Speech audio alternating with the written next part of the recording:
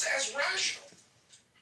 But now, take your leader's words, mix it in with what you just said, and then come back to me and tell me, as a logical human being, that just listen to someone say that the United States and their leaders, they want everyone to defend freedom, while the leaders try to take over other countries and annex them, right? It's hard for us to understand the logical response you just gave from a guy who just tried to take Greenland for what? Has been calling us another state that wants to annex us as a state. Don't take him literally. This is just. No, I understand that. But this is not. Act like you meant that. No, I know. But here's the problem. This is not a joke. This is country to country. You're the president of the United States.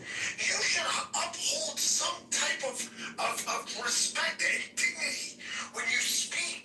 The way that you control yourself, the things you say, words do matter. Like my friend Rob Katzman said. And it makes it very hard as a trading partner. You wouldn't let your partner at home speak to you in the ways that in some ways the President of the United States has been talking to his longest ally. When you made jokes about our soldiers in Afghanistan, that didn't matter.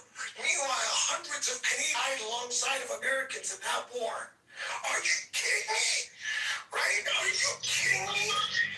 This is how we feel up here. And whether you like it or not, it's the truth. So you don't take your closest friend, your closest ally, and say, hey, I need you to spend a couple more percentage on points to fight a war against who? I'm not sure. And then we bring up the Middle East. I kind of thought that the United States and the Middle East seem to be pretty close allies. I think they're building the guy in plane. Meanwhile, how quickly did we forget September 11th? And now you're building a presidential jet for the guy? Meanwhile, we're the ones that have been standing by your side when planes needed to land in Canada on September 11th. We're the ones that fed and housed and took care of American people. And now you're turning on us? You gotta be kidding me.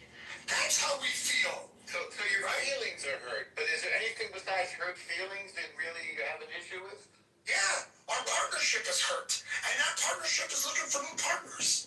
And it's more than just us being hurt. It's the United States of America that's being hurt. And feelings matter. Words matter. Partnership matters. And I don't want to be part of a society where it doesn't. Well, relationships between countries are no different than relationships between human beings. And the point about spousal or partner, romantic partners that I think you made, Ronaldo, in my opinion, is an apt comparison. The demeanor of the President of the United States, and this is not, some television or radio pundit. This is the President of the United States. I will tell you, if anybody, we all know, anybody who is a regular to the Critical Thinking Forum knows that kind of language is not permitted in this forum, much less 1600 Pennsylvania Avenue. So I understand, Norm, you feel like they're overreacting to the demeanor of the president, but I think I hear Ronaldo saying, no, we're not. We're not overreacting. So obviously there's I didn't say overreacting. I'm just saying he's being emotional about it, and this is the fate of the world now is really in our hands, the United States hands. And so he's an asshole. Trump is an asshole. Okay, we all understand that now. But there's something much bigger here than people's feelings at stake, and that is the defense of the Western world. And I think he is standing up in that regard. And there is no From who? From who? From China, sir. Well, from China, it sounds like we're going to defend ourselves these days from the United States. That's the feeling that we have. the President of the United States says that he wants to take Canada over as a 51st state. He's kidding. Well, how do you know he's kidding? Because, see, here's the thing with the president. So here's the thing about the president. Really frank. Americans may have taken it as kidding, but Canadians did not. Canadians almost to a man, are wholly offended by the assertion that we would take a partnership we've had for over 100 years and then spit in Canadians' faces on it. My little brother, who I often refer to for anecdotal examples, has worked on the Hill for about a decade. He spent 7 of those years working on the economy. As he said to me, the president's tariff policy is brain dead. It is the exact opposite thing you do if you want to create economic wealth. It does not help do that. So, aside from that, as well as this talk about the 51st state, Norm, I get the United States has interest, but this is a conversation about the partnership that we share. And our partners are telling us, hey, we're horrendously offended by the way you've been acting. You guys need to change your behavior, right? That should be taken in good faith, understood, and dealt with in some sort of good faith, which means not only acknowledging as I was developing my businesses and developing my family, was also developing, my portfolio. By saying, you know what, you're right. We really shouldn't be acting like bullies to our number 2 trading partner. That's a bad idea, right? And just as Gary said, that has an effect just like real-life relationships do. And if we don't want to damage this relationship irrevocably, then we will do things like take our neighbors to the north comments seriously when they say this kind of stuff, instead of doing what you have done, which is to poo-poo their concerns, to not take them seriously as our Canadian brothers from the north are telling us. I take them seriously, but there are much bigger issues. I think that's a real miss. I think that's a real miss in the conversation. Can I respond? Like, well, here's also the thing to take into consideration, Rob and Ronaldo, and that is that there may be another way to get Canada to ante up on you. You sit down and you talk president to prime minister. You don't put your arguments out on Truth Social. You don't threaten to take them over. And you say, Mr. Trudeau or Mr. Carney, whoever happened to be the prime minister at the time, you're trying to negotiate this. Listen, we need you to meet your obligation to NATO. Can I tell you something? Yeah. Who was that? Was that Norman that was speaking about the security component? Yes. So Norman, I understand your point. It's true. All of us, all these countries, Western Europe, they didn't pay the NATO fee that they should have based on the GNP 2%. Canada's plan, though, what you did not read is Canada's plan is to go over that 2% per capita, for 2% of GDP. So they have, but that's one part of it. And you're absolutely right. Security is absolutely critical in this confusing world of ours. But Canada has made the commitment that will honor that. It's published. It's a fact. But you're right about that. All have to come to the table. But that's only one component of this. Absolutely. Whoever just said that, maybe it was Gary.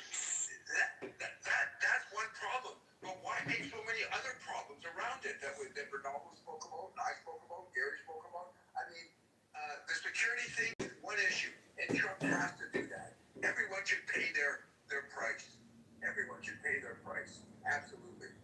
And it's never ending goalposts. The goalposts change. It's federal first. We fix that problem, or we put the money towards one, and then the goalposts change. Every week there's another problem. Come on.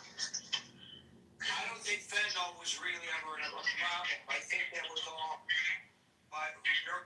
Ottawa's form over substance in order to appease our president. I don't think that fentanyl. I know some of the Customs and Border Patrol folks in Detroit from my days of reporting there, and that's never been a major problem. Cigarettes across the border sometimes were a problem. But not to say there wasn't a component of drugs going one way or the other. Of course there was, but not to the degree that the president claimed that it was. It's now 5:52. We normally don't accept people after 5:55, but we have a full stage. So at this point, moderators, we're not going to accept anybody else on the stage, but we will go into extra time in the hopes of getting everybody an opportunity to speak. Let's see whether we're successful or not. Andre, followed by BT. Hey Gary, so I'm sort of gonna echo somewhat what Norm was saying, but from a little bit of a different angle. In a perfect world, we all would be gentlemen and ladies who say thank you and please, and never hurt a fly.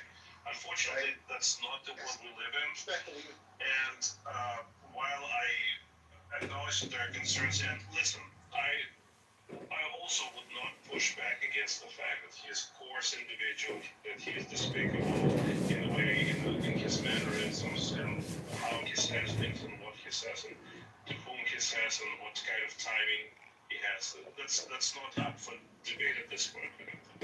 But once again, I would urge people to stop over-focusing on the rhetoric and words that come out of his mouth, and more look into the perhaps motivations and the consequences of what he's doing. Now, Canada has been increasing its relationships with China economically, which is concerning for the United States for several reasons, not only that it cuts into, the American pie, but also that China had been using a lot of different countries as a backdoor into American economy while reaping all the benefits of maritime rule that the United States upholds and pays for with its military, while absolutely not being a faithful partner in the relationship to human suffering, and it's a single party state. It's a repressive state. It's not willing to change its political policies or allow people to live in a free and open society, while at the same time stealing technologies, engaging in espionage. There's tons of stories about the open cells have been opened with the Chinese government involvement. So I don't think I'm going to be telling any new information to anyone on stage. Unfortunately, it came to the situation where the tariffs was the only feasible weapon, in my opinion, to curb that enthusiasm for China. Are you talking about tariffs against Canada? I'm talking about tariffs against everybody. Like one of the reasons. But we're talking about Canada today. Yes, but Canada is part of the world. I mean, it's part of the world. I understand that, but you're saying, so I'm trying to understand your point. I'm not arguing with you. Sure. Okay, so is your point that tariffs against Canada were necessary to retard their growing relationship with China? Not only, but I think it was in order to prevent China using Canada and other countries as a backdoor into the United States economy, while the United States was focusing on its economic war with China. So China is a primary target.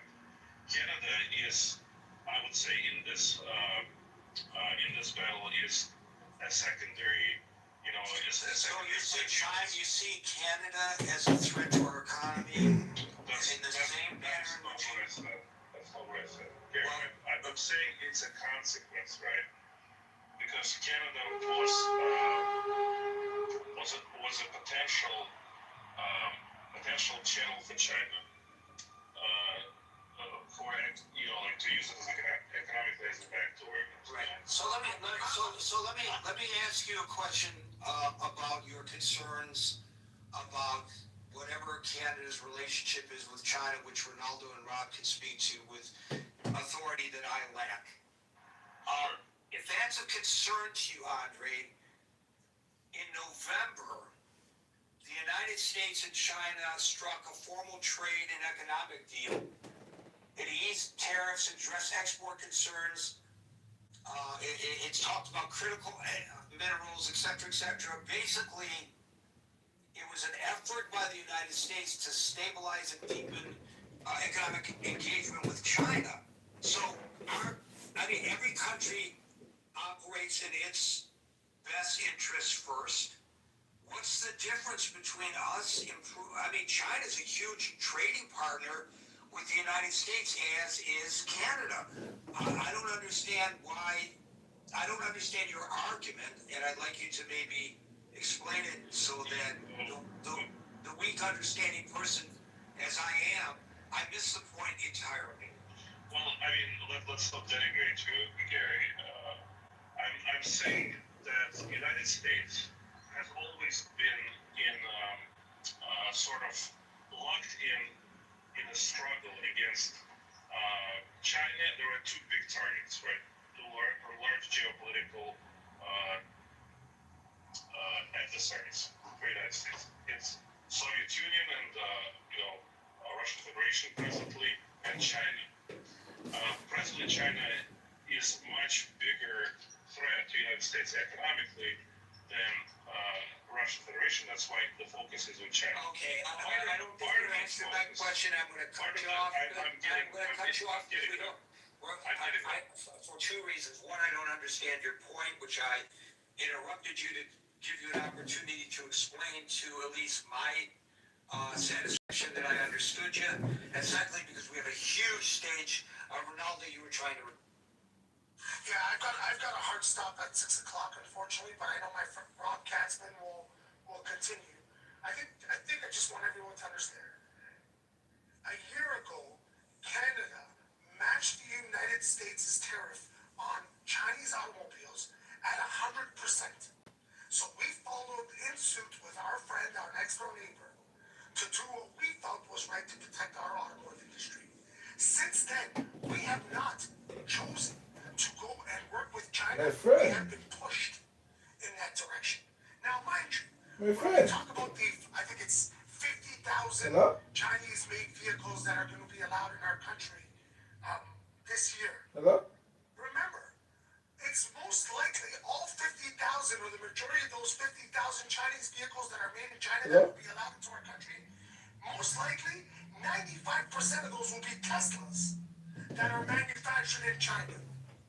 So this whole thing just seems. All right, this is John Kitover News Incorporated. Thanks for coming. This is Journalism by John Kitover.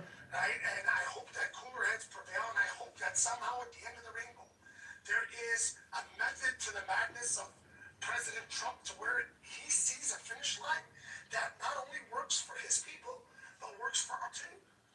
But at this point in time, I just don't see it. It seems like chaos to me. And I appreciate everyone with their opinions, but so far all of I've heard, it sounds good, but none of it is factually true.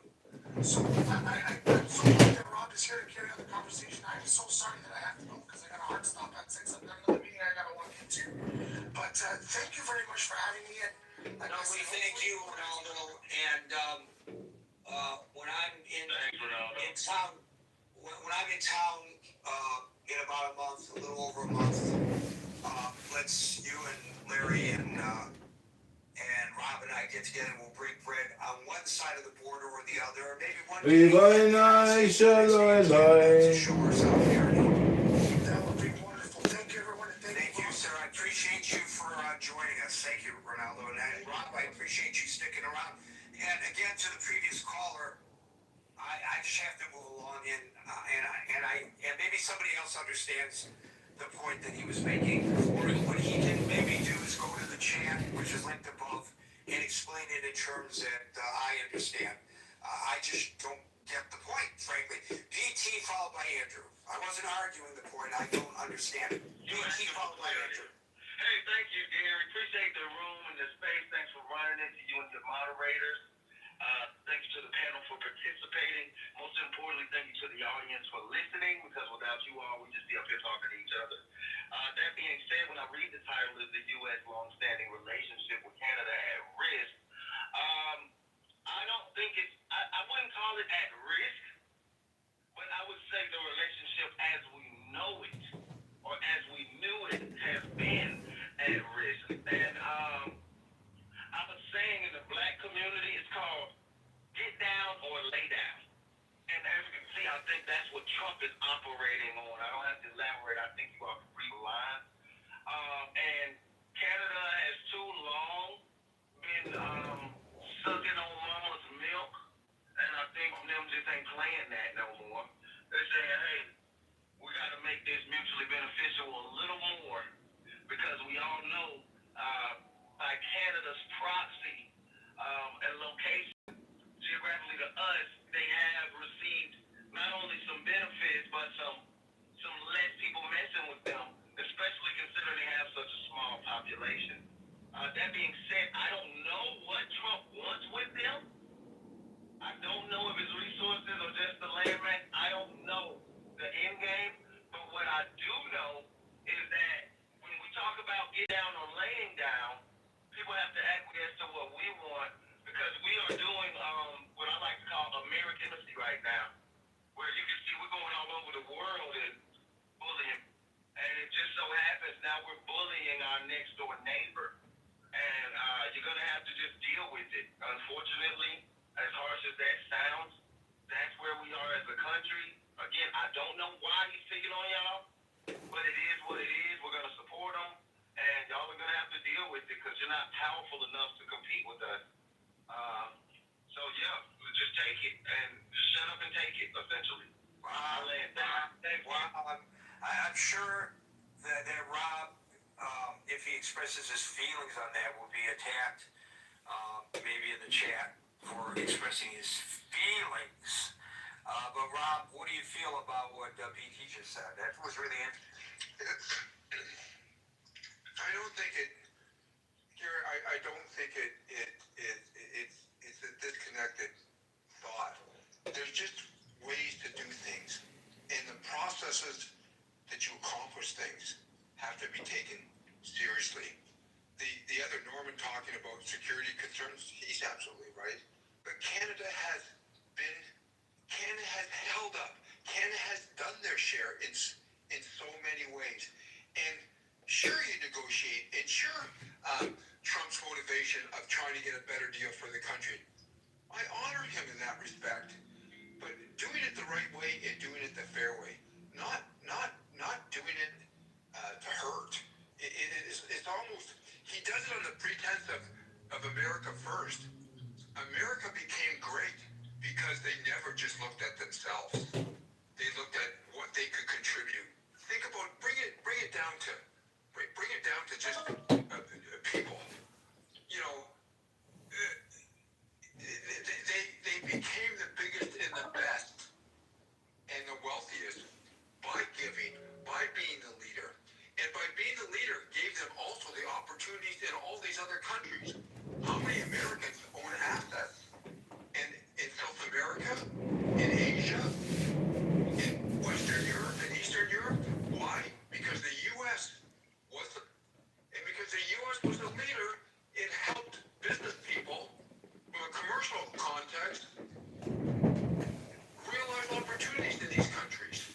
So, I mean, yes, absolutely. I understand what I'm saying, but you can't. I think it's irresponsible to just say Canada has to take it on the chin like that in such a manner. Gary, as you said, as you articulated, there's different ways to do it. You sit down properly, and that's when real meaningful decisions are made, when there's two trusting partners at place. Canada has not, I'll use a slang expression, ripped off this. If you look at their trade, if you look at what they've done, they just haven't. So, and again, I want to reiterate, Canada still was or is the U.S.'s biggest customer. We paid our bill. We got a good history. We have a good history. And I frankly, I respect every person's opinion, but I can't align with that last gentleman's approach to it. Canada's just not going to, when he uses the word unfortunately, Canada just has to take I'll use the expression, the ass whooping in It just doesn't, and it won't. You're dealing with a real proud people. So, what Ronaldo said about, I understand this whole China thing, but they're not doing a trade deal with China, by the way. It just has to do with mostly electric cars. It's not interrupting or risking anything. And as far as President Trump's idea, or best as the minister saying that it'll be a runway for Chinese cars to get through the U.S., that's not true. That's not one more thing that's not accurate. They would just stop that. They would say any Chinese electric vehicle, it can't enter the United States. Simply, it's just a simple legislative approach. So I can't keep talking, but I have to say I just don't agree with what he feels that any country, not just Canada, this is so much bigger than Canada. It's how everyone's being dealt with. Every other country's being dealt with. But Canada's just, Canada is fighting back. And that doesn't work well with President Trump. Canada is fighting back. It's fighting back, trying to do it like gentlemen. Carney's speech at Davos, I mean, if you listen to the analysis of that, it was done in a dignified manner. And I understand about feelings and, yeah, that's all secondary. It really is. I know Ronaldo speaks on that manner. Just getting down to business. It's just, I don't think his economic approach is going to work. He has to tinker and make it better. I applaud him. Absolutely. Things have to be relooked at. But they're not. It's not being done in that vein. It's like stomping off. Yes, I'm talking too much. No. I'm just about to get out of here with the reception, and somebody sent me a question to ask you about. Have you ever heard of FIPA, Foreign Investment Protection Agreement? Yeah, it's something about. I believe it's something about when Canada gave these auto companies all these funds to install manufacturing facilities. They had agreements that they had to stay in Canada, that they had to produce X amount in Canada, because that was given by the Canadian government through taxation, through citizenry. That's what I think it is. I hope I'm not wrong, but I think that's that issue right now. Canada is going back to Ford, going back to Stellantis, saying, "Hey, we gave you all this money on these promises, and you seem to not be willing to honor the promises that you want to bring more manufacturing back to the U.S. based on President Trump's demands." So that's what I think that was just reference is all about. Thank you very much. I really appreciate that. Thank you both, and we'll now go to Andrew, followed by Steve. Good evening, Gary. Thanks for having me on stage. I've been on this app for about 4 years or so, after coming on 5. And I've been Captain Canada on the app as far as I'm concerned. In fact, that's what my network is called, Captain Canada. And I'm proud of my country. And what I'd like to see here tonight is that I actually absolutely agree with what Rob was saying, that the trade issue is imagined. We haven't been sucking on anybody's teeth. It's been a reciprocal arrangement as negotiated over the last 30 years.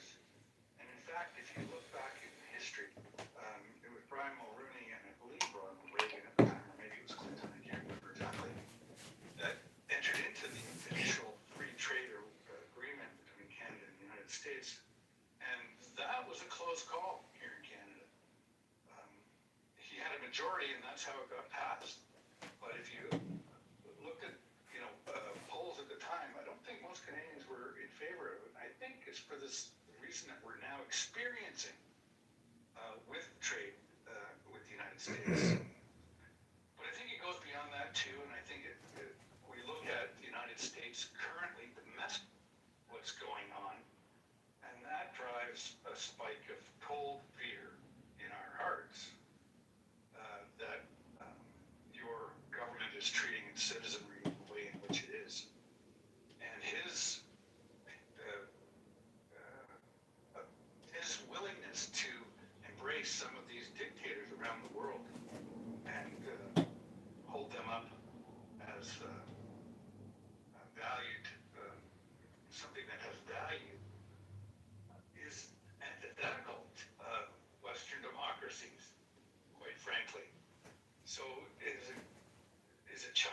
this the issue right now for us?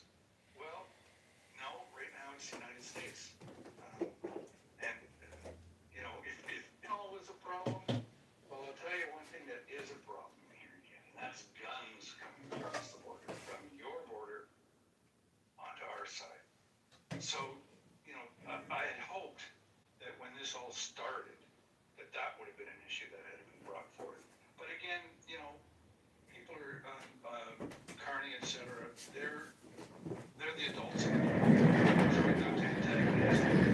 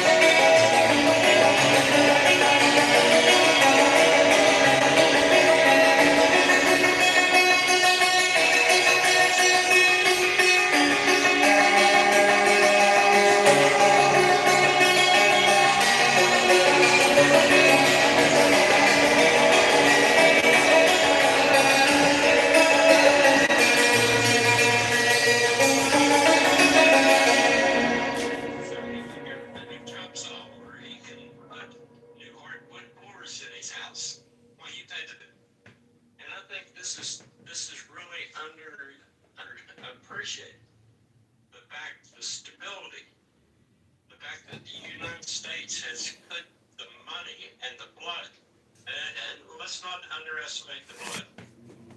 You know, I know I think we can't underestimate the blood, but we also, to be fair, we also have to take the Canadian brothers' blood. They have participated with us in every war in the 20th century and every war in the 21st century. name one Marshall they could have led on. Name one. I'm not Name one conflict they could have took the lead on. I'm not, Steve, I'm not saying led. I'm saying they sacrificed with their own lives. Right? Yep. For example, the longest sniper shot in Afghanistan was not a U.S. sniper shot. It was a Canadian sniper shot from 2.5 miles in the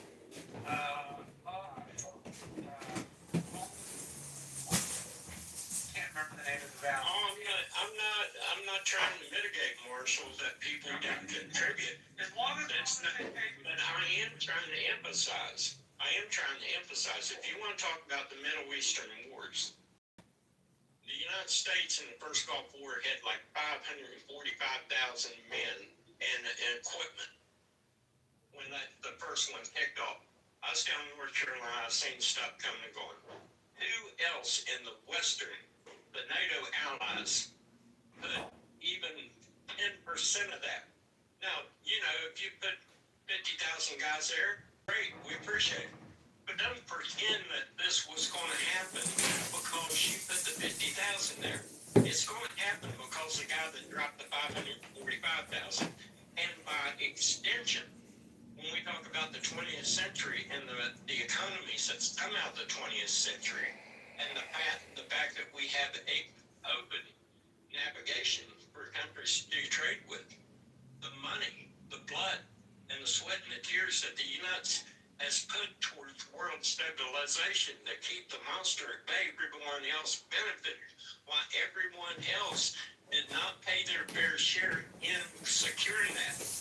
They took their booty and went home.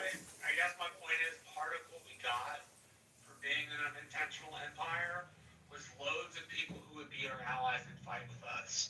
Well, we may have sacrificed the lion's share of the lion's share of the troops to make it possible. Just give you an example. One of the things we have done, the ability to expand the Russian war, their version of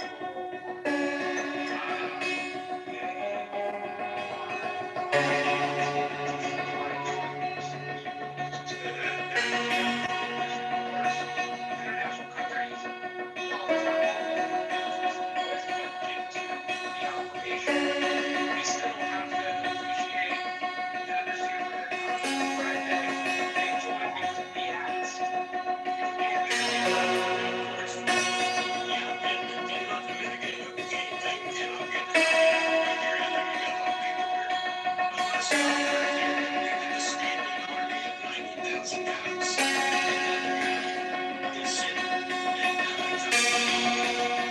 somehow we can do this without you. We appreciate your help. We appreciate your advice.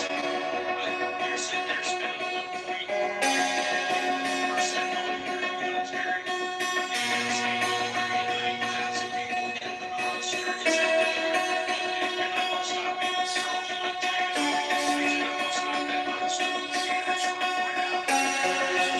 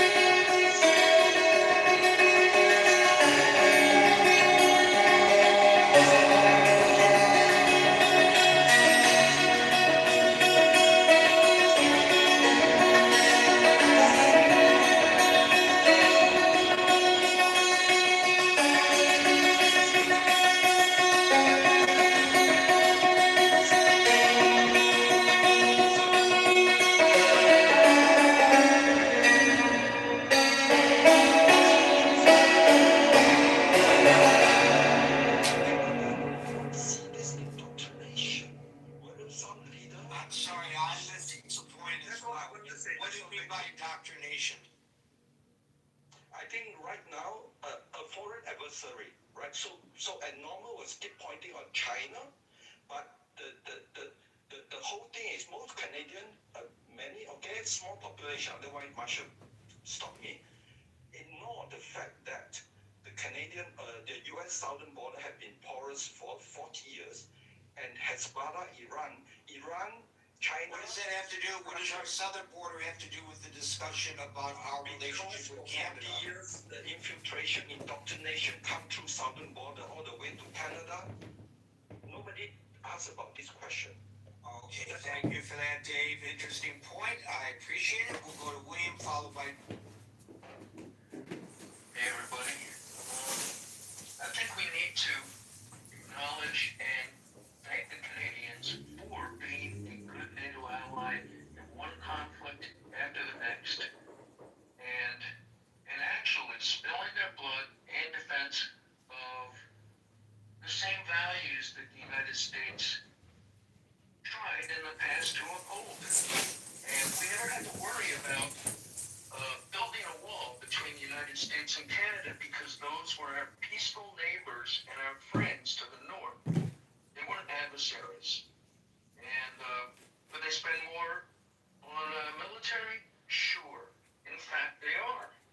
And they're moving up. And they're going to buy from, the United States even expressed some doubt about whether or not they would honor Article 5 in certain circumstances, not with respect to Canada, but just in general. And the Canadians have stood with us and spilled blood. And now they're going to, the United States has moved from being a leader of NATO to being a vendor to NATO.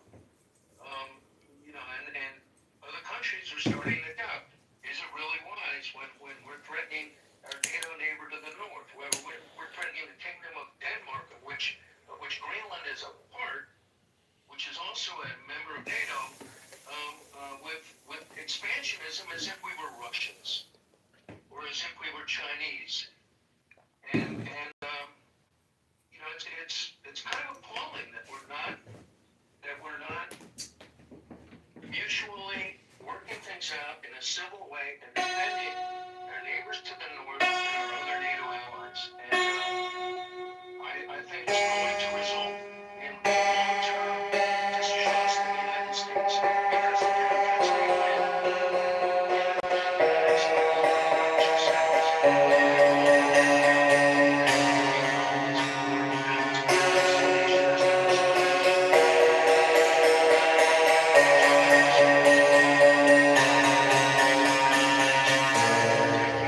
Generations in the future.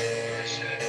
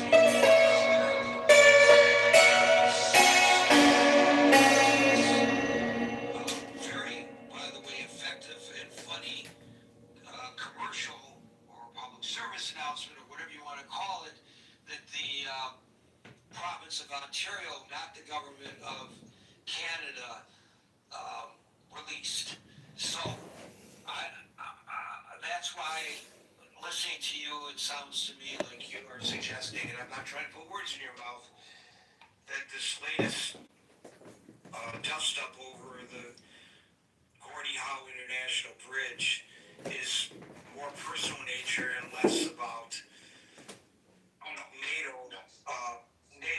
NATO payments, for example. No, the trade deal that Carney, like, first of all, I don't think it's been many years since the Canadian Prime Minister went to China. It's actually interesting. We, like Canadians, like Canada, extradited the CEO of Huawei's daughter.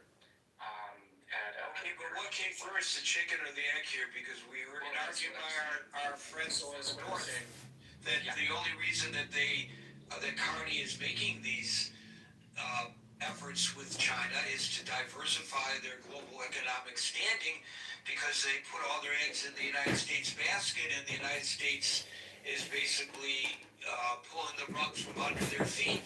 And so Carney is doing what Carney believes he needs to do for the benefit of his nation.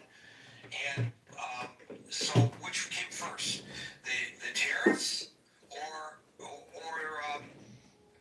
the outreach to China?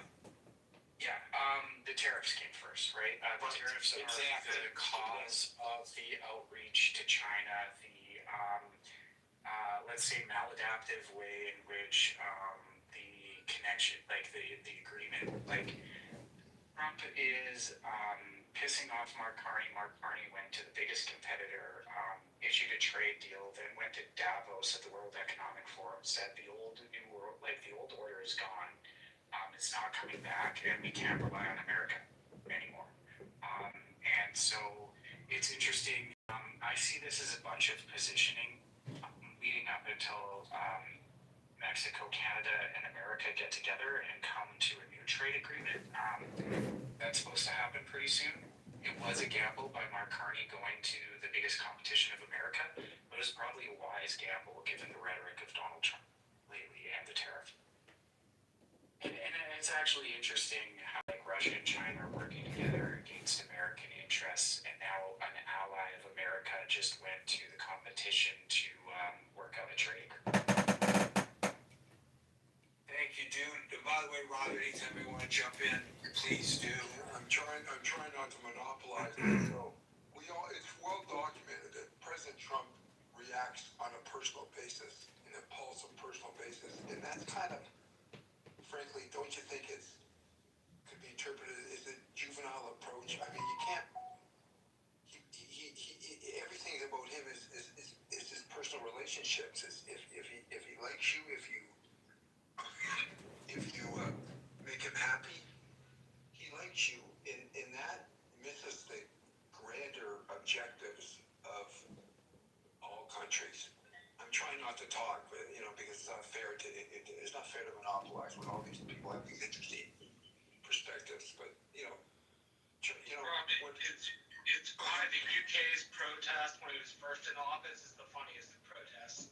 They made him a naked crying baby, and I agree with you. I think only juveniles care so much about what somebody says, even if it's a joke, that they like lose their minds. That happens on both sides of the political aisle in America, but I think you're hitting the nail on the head. It reduces down to childish behavior. You just think that Ford did, the Premier of Ontario, that ad that he put on that Trump was so resentful for, it just talked about Reagan not believing in tariffs. That's fair. That's not insulting. It's factual. And then they tried to say that it was AI manipulated, but it's true. Reagan was not a supporter of tariffs. And so many other past presidents were both Democratic and Republican. Yeah, Trump is a different type of individual. Very impulsive, very angry, very domineering. Look at the people around him. My God, everyone's afraid to not acknowledge that President Trump is this. Look at we just heard this Hegsmith talk to these shipbuilders. Mr. Trump President Trump did this, President Trump. I mean, it just doesn't feel right. It feels like 200 years ago, a monarchy, a dictatorship.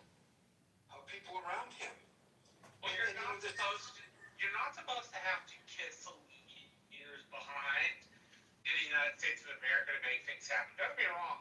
There's always been some sense of kissing the leaders behind, right? It's just been politer and more gentlemanly. The wrong is really crass in a destructive way. Like I will say this till cows come home. I never had an issue with President Obama leaving he loved the country. Right? I may disagree with politics, and I may have substantial disagreements with the way he governed. But the man loved the United States and its people. Donald Trump comes across to me as an American as somebody who cares first and foremost about himself, and then secondarily about everybody else. So if it's good for Donald, he will go ahead and Marshall, we're losing you to the Matrix. We're losing you to the Matrix.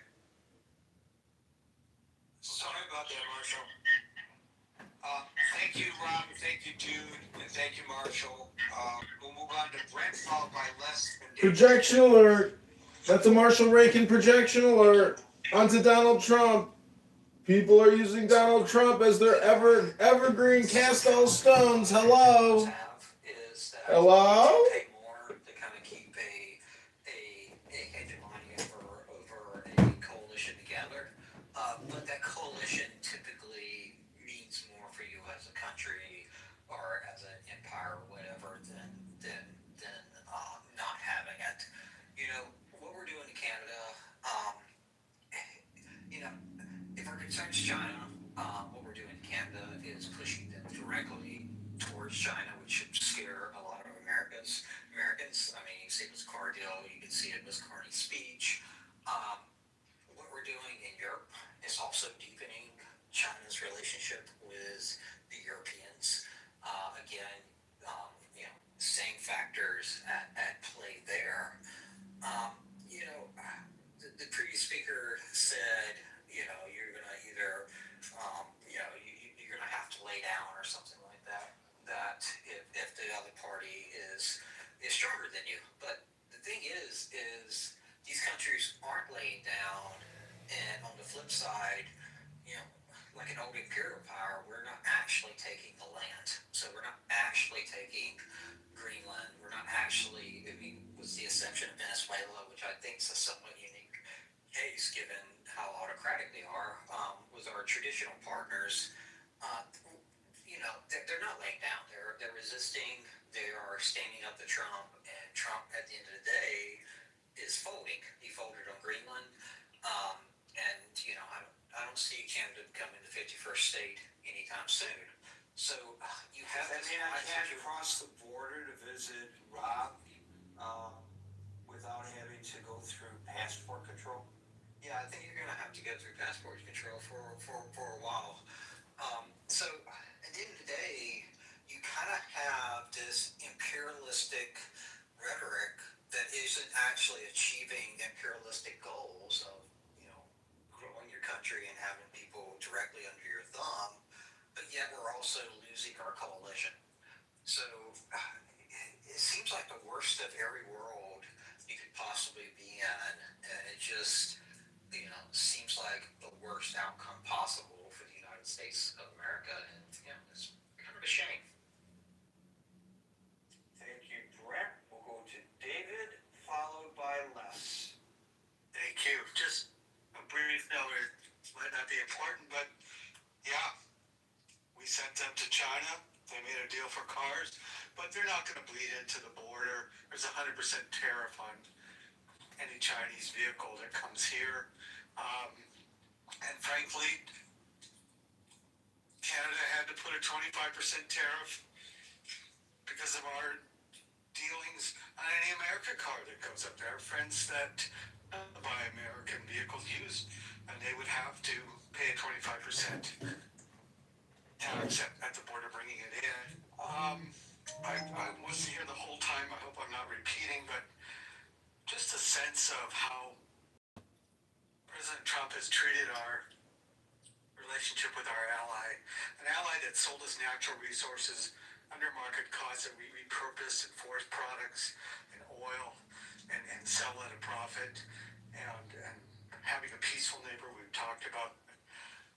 But I think that the election in Canada might have turned out different if we hadn't raised the issue of the 51st state and made them, into a froth over Trump's way of negotiating. And often, it's been mentioned already, things backfire when he tries his way of negotiating. We pushed a lot of countries into China in his first administration. We backed out of treaties. They own half of Africa now as indentured servants that we've backed out of, and this is what we get from his policies. Thank you, David. Les.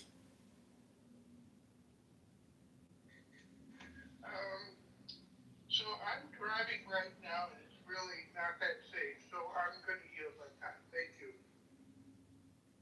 Thank you, Les. Rob, you get the last word as our esteemed visitor. Thank you.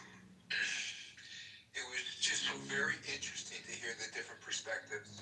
And that's the beauty of what you're doing, Gary. That is really the service of what you're providing. A platform for all of us to share our opinions in a gentleman and a ladylike manner. I am optimistic. If you want to, I am. I don't want to sound like a little baby, but I think at the end of the day, I have to have confidence in President Trump that he'll recognize what all the things that were said today, put them all together, that he'll recognize with all his allies, all U.S.'s allies, that, we do have to work together. We have to be kind to each other. We have to be respectful with each other, but we have to take care of our own families. Charity, that old expression, charity begins in the home. So President Trump does need to tweak some things, and I think, in all fairness, he should do so. He should do so. But as a proud Canadian, and as a person who feels, I'm a U.S. resident, incidentally. I'm a Canadian, but a U.S. resident, and pay taxes in the U.S. and love the U.S. And I feel it's my family. I feel things tomorrow are going to get better. We've had to deal with a new way of behavior, but at the end, I don't know, this value we have or this optimism that I possess, I think it will come together because, what's right usually stands at the end. What's right, what's sensible, usually wins out in courtrooms, in people, in countries. And I think things will be better. It's a tough spot right now. But I have confidence in the U.S. I really do. And I have confidence that President Trump will see the right things to do. And Canada has to understand that too. We have to understand that things are changing. Courtney's right. The outlook is changing. The feelings are changing. But the U.S. is still our brothers and our sisters. And I haven't lost my confidence in the U.S. And I hope they don't lose their confidence in Canada.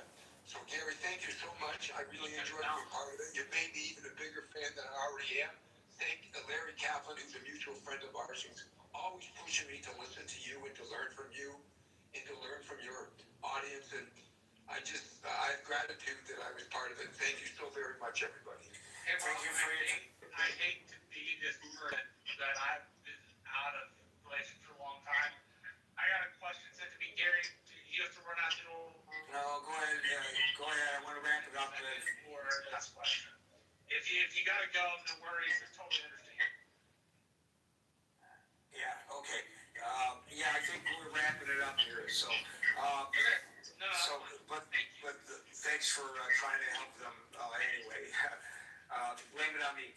So I want to thank Rob Katzman, Canadian businessman, for helping us with this. I want to thank Ronaldo Agostino, who is a Windsor City Councilor, or our equivalent of a city councilman for helping us through the first hour, going through this topic. If you guys think that we should bring guests on like this more often, let me know in the chat, which is linked above. Folks, we're here Monday through Friday from 6 p.m. New York time, so until 5 p.m. New York time tomorrow for the next edition of the Critical Thinking Forum. Everybody be safe, be well, and peace out.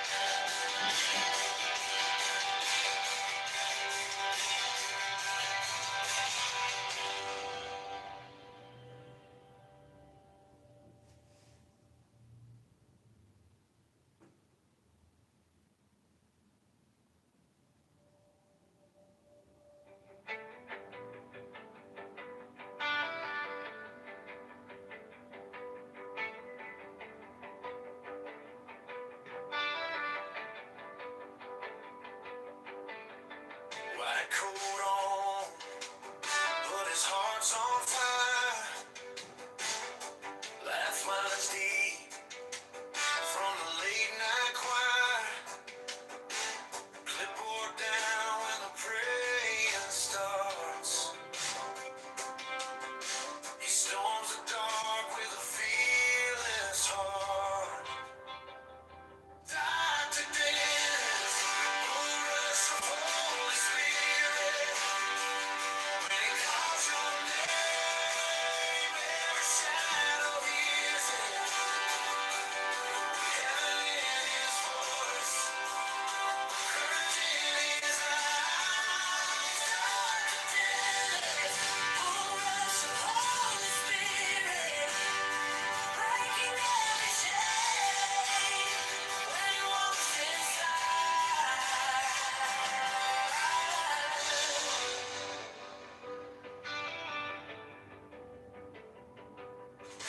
Hands run warm over broken bones.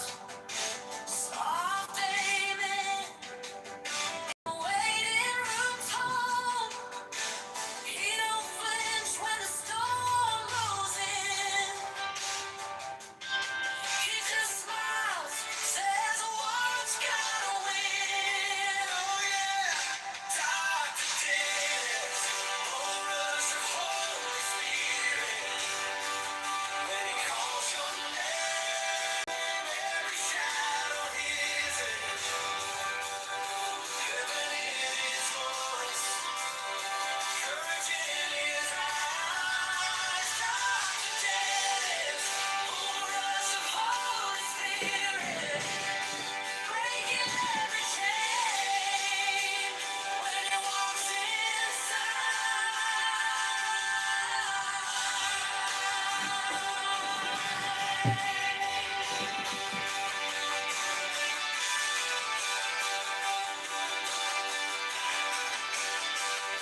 He walks in faith. He speaks in peace. He lays it down. At wounded feet. When the room feels small and the fear feels big, he opens his arms, lets the river in. Dr. Dennis, rush of Holy Spirit. When he calls your name, every shadow hears it. Heaven in his voice, courage in his eyes. Dr. Dennis, rush of Holy Spirit. Breaking every chain when he walks inside. Rush of Holy Spirit. He just points to you when the dead things arise.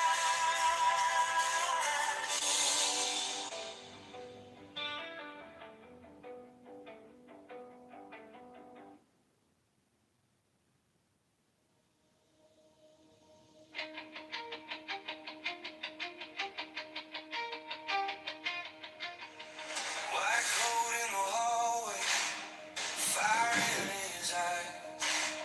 Hands warm like summer when you pray. Fear dies. Name on the doorframe, but heaven in his voice. Every word a river, every touch a church. Dr. Dennis, full rush of Holy Spirit. Crashing through the dark. Everyone feel it. Dr. Dennis, when you call his name, chains break off, hearts wake up, we won't be the same. He walks in so quietly.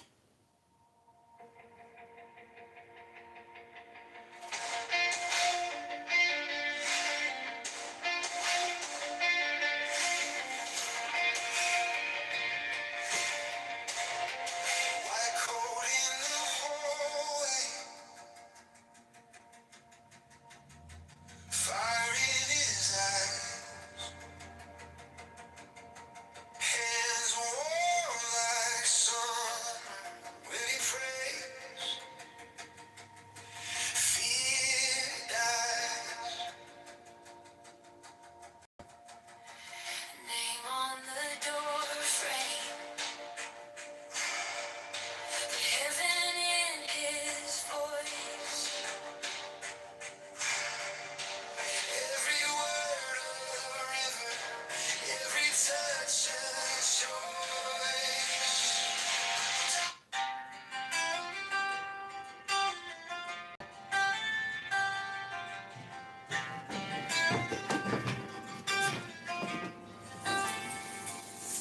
He was dust on his boots, she was dirt on her dress. Bed in the back of a church, both a little bit wrecked. He said, I've chased every thrill, she said, I've run every road. They laid all their plans on the altar, watched them crumble like old stone. To become true in the hand of the Father, heart into heart, under one holy name. You and me, baby, at the feet of our Maker, learning to love by the light of His grace, wisdom and truth, making one out of two by the word of the Lord of all things.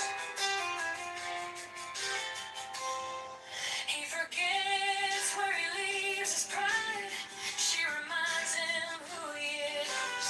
They still argue over small things, but they always end in a kiss. Open Bibles on the table, little fingerprints on every page. They're raising up a little choir, teaching tiny hearts to praise, to become true in the hand of the Father, heart into heart, under one holy name. You and me, babe, at the feet of our Maker, learning to love by the light of His grace, wisdom and truth, making one out of two by the word of the Lord of all things. When the storms roll over the valley and the dark feels heavy.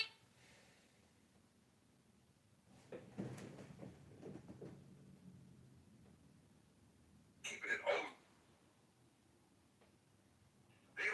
This is a fresh, tasty. Get it? But I bet. So don't tell me why we're not doing it in Alabama. Because my PTR right now, those are some cotton picking prisoners, buddy.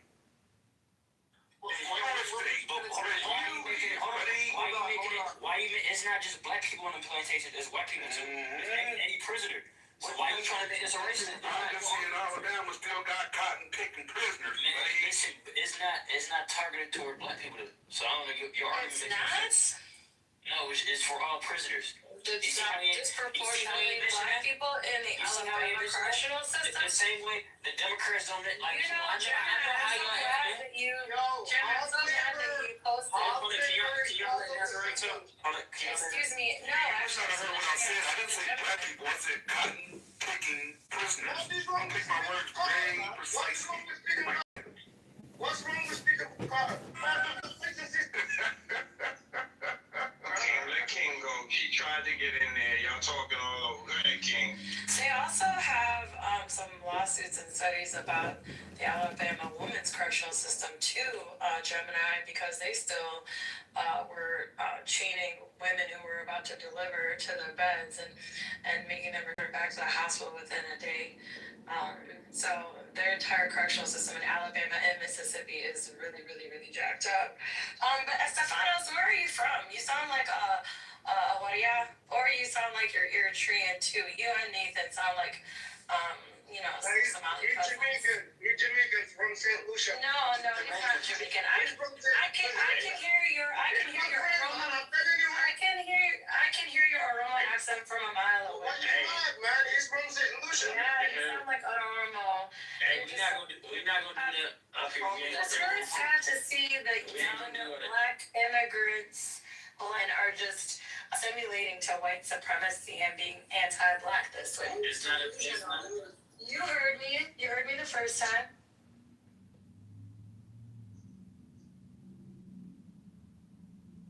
Go ahead. You can respond to her, Estefanos.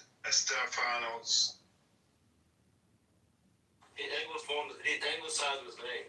It's self-hate. Well, I never understood people who don't put their real names, and I don't disrespect people who don't put their real names on here, but I always there's a little bit of anti-blackness to not be proud of who you are.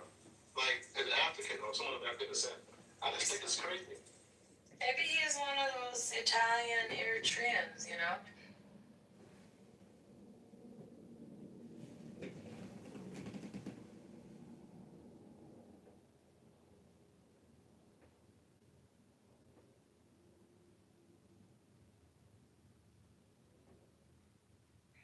Stefanos, who's your friend you want me to bring on stage?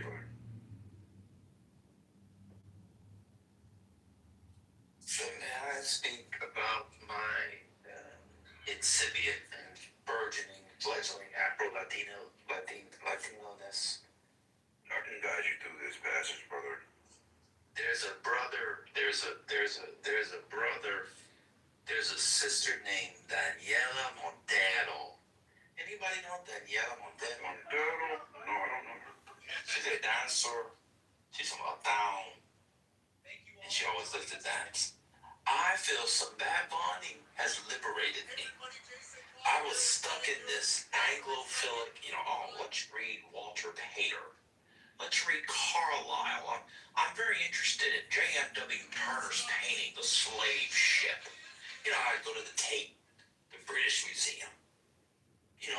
I was a black belletristic devourer. James June Smith. I've never read anything better than David Hume. I was in love with the Anglo-American world. And then I saw that Bonnie on Sunday night. And I realized that somebody in my family should have been left on the should have gotten off the ship in Colombia.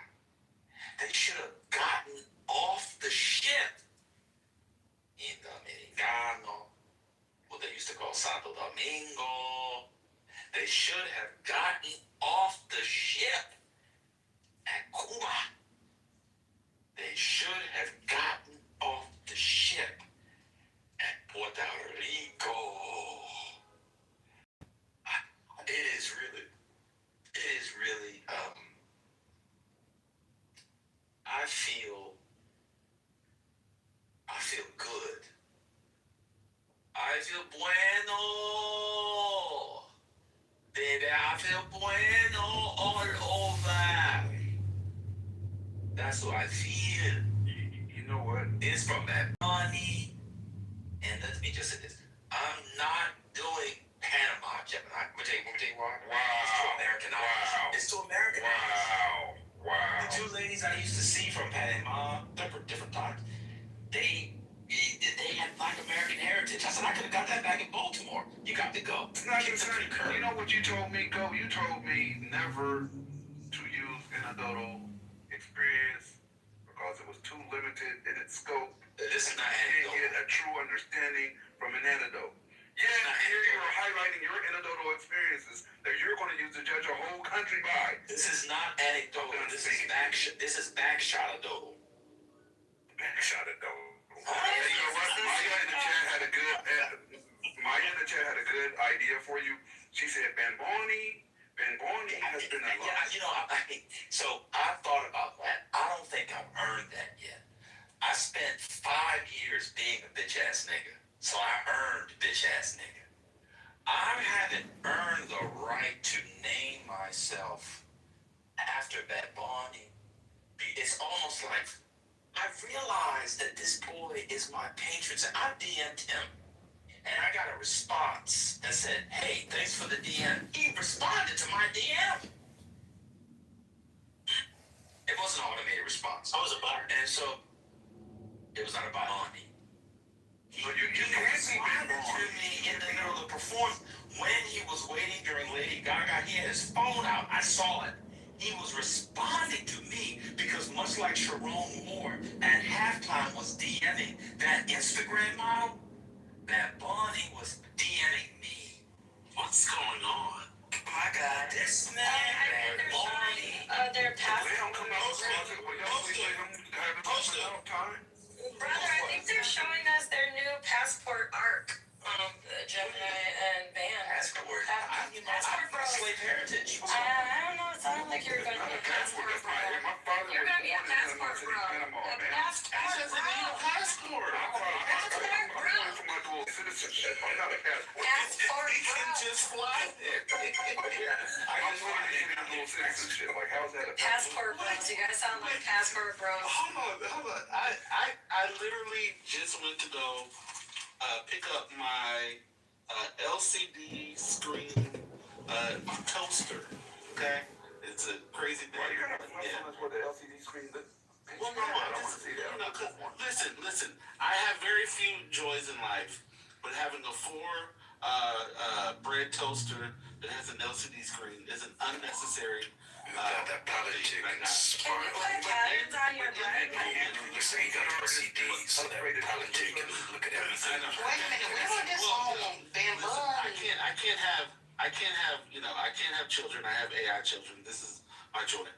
But in that time that I picked up this toaster that I don't need, I now hear Dan talking about being DM'd by Bad Bunny. What's going on? He also said he's gonna change his name to Ben Bonnie. Yeah, I'm not there yet. I'm not there yet, but I'm just saying, I DM'd him. I said, this is really, it was, so there's a story. It's about a man. He was on the road to Damascus. You see. And he was all knocked off. Boom. Made you look. Slave page rhyme book. That's what happened to me on Sunday. I've now watched this thing multiple times. This boy, Bad Bunny, costumes, Gemini, the colors. Go look at the moment when our dear sister Lady Gaga, who I love, and as I said, is the greatest pop star in America, if not the world, since Michael Jackson. I said it. If you have a problem with that, anybody in the chat, I've got 400 million Afro Latinos you can take it up with. They're my brothers. Then let me continue.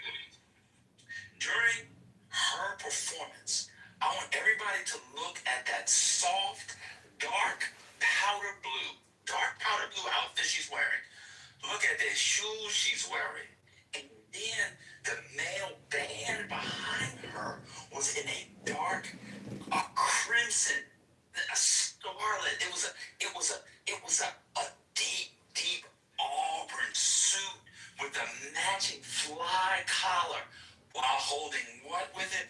They were holding the trumpet. So you actually had three collars. You had the maroon, you had the blue, and you had the gold of the horns.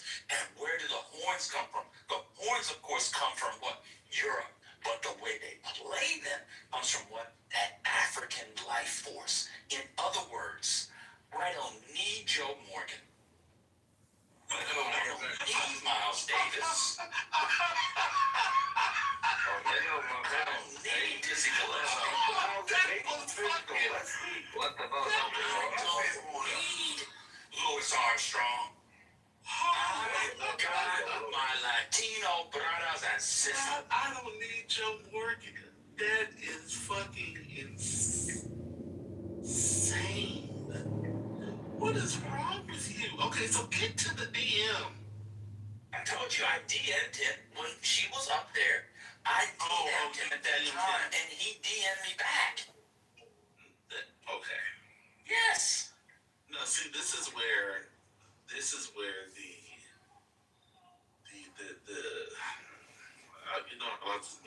Oh my God, Kimberly Foster said Lady Gaga follows us on her on Twitter. Wow. Yeah, Lady Gaga is. Sorry, brother. Wait, really? I'm very impressed by Kimberly Foster. That's very impressive. No, that's awesome. That's very awesome. That's a flex. My $40 toaster is just how sad my life is, but that's a genuine flex. Let's be very clear. I don't understand. Part of what's so where I don't understand. I was in the room, listened to you. Oh, somebody off mute. I don't understand how you people can watch that performance and not get a sense of the content sublime. was in awe when I watched that performance. Yeah, it was amazing. Yeah, absolutely. Absolutely. We didn't all agree that that was amazing and that all of the. First of all, there was so many. I watched it 3 times today, and was amazed by all of the pageantry, the storytelling, and and not having to know English. I do not. I'm sorry, not having to know Spanish. But yeah, it was absolutely emotional, and the pull, the beat, the drums.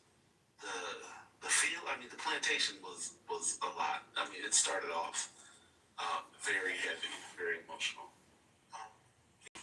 See the Black American. You see. This is why I. Oh my God! Decided that I was. This is why I'm no longer Black American, because people like Gemini and Mimi and Black Muse and our sister Shah or Cher, and the Black Californians. Their version of that is Serena Williams crip walking, while Kendrick Lamar is in $400 bell bottoms. Now, flare pants. Now, see, that for them is revolutionary. Bad Bunny came out and gave you a sugar cane plantation. So the problem with Black America is y'all letting these Californians take over. Huh? Now, you got to stop. Because you ran Kamala Harris last year. No, brothers, I need to wake this up. And I, for some reason, decided to fall in that coconut patch. And I said, I'll vote for Kamala. And she for 2. Not only was she a black from California, she was from the law. I should have said, wait, now. Why they gonna run the gal here? That's dirty gal. This gal can't beat the orange man. Oh, my God. But instead, here I am. I'm pro Kamala. I'm pro Gemini. I'm pro Ward Connolly. I'm pro 49ers. I'm pro Black Music. It's a Hawaiian shirt. What black man was a Hawaiian shirt? We should have known Kamala Harris was gonna win when we saw Black Music wearing a fucking Hawaiian shirt. You talk about an oxymoron. Your oxymorons is what? We got what? Army intelligence. Jumbo shrimp.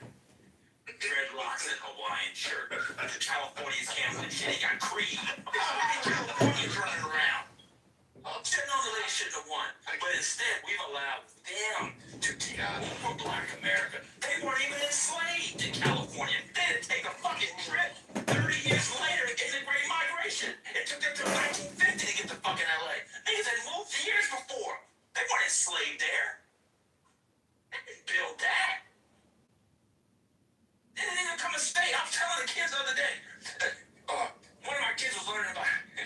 This is horrible, but I taught it to her. Fuck it. I was teaching about the compromise in 1850. Fuck it. Fuck it. I don't care if she's 7. She's gonna learn that shit. Don't give a shit. And she said, wait, they didn't become a state until 1850 as part of the package of bills? She said, that was kind of late. I said, you're damn right. That's exactly right. That's insane.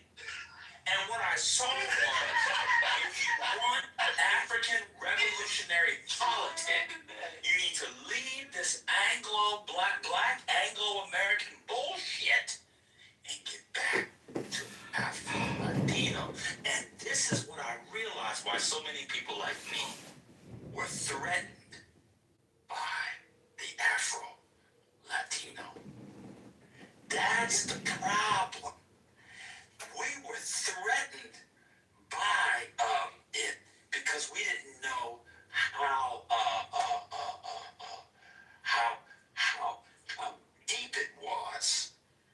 We didn't understand that La Negra was our Malcolm X. The desert we marched seeking peace. Shining princess.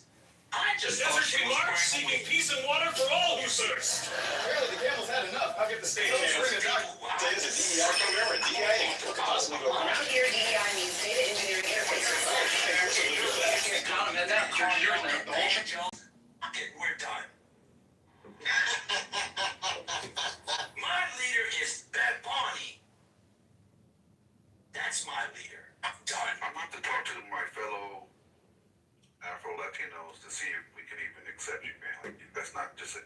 like cash. right that you, yeah, wow. 10.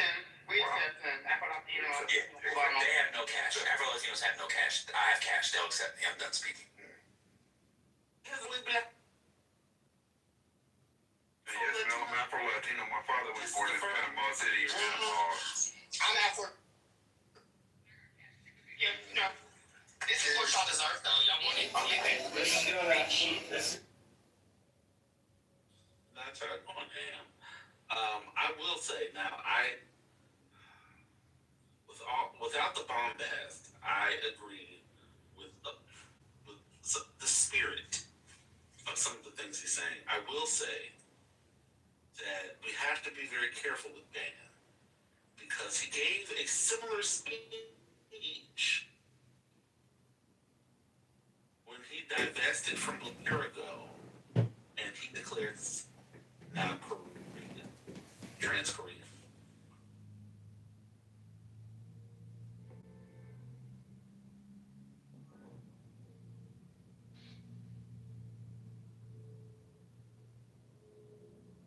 Mel in the chat said, if you're Panamanian, that means that you're Jamaican, which is semi-true.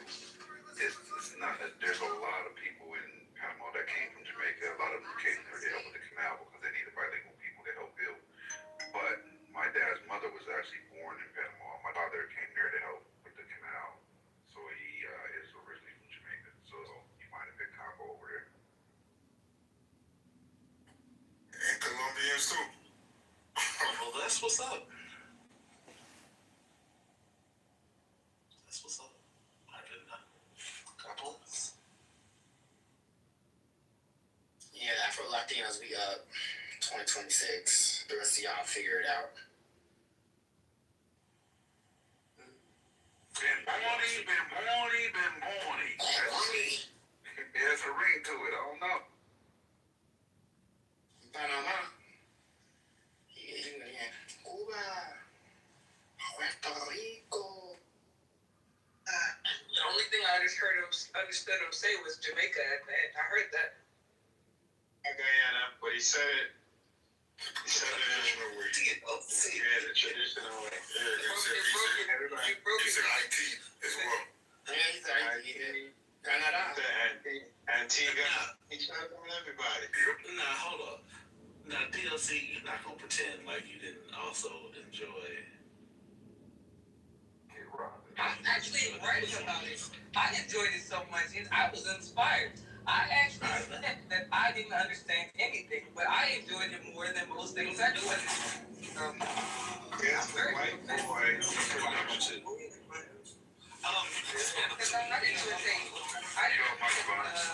Oh, okay. Yeah, I'm trying to tell you something real quick. There's a white boy that translated the song to English, and he's going viral on IG. It's hilarious. He did a good job. So if you want to know what he was talking about his song, damn, how can I send it to you? Let me see if I can find it. Put it in the chat. Go to fucking Apple Music and the lyrics are there. But you know what? The production value was really, really polished. Like they did a real good job on the presentation and the set that he built. Like to me, that was pretty impressive too, as much as the performance was. But I do have to say one thing. Francophone blacks are at the top for me over the Spanish-speaking blacks, only because if you count the Francophone blacks that are on the continent, they're miles ahead of many other blacks. So that's why they're at the top. All right. They're what? Yes, they're over you. They're at the top. Why? Top of what? Now y'all don't know what we've been talking about the whole time, so I have to spell it out. Everybody been talking about the same thing. Now I have to. What's going on here? This is not. Now y'all don't know what the conversation. Everybody knows the number one group in that night in West Africa. Everybody knows And that group is especially why the Anglophones are at the bottom. It's especially. I mean, I agree with it, but I'm just curious. I mean, Mohammed, is it Senegal or Nigeria? Which one? I'm sorry, what? Senegal or Nigeria? I thought was speaking more globally. Like, I guess I didn't hear the whole conversation.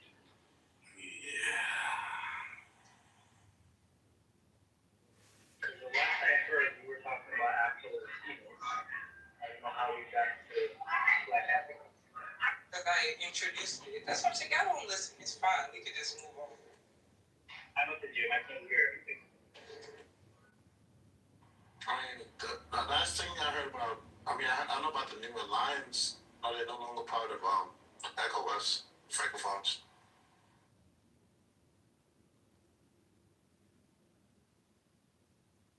But hey, I think that's where my people are at the top. I agree with them. So.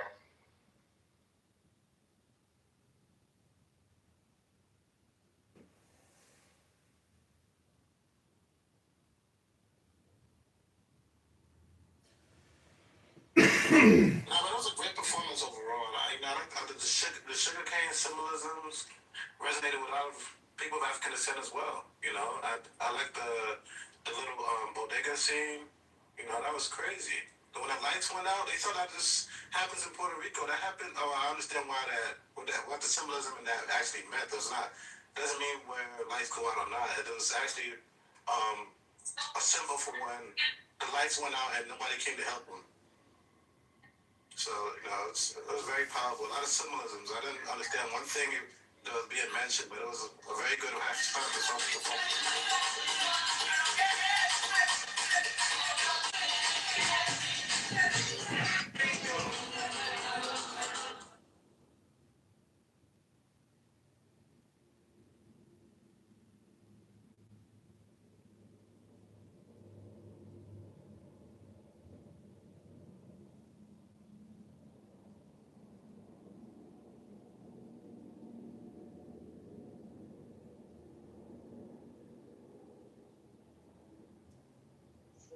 And they said that his nickname was Wet Wipes, that he can't control his valves.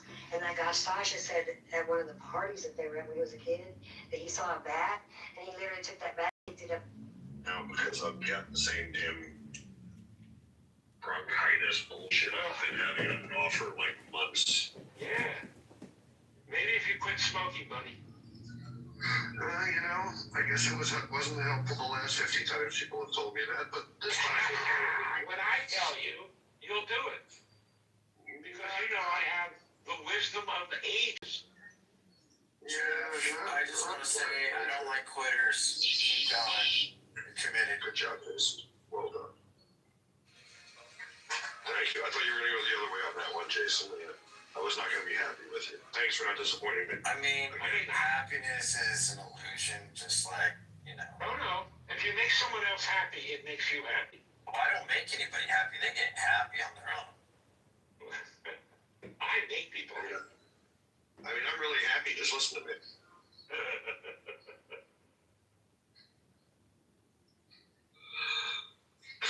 And I'm really excited because I can't find what I'm looking for. Just making me happy.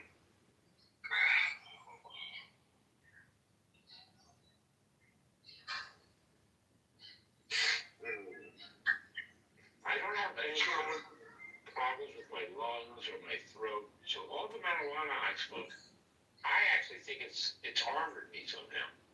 But I never get cold. I don't get sick. That way. You gotta some. The irony is, with the way your life is, the fact that you've watched all your friends die, and you haven't come to a conclusion is God not only exists but is a sadist, is shocking to me. I've been lucky. I've only had a few of my friends die. Unfortunately, my wife is one of them, and I've never recovered from that. What the fuck? Yeah, and you're fucking with it and healthy relatively. Shit, you got cancer. It's not even gonna kill you. The fuck? Not anytime soon, anyway. No, I know how I'm gonna die. If this ice thing keeps up, I'm gonna take a photograph of one of these ice guys. He's gonna want to start to harass me, and I'm gonna say, I bet you'd love to shoot me in the face, you little dicks of shit. Come on, shoot me in the face. You fascist. Fucking Nazi. That's how I'm gonna do it. You're definitely too big of a pussy to do that. What? Why? Why is that?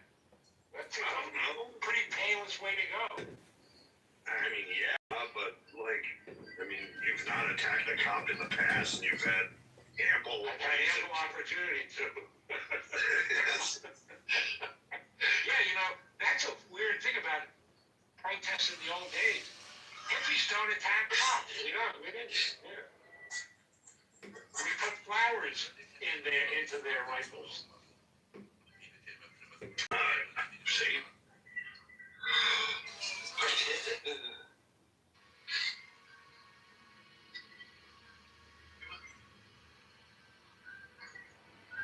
I had a very boring experience that was right out of Allison's restaurant. Yeah? Tell us about it. Okay. I want to know. Okay. Well, first of all, it starts with the day they do the numbers, and you find out whether you're going or not, right? I remember that day well. Yeah. And I had a low number, and I wasn't doing well in school. So I go to the draft board, and the first thing is they give you a test. You're sitting in a room with a bunch of guys, a couple of soldiers at the front of the room, and you're taking some test. So I start to whistle. The guy, the soldier at the front of the room says, "That whistling might be bothering some of these boys." I turn to the room, I say, "Is my whistling bothering any of you boys?" Nobody speaks. I whistle louder.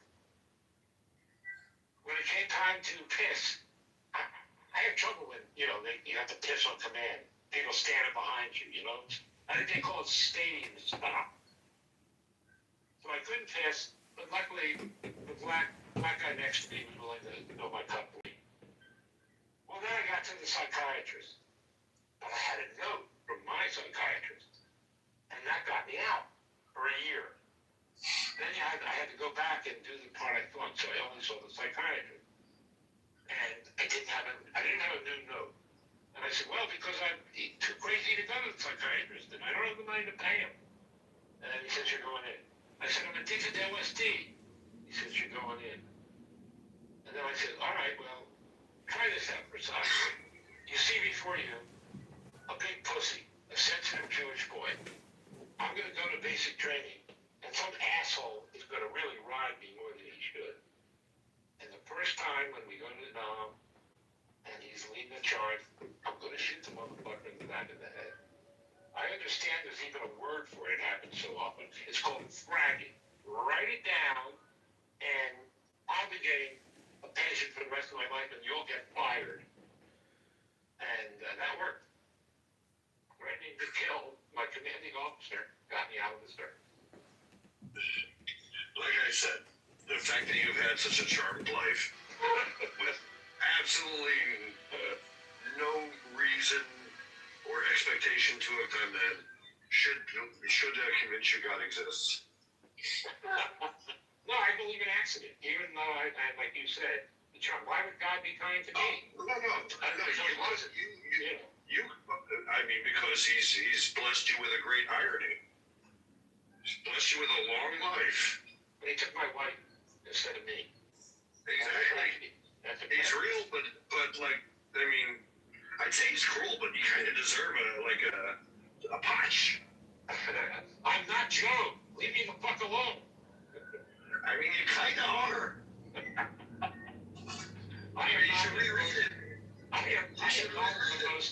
I am not his biggest fan to begin with, and that's who Joe was. Yeah, that's the only real difference. Drives me crazy. Making a bet with really?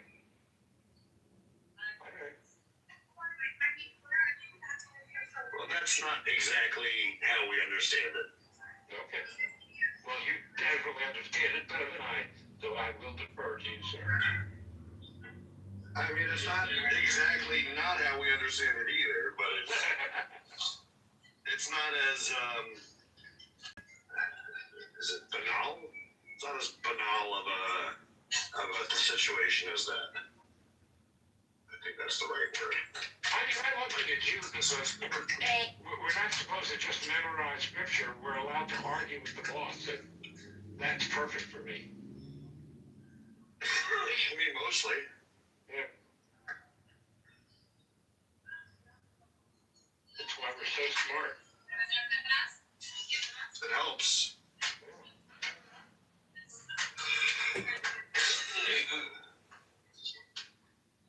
Definitely helps. People would call my show sometimes and go, oh, the Jews, they control the media. And then I said, well, nobody gave it to us. We're that much smarter than y'all. We took it, honestly. We're better than you. Yeah? Yeah, I would piss off my listeners because most of them were conservative. Yeah. That'll do it. But I was fired 3 months ago. Yeah. And it was the right thing for both of us. It was. It was time for you to go. Yeah, it was. That sucks. But on to the better and bigger. That's right. You tell them, Liz. Yeah. Yeah, there's all that weed out there that's not going to smoke itself, Billy. They just, my neighbor who had my dog's sister just gave me a pound for free, a whole pound. Exactly. Like all that radio time would interrupt that. What the? No, we used to smoke during the show. Yeah. My partner and I. Yeah, we got high during the show.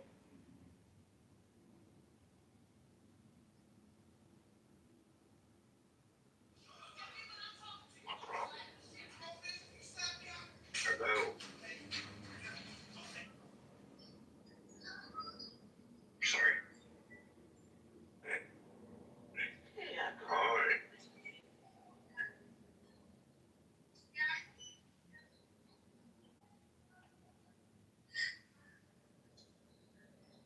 Interesting. Everywhere I looked for this what I'm supposed to get, I couldn't find it. Then I went to another corner that randomly, like, all the things are right there, I think. Hey, you're on it too. God is blessing me for telling you that he's fucking with you. Yeah. There's no part of me that yearns for God. It's interesting. You're either born with that gene or not, I think. No, I don't really think that's accurate. I don't know that we're born to yearn for God. I don't think I ever did. Well, maybe not yearn, but... Well, you use a different word, then maybe I can have a more intelligent conversation with you. Well, what is it that you want to say you don't have that, what's the word? I just don't have a natural affinity for the concept of God.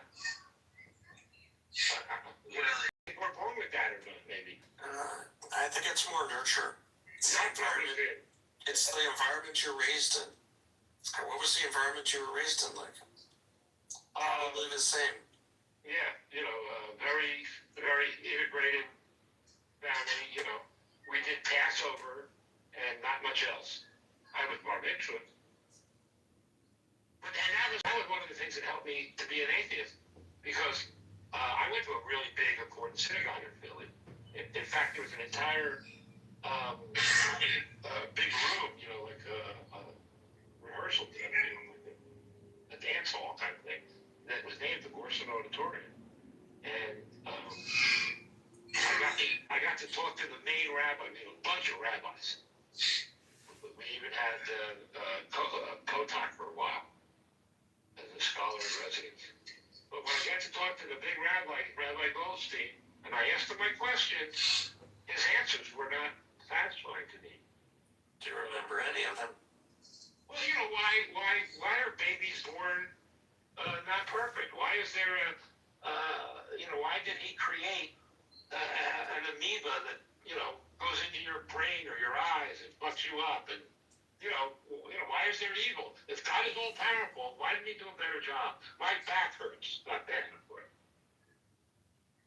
I mean, why does God create teenagers to ask questions that the answer should be obvious to him if he was above average intelligence? But Billy, if everything was perfect all the time, you would never appreciate. That's exactly what he said. That's exactly what he said. Literally. I am not willing. No, fuck it. I am not willing, Yaakov, to have somebody else be blind so I can appreciate seeing. Fuck that. Well, but first off, hold on. First off, did you see The Matrix, Billy? Yeah. You remember when they said that this is the fifth Matrix, the first one they made perfect, and human beings rejected it because their bodies weren't programmed that way? Yeah, I don't remember. But I remember nothing. I never heard that part. That's true. Your memory's all fun. I don't know. I'll defer to Yaakov now because whatever I was going to say besides that has left me because I'm kind of sick. So trying not to get too excited. Honestly, I don't need to be sick. Look, I'm not a rabbi, but I think that's the standard rabbinic answer, which is, right. Yeah.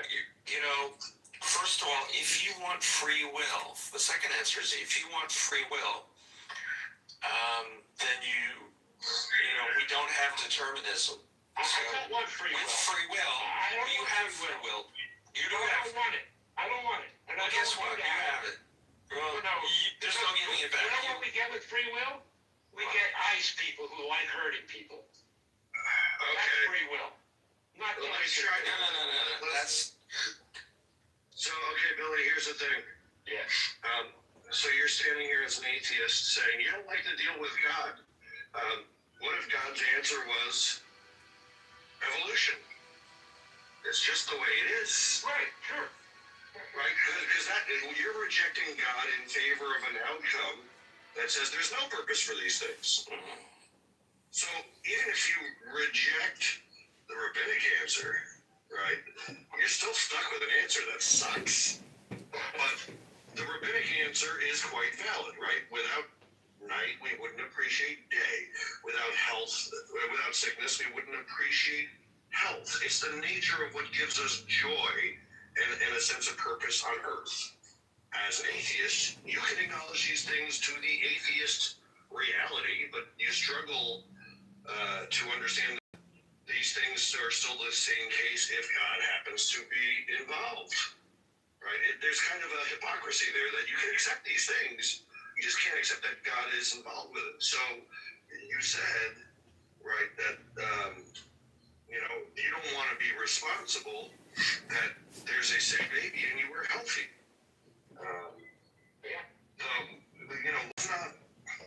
Let's not look at your life and show all of the ridiculous risks you took to be the sick one instead of the one that actually got sick. Right? But it's a life of accident. It's accident. You're assuming, well, I mean, look, that is what, as an atheist, you have to believe, right? So that answer shouldn't upset you. Right? But if you want the kind of the traditional Jewish answer, it is what Yaakov said. But if you ask the follow-up question instead of getting all emotional and saying, I don't want to be responsible for that baby dying. God made me emotional. God made me emotional. Oh, now God exists. Now God's important to you. You want your cake and eat it too, Billy. No. I like to say, I'm the laziest man God made. You're the most God-believing atheist I know. No, you don't want to think that. But you just proved it. All right, let's see what's on tonight. Come on, really? We'll do it the old-fashioned way. I think that was mostly just a joke, but you are. A local comic is earning laughs on stage and praise in the gallery. Absolutely correct. So what I will say to you though is.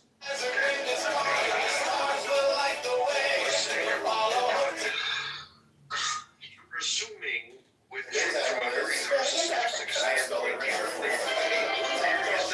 was somehow so that you would be healthy or somehow. Well, sure, class. I am Dr. John, and today we're learning more delicious English. Ready? In English, the word pain means bread. Judaism that says that's the only reason.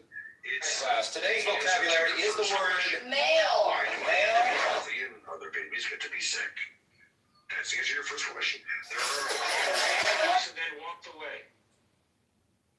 No,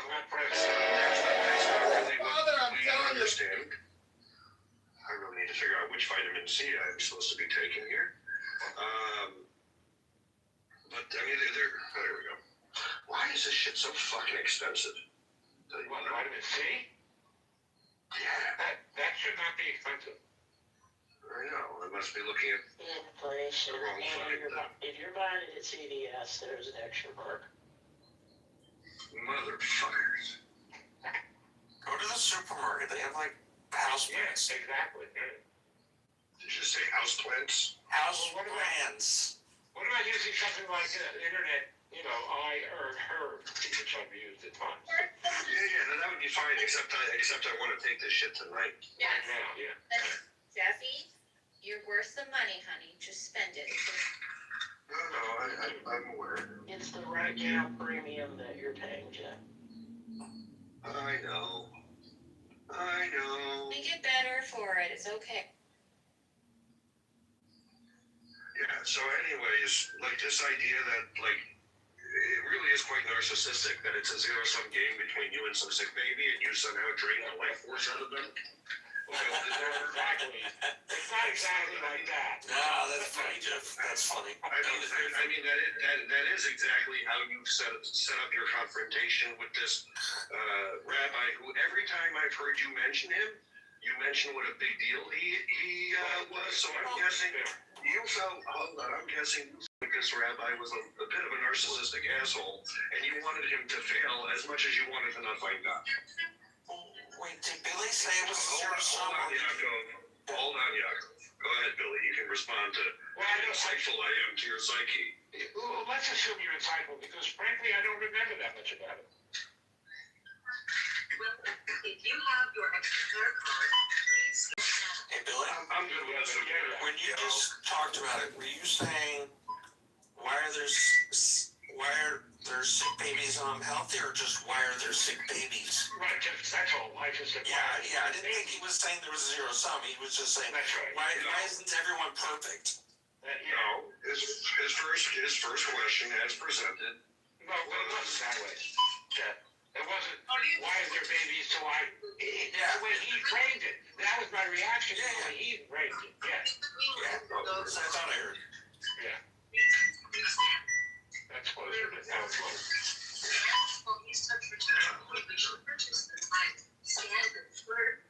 Having everything perfect would come at a cost that I think you would find exorbitantly high compared to the life that you live today. But there's so much fucking suffering. Please.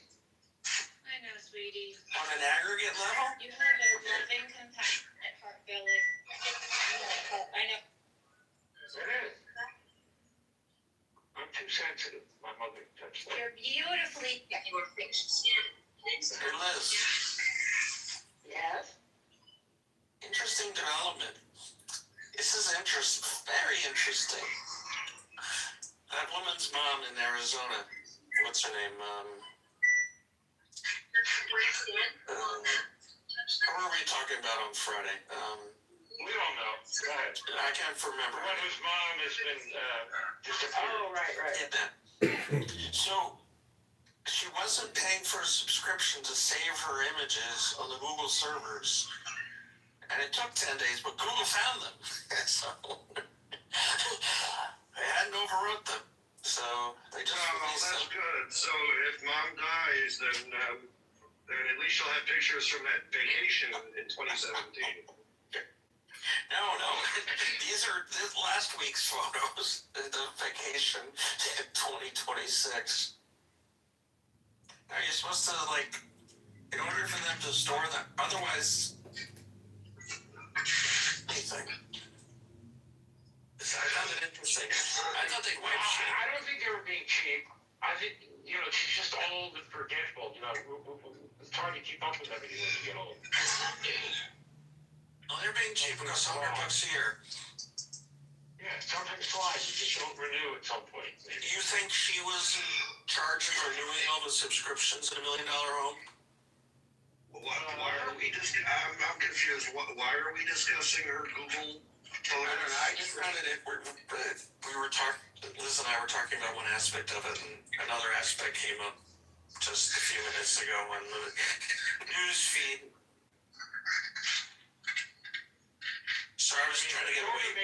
take it away from Billy's suffering. Yeah, let's do that. What's her name? Susanna. Why do you hate Billy so much that you don't want him to? Yeah. I mean, the best blessing Billy can have would be some level of belief. You're gonna say. Yeah, but I think I think that if we stop talking about it, Billy will quickly realize that he's suffering less. I think so too. Yeah, but like, you know, he's got all that anger about things he blames the God for that he doesn't think exists. That's the way he's talking. But part of it's also I have a problem with God believers. I mean, I fucking hate what's going on with Christian nationalism right now in this country. Holy shit. Me too. Well, but that's more of a political problem. You have no issue with Elle. I've heard you offer to fuck her many times. Well, Elle special. Elle is very Elle special. Did you just say that? You fuck her even though she's older than you. Barely. I'll put it to you this way. I would be very lucky to. Right, exactly. But I'm also not complaining about, I'm not blaming God for the bad, controlling, narcissistic politics of the Christian right. Are we putting her in the Christian nationalist camp? Like, that's a hardcore right-wing camp. Oh boy, but they're, they believe it, oh boy. No, they're hypocrites just like most other people. Exactly. I mean, that's what God's on his truth. Most of them are terrible people. Turns out God's not a very good, when you really get into it, God isn't actually God's a terrible entity. What if God was one of us? Just a slob like one of us. Yeah, if you know enough religious people, you realize that religion doesn't change the nature of people. There's lots of terrible religious people. Yeah, Billy, when my brother was in federal prison, and I went to visit him, I think I went twice, a third of the he was in the nonviolent offenders at FCI Otisville, or upstate Otisville, New York. A third of the inmate population in the nonviolent were Hasidic Jews, there for Medicaid, Medicare, any kind of fraud of the U.S. government. Yeah. About a third, approximately. My just eyeball estimate. Penguins versus non-penguins. The whole crate. That's the one that's in prison. They did? That's just weird. Yeah, I thought it was It's bigger than a baseball. How do you even sell it? It's bigger than a... Well, I really do like the flood story.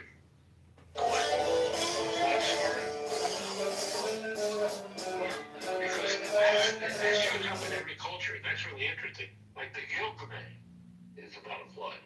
And when I wrote this book, this screenplay about the Jefferson Starship floats against the Empire, we hijacked the starship so that we could survive the pollution of the Earth. I realized after I'd written it that I'd written another flood story, basically. It's really endemic in the soul of us somehow. I don't know the soul, by the way.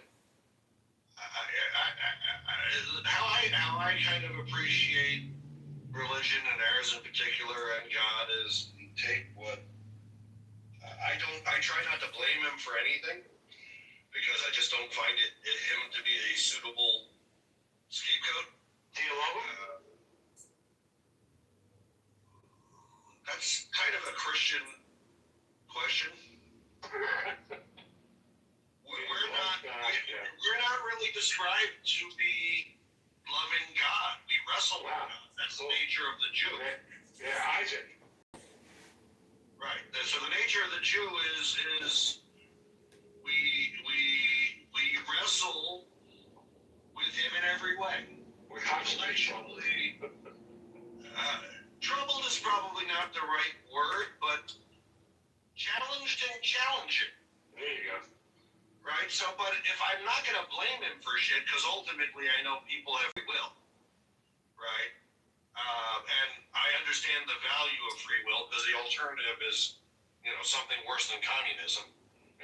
It's a celestial communism. So then I have to look at the world and say, from what can I draw inspiration? From what can I draw understanding that's positive? And the truth is, I've actually found a lot of that, a lot more than I ever would have thought starting out.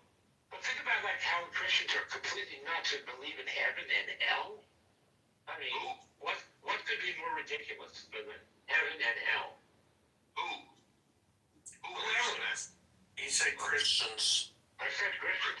I definitely think it's a fool to try to understand God as a Jew through the Christian lens.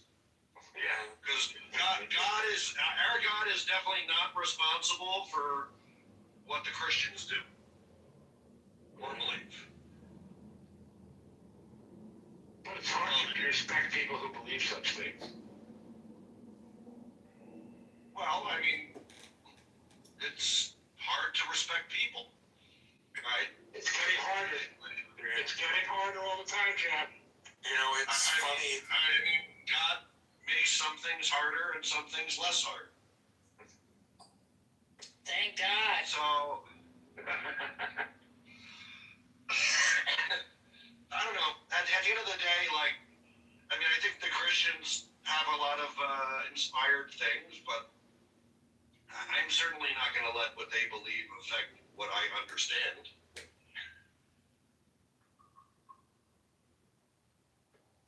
People don't want to be responsible, so they have God to, make the decisions for them. No, I mean, I think you're describing some people. Yeah, exactly. There's plenty of ethical, decent, moral, responsible, good people who observe plenty of different religions. Oh yeah. And let me say what I always say. There's also atheists who do the same. Let me say what I always say on my radio program. I like to make big, strong, general statements, but the 80-20 rule is always in effect. What, 80% of what you say is bullshit and 20% might actually be good? There you go. No, when I make a general thing, it's 80% of the people are that way and 20% ain't. Or 80, that kind of thing. Yeah, but I think the numbers are generally going to be pretty similar whether you're talking about religious people or non-religious people. So, yeah, of course. So the metric you're looking at is not a suitable metric to decide whether the value of God or religion is good or bad. Right? There's another metric, since the propensity to be individually good or bad is the same whether you're an atheist or a religious Jew.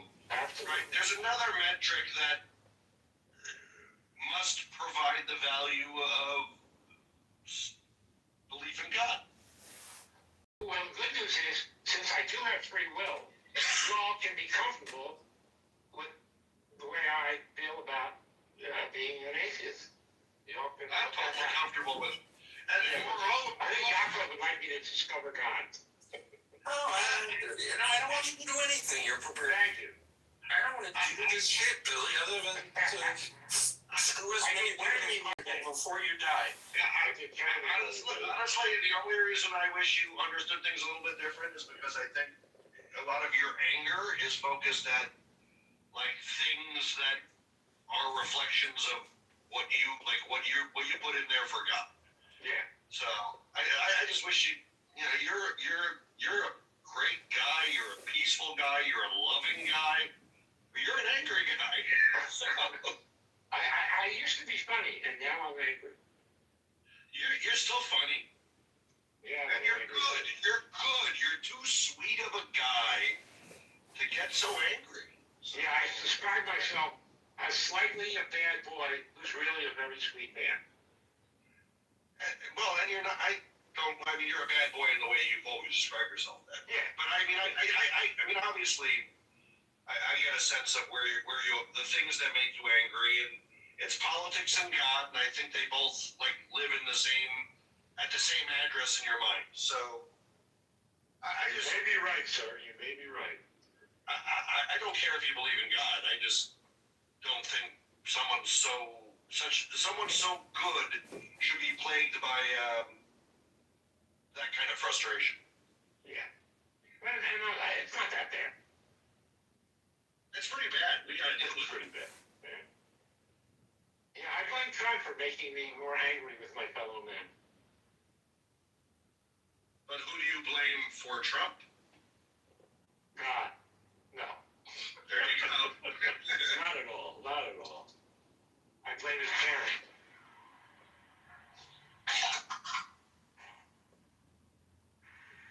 Oh, you totally blame God for Trump because I've heard you many times blame the evangelical Christians for electing Trump.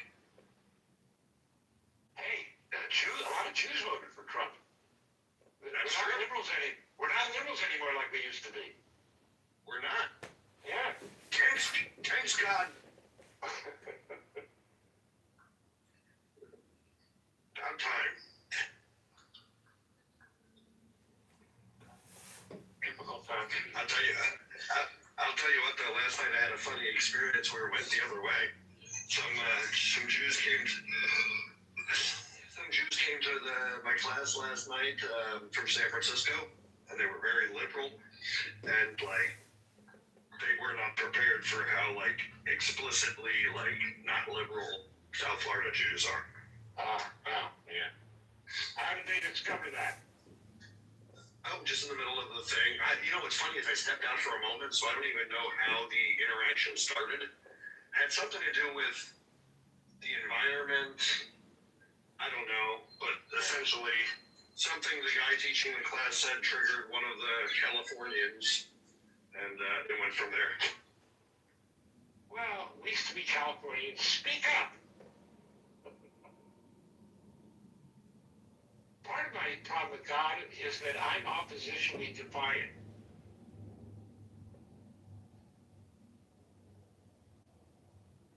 Yes, you like to win arguments. So that was probably... Yeah, and I don't like to be told. I don't like to be told. I don't want to be told how it is or what to do. I am independent that way. That just sounds... The good thing on all of these things is no one can tell you how it is or what... you can look for information and choose to accept it or adapt it or reject it. So... That's what we're always doing. Yeah.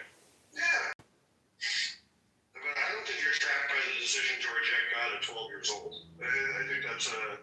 No, but the point is that with all that I perceived since then, I didn't ever need to... I never doubted that opinion.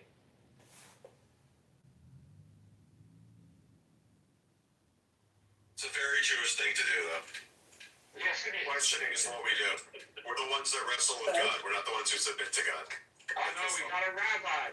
Hi, man. Hello. Love doesn't mean all accepting. Right? Yeah. I mean, there's some things that happen in life that I don't have to like it.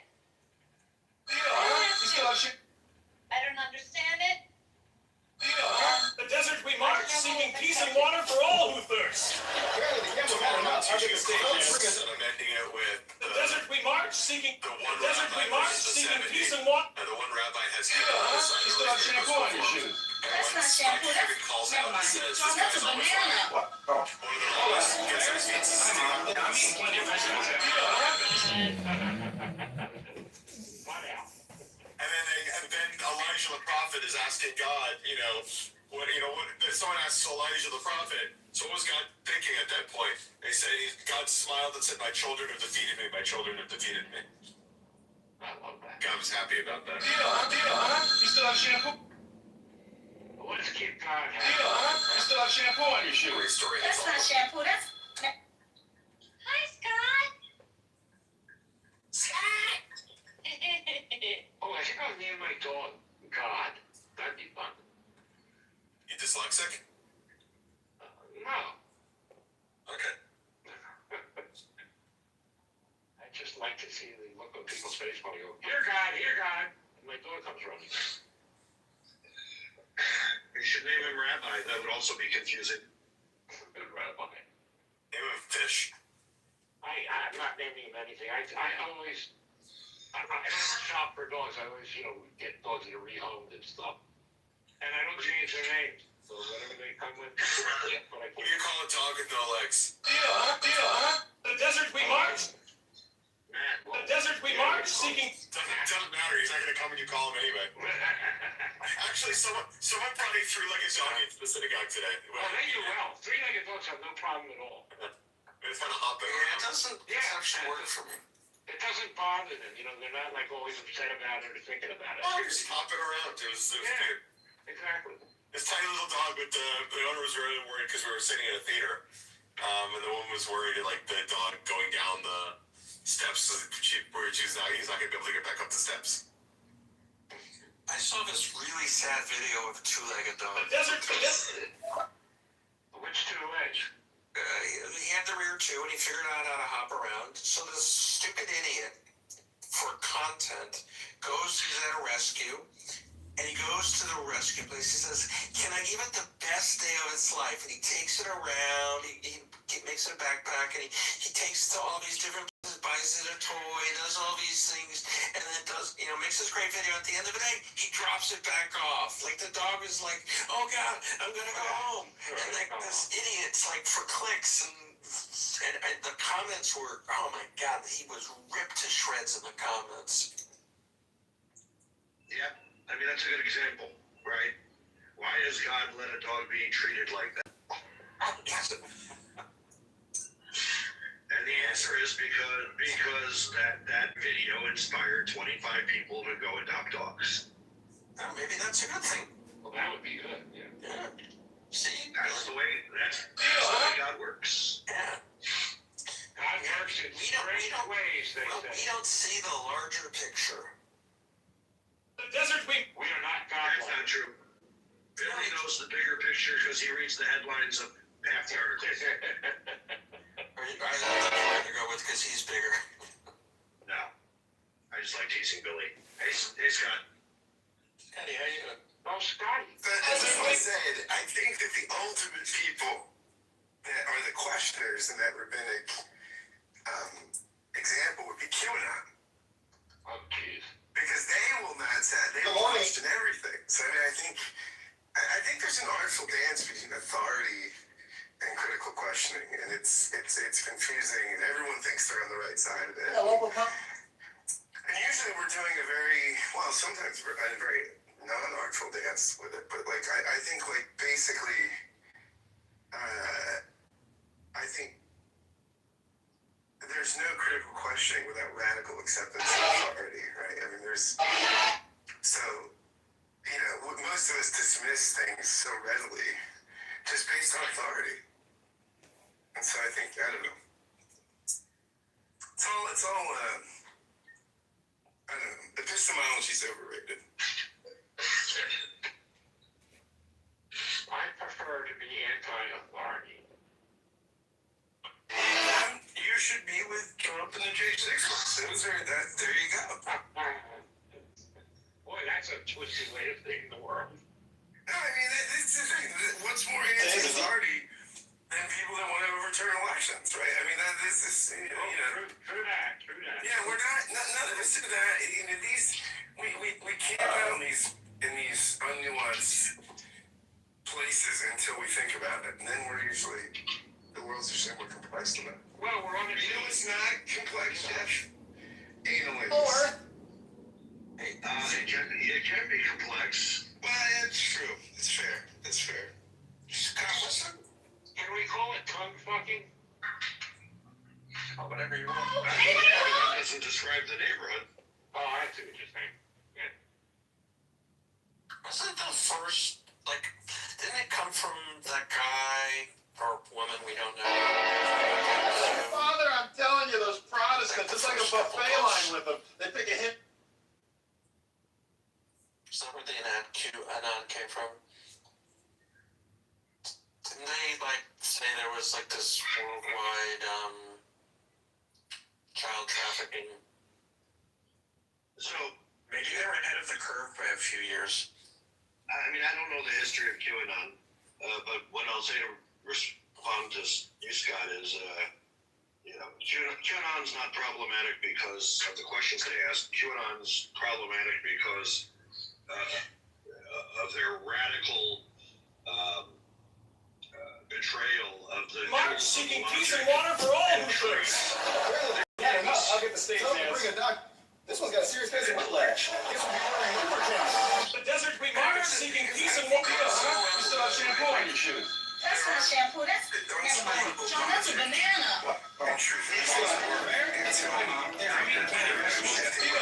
still have shampoo on your shoes. Oh, that's one time from Uncle Buster. Good morning, the original rap. I can't show you that it's wrong until you step over to a relativistic framework. Hello? All right, you're Congressman. You specialize in heathen. It's just sometimes people just don't. No, I don't want to try in the framework. So I'm saying, like, I don't know that. I mean, I think that logic and truth and all these things are culturally dependent. They're authority dependent. They're presuppositionally dependent. They're I mean, that's like it sounds. Not only does it sound dependent, it sounds really gay. So that's not the only reason we should play today. Scott, from Newton to Einstein, did logic actually get us there? No, see, I wouldn't say that that's logic. Right? It's a conversion. It's where somebody says, I don't think like the logic and the rules of the reigning parent. It's like Thomas Kuhn's, right?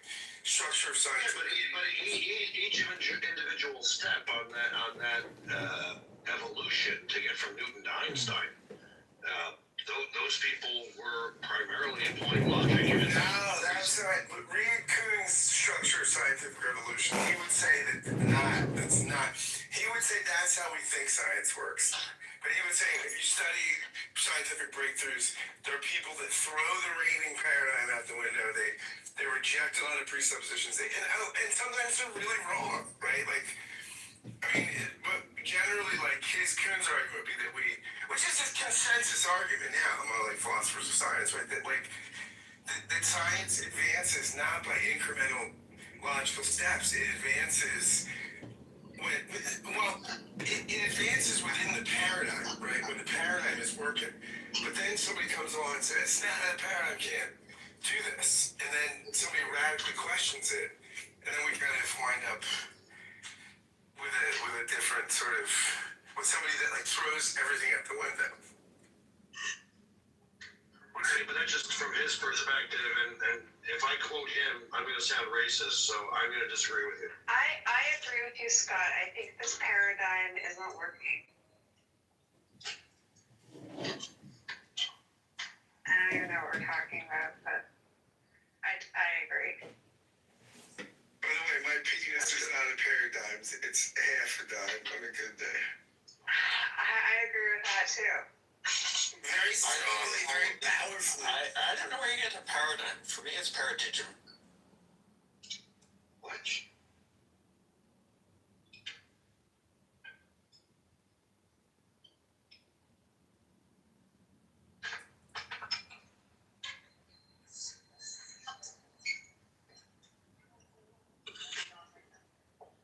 Talk amongst yourselves. I got it. I was just washing dishes, but I got it because I laughed. Yeah. That was an internal laughter, huh? No, it was external. It's just that I didn't hear you. Okay. Because I was washing dishes, I was muted, and then I. Oh, you're. Were you washing dishes? Because I was washing dishes, so it's like I couldn't unmute. My mic was on. I got your joke, Jacob. I did get it. It was a linguistic joke. Best ones. I'm just trying to elevate this conversation because Scott was really bringing it down with the. I was going to make the joke that you could elevate the conversation by leaving the room. I don't mean that, but I think right. I think she's higher than average, so she would actually lower. If someone says, no, she would do the inverse, Billy. If someone says the line, I want to elevate the conversation, the next line should be, well, then perhaps you should leave the room. But if you left the room, mathematically, the average would go down. Thank you. Rita, I would say you elevate me when you come in there, except I'm gay. I might be gay, but Or in general. So then Billy does elevate you. Gays have standards, Rita, come on. Oh, wow. You raise me up. That's true. Gays actually have very high standards. In certain areas, not in others. sometimes they're. Yeah. They certainly know how to dress and decorate, but sometimes they go, Oh my God, why don't we just lump them all into two categories, Billy? I'm making a joke here. But they also maybe go home sometimes with the wrong person. Sure. Well, there's a mathematical reason. There's a mathematical reason for that. Why? Availability. What do you mean? Oh, there's so many men that they can. No, there's less gay people than there are heterosexual people. But I also think men are more willing to have casual sex than women. No kidding. So. Well, that's entirely right. I think the bigger driver is the number of people that they could potentially match with. I think that they like to fuck around a lot. Yeah, that's right. Even people with there's less people to fuck around with, so therefore they have to match quicker. There's a lot of gays, Jacob. Yeah, but as a relative percentage compared to heteros. Yeah, but like in terms of heteros, there's not a lot of heterosexual males. Like. Marina, I would say this. I'm guilty as charged because I've been in some of the happiest relationships. And then I meet another black guy that just came out of jail, and it's, I can't say You ruin it? I can't say faithful. I heard that's not exactly how you ruin your relationships. hey, Jacob, I can prove that your logic is dead wrong. Dead wrong. It seems to make sense to me. Oh, it is dead wrong. Jacob, you're wrong. No. I have next trouble hooking up to me. Yeah, exactly. I agree with that. Okay, explain. I'm willing to hear it. Why are we piling on Jacob? I literally waited for everyone to be quiet, and I said I will prove to you you were wrong. And the answer is if it's based on if it's based on availability and a small number of gays, then by your logic, Jews should be the biggest sluts in America because there's less Jews than there are gays. Thank you. Thanks for playing. I'm a big slut. Yeah, but Jews generally, religious, don't have sex before marriage. Yeah, no, I don't. I think the metaphor, you're mixing metaphors. So,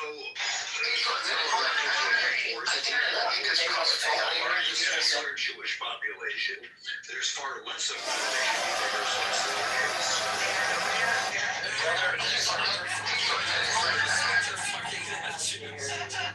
That's not working in your favor. What's your point? Really? Yes. If you're an assimilated Jew, you could date non-Jews. Yeah. True. Yeah. The women can even have babies from them. No kidding. So I had a happy marriage with a non-Jew. So there you go. Wow. The Jews could only marry amongst themselves for the longest period of time, and it was usually through arranged marriages, so there was like 100% match rate. So, like. All my girlfriends at the moment are Jewish, as it turns out. Whoa, is this a first year of a lifetime? Yeah. What? This is the second time I've heard multiple partners this evening. Well, older folks can sort of do that comfortably. Comfortably? Yeah. No, We're never going to hear you complain about back pain. Well, Not if he's the star. Starfish. My God, that was funny as hell. I said not if you're the bottom. The starfish. Oh, okay. Starfish have 8. I'm willing to do. I'll take instruction into it. I'll try to. That was my point. Make you happy. Whatever it takes. That was what? That was my point. a switch, I think. Okay. You're a verse? I don't know. Don't say you're a switch. Do not say that Are over you saying at this age you don't know? Come on, Billy. Well, I I've don't never think these been words with are used anybody this but. way for I've always been with. Yeah, exactly. I'd be very careful with that terminology, Billy. Yeah, Paul Mark would go crazy. Exactly. You might end up in a place you don't want to be. Oh, I'm a big boy. I don't end up in places I don't want to be. I can handle it. Okay. I'm 6'4" and I weigh, 240 pounds. Wow. But you might have to handle it depending on what you say to who. Oh, well, There could be 3 guys. that's the only thing I'm handling. 3-on-1, Billy. Doesn't matter how tall and how big you are. When I was younger, we did 3-on-1.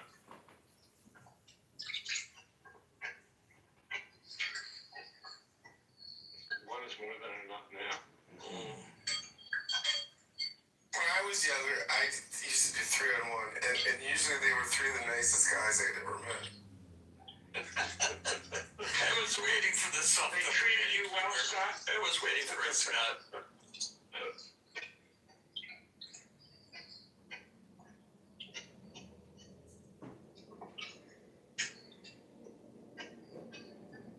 That was a good one. Yeah. I LOL. Yeah, that's what I used to say to those guys when they did bukkake. That was a good one. Ew. A little bit too far. Yeah, that brought up too much visualization for me. At a certain point, we always get sensitive. Wait, you've been cooking for hours. Yes, well, I also have family with special needs, so, How's your daughter doing? You have family with special needs? Yeah. Wait, They're called Jewish. define special. I don't think. Jewish. Yeah, I think we have different definition of special. A daughter. Special needs. Yeah, I've got a mental thing. Yeah, I know exactly what you mean. Oh my god, I'm sorry. Yeah. Oh, low blood sugar. Oh, that's sugar. Yakov, I did ketamine for the Super Bowl. Whoa, like in what form? 100 milligram lozenge. Whoa, holy shit, that's what I get. Did that put you out? No, not at all. How the fuck, how does, He's a big boy. Wait, 100 milligrams? How the hell does that, well, because of the way it gets ingested, it goes, when you're as opposed to 100, no, but 100 milligrams intravenous will literally put an average adult down. How much do you give you? 100 milligrams knocks me out, and then they start the procedure. Right, so they do give you 100 milligrams, yeah. Intravenous, right? Yeah, intravenous, knocked out. And they follow it up with propofol. Scott gets it intravenously. If he's lucky. I mean, it's sometimes morally, too. Does he move everything?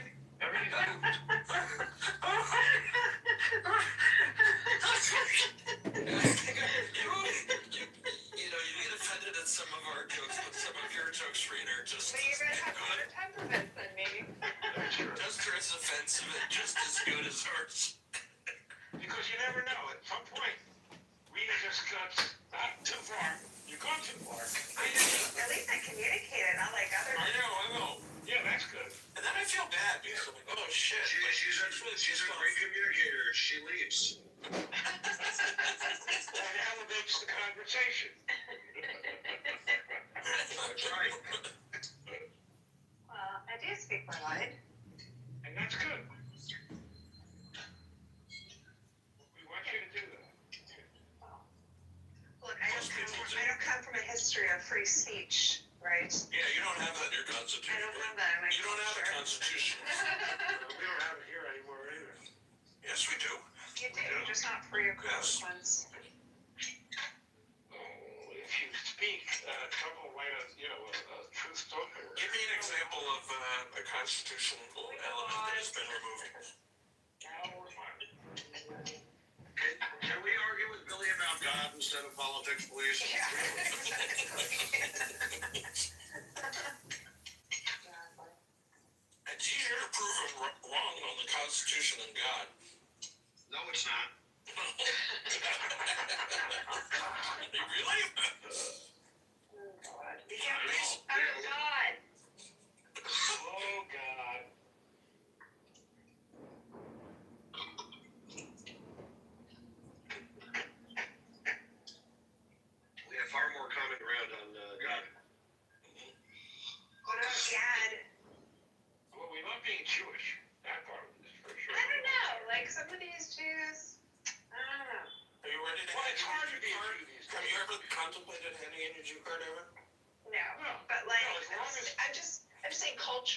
some of the women can be, some of the Jews can be really annoying.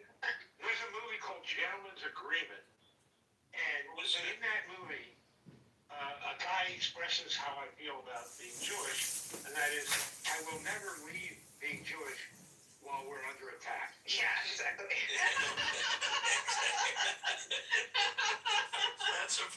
That's a great line. Yep. When everything's great, that's the time to get out. Have you seen Gentleman's Agreement? Who's in it? I think Gregory Peck, maybe? Oh. And it's all about this guy who pretends to be Jewish for an article, and how it just wrecks his life. Because, his girlfriend's not comfortable with him now, and blah, blah, blah, blah, blah. It's all great. Really good movie. You really want to see it. I would totally turn a Jew card. I just haven't been able to find the right price for it yet. Perfect. Yeah, you want to. Yeah, but it's. We negotiate downwards, not upward. Not when we're selling. I guess when we're selling. Upsell. Yeah. A couple of Halloweens ago, I sold my soul to a devil guy in a costume for $2. Oh, that's cool. How long did he last? For eternity? Yeah, I guess. For $2?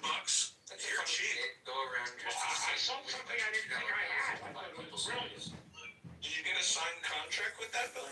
I had to sign something yet. You still have that? No, to my attorney. Only he had his contract. Was it a one-person contract? No, you have to get 2 copies when you sign shit. Yeah, I know, but that's not how it happened. Not with Satan, That's exactly right.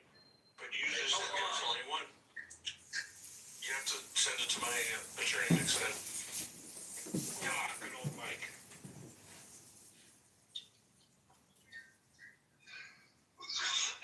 Thank you. Well, you too. Oh, good.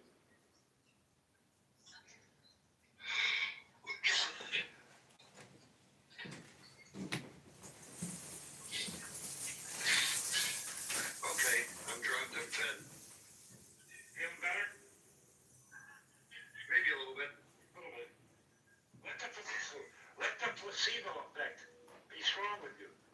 Believe that now that you've taken your drugs, you're going to work. Words be with you. Yes. That's right. The Schwartz is with you. Yeah. The placebo is real powerful. It is. Good for your me.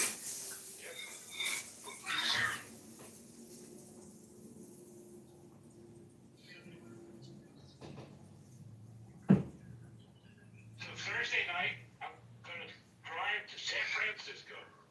My best friend's brother is a world-famous jazz saxophone player, and he's playing in town. That's a long drive. It is a long drive. That is a very long drive. An hour and a half. Are there like $39 plane rides? No, I prefer, I love being in the car. I smoke pot and I play music, and it's a lot of fun.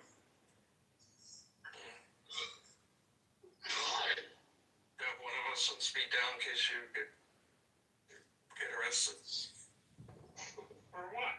Oh, you mean smoking pot? Yeah, while driving.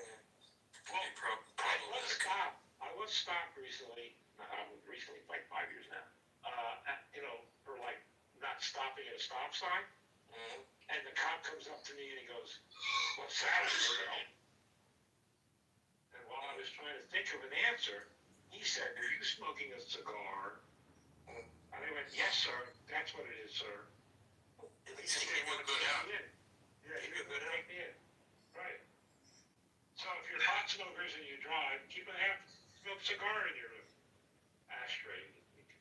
You avoid a problem. Not bad advice.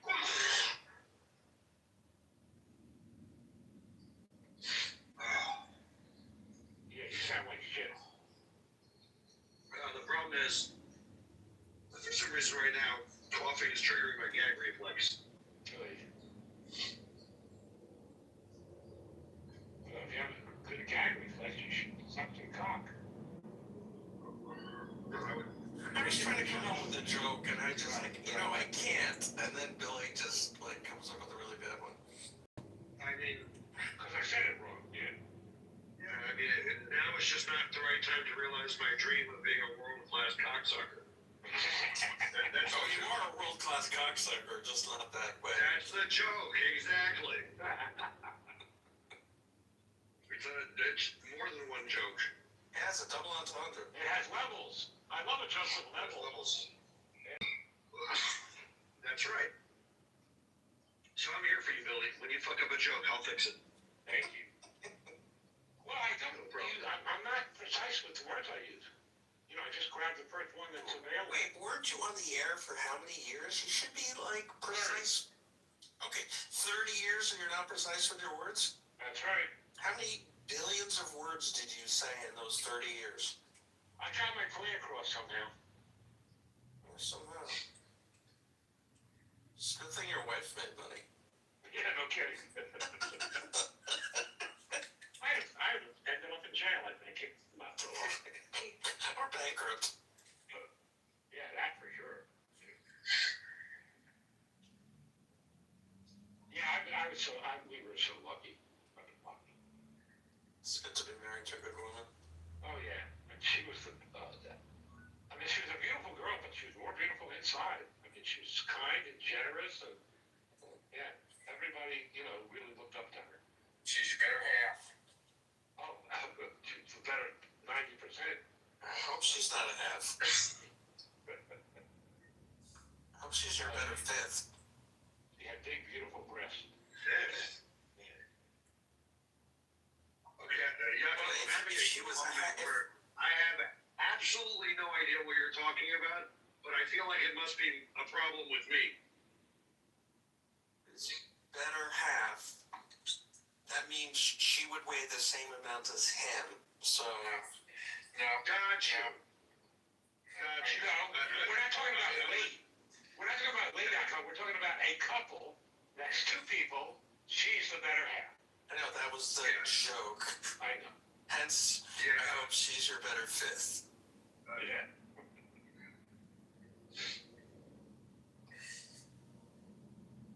I mean, that still would only yield like a 60-pound woman. Oh, okay, whatever. I was just trying to... She was probably 135. It's kind of better for her. Come close. Directionally correct. It's a third. But anyhow, yeah, it would have been funnier if we actually knew on what metric you were making that joke. Okay, next time I'll say, okay, for this joke, I'm talking about the metric system. No, this is independent of systems. Oh my God! Right? It doesn't matter if it's kilos or stones. I mean, the joke would work just as well whether it was metric or imperial. Exactly. Billy doesn't realize that it's weight system independent. I have no idea. I'm totally lost. We're talking over your head, Billy. You are. We love you. I know. And now you're talking down to him from over his head. That was impressive. Yeah. I just said we love you. Yes, we do love Billy. I was making a statement. He didn't know that we were talking over him. I'm lovable. Yay. You are lovable. Yeah. So, like, when you were in fifth grade, so you were pretty big. Were you always pretty big? Or did you, like, have a gross... No, I was taller. Yeah. Oh, you're taller? My brother, who ended up at 6'7", he had an easy growth spurt. Where, like, he went away for the summer, and when he came back, he was, like, 2 inches taller. Older or younger? Younger brother. 2 years younger. He was one of the things he did was he was the master of ceremonies for one of these male dance clubs, you know, strippers. Wow. And he was featured on a show called The Casino, which was a documentary. Oh, hey, Pat. Hello. How are you? Pretty good. The irresistible urge to roast a bunch of people in this room. Just a fun light on that. Okay, who's up first? All right, you, Yakov. Okay, I was just about to say, instead of, I was thinking, should I lead with who Who's up first, or do you want to start with me? So start with me, because we're on the same page. Brian looks like he does all his hunting at the border. Let's see. Gary in the audience looks like he headbutts his wife if she touches the thermostat. Great. You didn't even say anything about me. Tommy looks like he yells at women outside of Planned Parenthood. Scott looks like he's farted, trying to hide it. Yakov looks like if Steve Jobs died of diabetes instead of cancer. Died of what? Diabetes instead of cancer. I don't know. I didn't really have one. Cancer. Like Steve Jobs. We're gonna workshop that a little bit more. It is a very Steve Jobs. Yes, it is. Another thing that Alan was talking about the other day, which I thought was interesting, is how many people think that Savannah Guthrie's mother being kidnapped is well, what do you call it? A deflection of the news. Is it what of the news? Like a deflection of the news, like we're watching. That's not what she said. She just said she can't believe that more people are focused on that than the Epstein files. Not that it was created to. Yes. No, that's not. No, she said that there's other things going on, and that is a deflection of really what the important nation should be. I heard her very, very, very, very differently. That she couldn't believe that Americans are so focused on this and not this huge, huge, huge story. I don't think Epstein's a huge story. Is Epstein really a huge story? Like, is anybody actually? Oh my God! Of course it is. Yes. Because as long as they're hiding it, it's a bigger story than it might be otherwise. Hey, Philip, for someone who doesn't quite understand the value of talking about Epstein and thinks it's not a big story, why'd you bring it up? It's not the Epstein thing, it's the Savannah Guthrie thing. I brought the Savannah Guthrie thing up because I was thinking, to me, this is a pretty interesting story. So let me give you like a little bit of my thoughts. Like, right, so like, and where I live in Colorado, and I would take it other places too, there's all these flock cameras out right now, so it's like pretty impossible for you to, like, they have an idea of what kind of cameras? Flock. You have like a hard time hearing right now. Flock. Yeah, I know. What's a flock camera? I said I heard you. Look it up online. Like it's like these cameras that basically record all of the traffic coming and going, and it makes it very easy for the police right now to track people. It's there's a lot of controversy right now with it, like all over America. Like this is one thing the right and the left both don't like. Nobody wants these flock cameras. Yeah. So who's buying them and deploying them if no one wants them? Well, that's the interesting thing. Cities are buying them and deploying them, but it's making everybody across party lines angry. Like, this is really what's interesting. Like, police departments typically don't care about politics, right? They just deploy them. Do you know what these flock cameras are, Jeff? No. Okay, everybody just go look it up when you get a chance. It's very commercial. Like, I'm assuming it's some sort of an automated drone. Flock is the company. I know what you're talking about. It's the automatic license plate reading system. Flock is the company. I get it. The red light. It's the red light. No, it's not red light. It's not red light. Okay. It's literally scanning every license plate, times and places, and when you cross these cameras. So like some cities are set up, so basically you have no way if you're on a major intersection or you have no way. Our town just put them in. And there's $800,000 a year contract for someone to sit remotely. Let me finish before you interrupt. Okay, so it's all AI driven, right? So the idea is that they let's say there's a burglary at somebody's house, and like they get clues on basically what kind of car it was. You can go back to the database and start figuring out, basically funnel down to this information and see exactly what kind of car it was, what time and places these things did, and then you can identify the people, right? But it makes it's very much like it's almost like what China's doing with their surveillance. Sounds good to me if my house was robbed. Yeah, it sounds great to you until you're accused of something you didn't do and whether that's wrong. It's going to be a huge invasion of privacy. But anyways, we live in a surveillance society going forward. Correct. I have no expectation of privacy. I have no expectation of privacy on the open road. I know you want to have that conversation. I'm not interested in that. I'm more interested in the. This is very interesting to me that there's no, like, this case is so dead cold. The fact that they have no clues on really who kidnapped her, they have no clues on what kind of car he drove. Like, there are cameras on the street of every neighborhood we live in America that will, like, tell us what kind of car was in that neighborhood at a time. Like, all the information is, like, very interesting to me to know right now that they don't seem to have any clue, at least with the media reporting. Yeah, the birds aren't real. She lives in the middle of nowhere. No, she doesn't. She lived in a suburb. Yeah, but like so far off the beaten path from I looked at the map. Every neighborhood in America right now, in a neighborhood does not, like, there's somebody in that neighborhood that has a Ring camera doorbell or something. Like, this wasn't how she lived on private. Yeah, and they released And they just recovered it. because they released it like about 2 hours ago, 3 hours ago. That's just one element. I'm not having an argument about, like, this thing. What I find really interesting, and Billy kind of nailed it, is that in today's society, when they act like there's not all of this stuff, they released a video of the guy. They've had this thing they've had that video 2 hours after the whole thing happened. Like, when they started doing the research, they were able to get his penis and get all of that information. That's your point. You know, it actually took a little 10 days. I highly doubt it took 10 days. She didn't subscribe to the extended service plan, so it was sitting on a server someplace that they had to go figure it out. Yeah, I would take it that Google knows how their products work and can get it. So my only point on this whole thing is it's pretty amazing to me that there's not more information in today's society. Like that, I agree with it. I'm very much wondering what they know, what they don't know, but more than anything else, it's with all the technology that are going on out there, like with Flock and everything like that, like, it's getting harder and harder to basically do these type of things. Like, you're not going to be able to rob a bank anymore. Like, I think that's a good thing.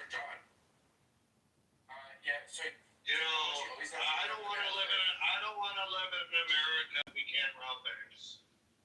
Like, Philip, I love you to death, but what's the downside? Like, like, for somebody that's actually pretty smart, there's always a plus side and there's always a bad side. I know, give me a downside.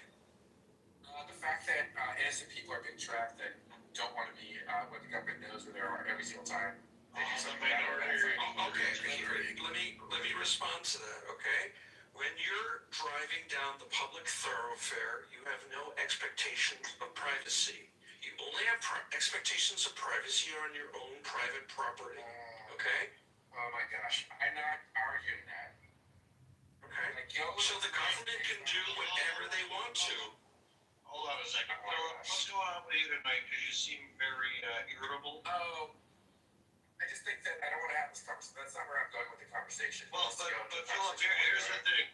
You initiated this conversation, and you don't get to initiate a conversation and then, like, express annoyance at everyone trying to go down the road with you because they're not going down exactly the way you want them to. That's like, true. I think you're kind of cranky, and like it's not real fun. Oh, well, okay, I'm gonna be cranky I'm just not trying to make an argument right now about why I don't want this. But like that's if he wants to have that conversation, I mean maybe somebody else doesn't want to have it. We're not on that conversation, I guess. That's what I'm saying. Yeah, I think we have when you're in a room with a bunch of people, you have to allow for them to take the conversation where they want to go too. Yeah, that's fine. Just I don't want to have that conversation. Yeah, I think Jakob had a good point though, because he's like, you don't want it because there's a bad reason, but what's the bad reason? And he hadn't really given a good answer yet, I guess. I'm not trying to have that fucking conversation, like I said. But Jakob is, so you can cooperate with him, just like you want us to cooperate with you. Yeah, this is fine. Somebody else pick up on that. Like, I'm not trying to make the defense right now. You can go read about it. I'm just more interested in the Savannah Guthrie thing about how more interesting it is to see that there's no hard leads on this stuff. That have been publicly reported is the hard part there. Yeah, I've already said that, yeah. Apparently no one has any more information based on the narrow query you've released to the room. And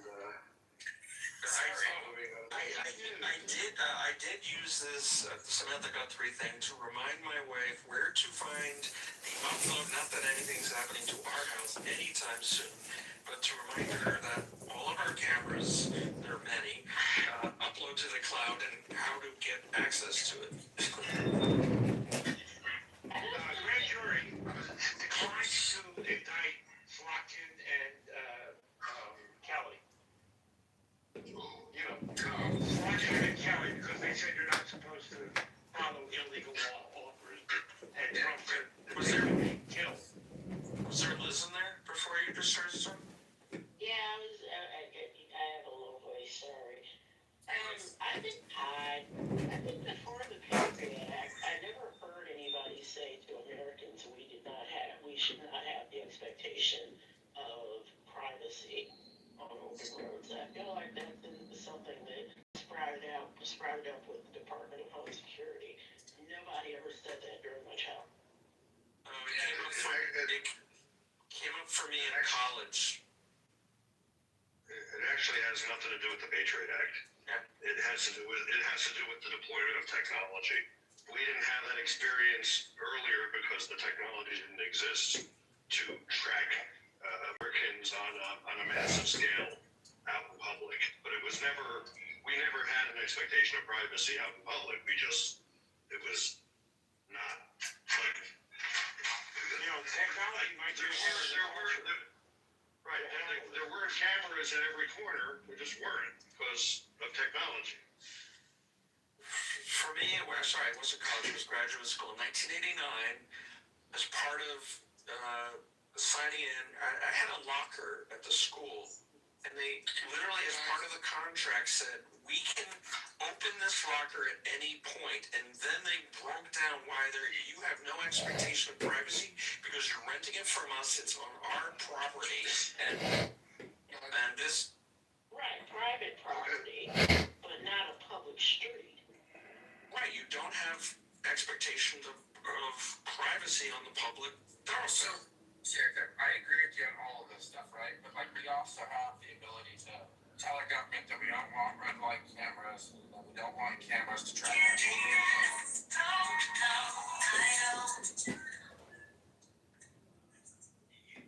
Yeah, for example, like, that came up in our town.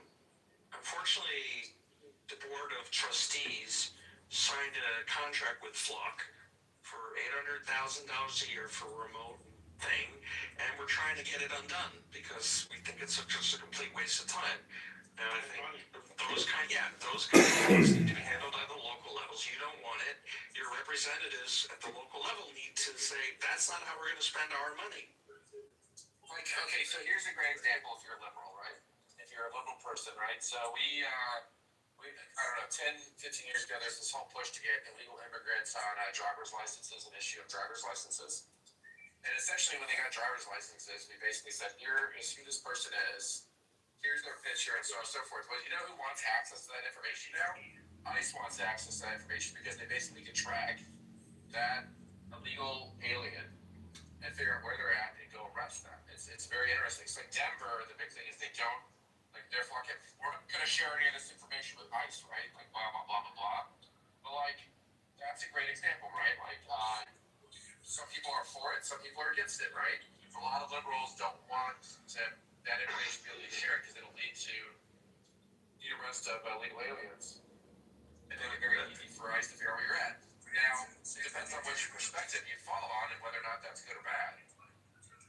There's a great example. We got to get on. Yeah, but finally, driving is a privilege, not a right. So you have to operate with the laws that the state puts in place. So if the state decides to share it with the federal government, you have no control over that. Yes, but this is the issue. Like, if there's pluses or minuses with it, right? Like, that's just an example to say, like, there's obviously going to be different opinions on that. And give you a different perspective. I hear you. So pluses and minuses, right? That's awesome. Definitely. Yeah, it's like a balance sheet. If that's what you want, if that's the question you're asking, that's your answer.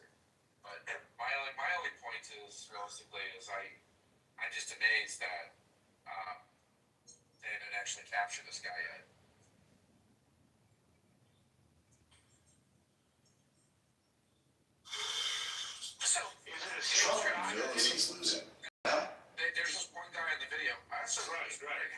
transfer, Jeff, maybe you understand this. How can you transfer money and not be... Could you transfer like... Bitcoin. How long time, John? Show us what. Are criminals. What's the question? How can you transfer money like $4.5 million from an account and make it so it's untraceable? Bitcoin. Bitcoin is the only way. That's what I said. Okay, so Bitcoin, I thought Bitcoin had a built-in, like that's the whole idea of mining is that it has a real... Well, I don't know. I bought a whole Bitcoin last year. I'm fucked. It has nothing to do with mining. Well, Bitcoin's been cut in half from its high, by the way. Yeah, it's a separate. Yeah, my girl left me.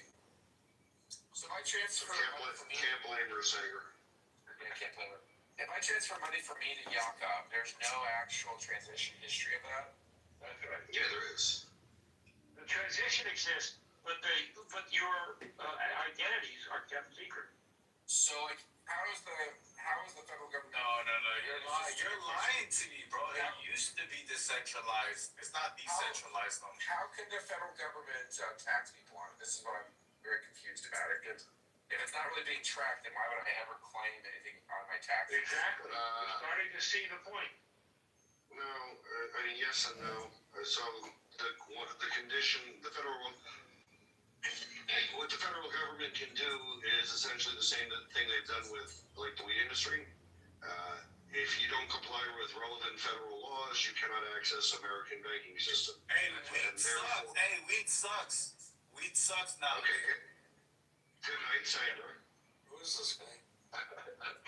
So, anyways, so what we're saying, what we're gonna is Bitcoin, wallet, whatever the places where you buy Bitcoin are not going to be able to do business with the American banking system unless they comply with certain requirements of tracking.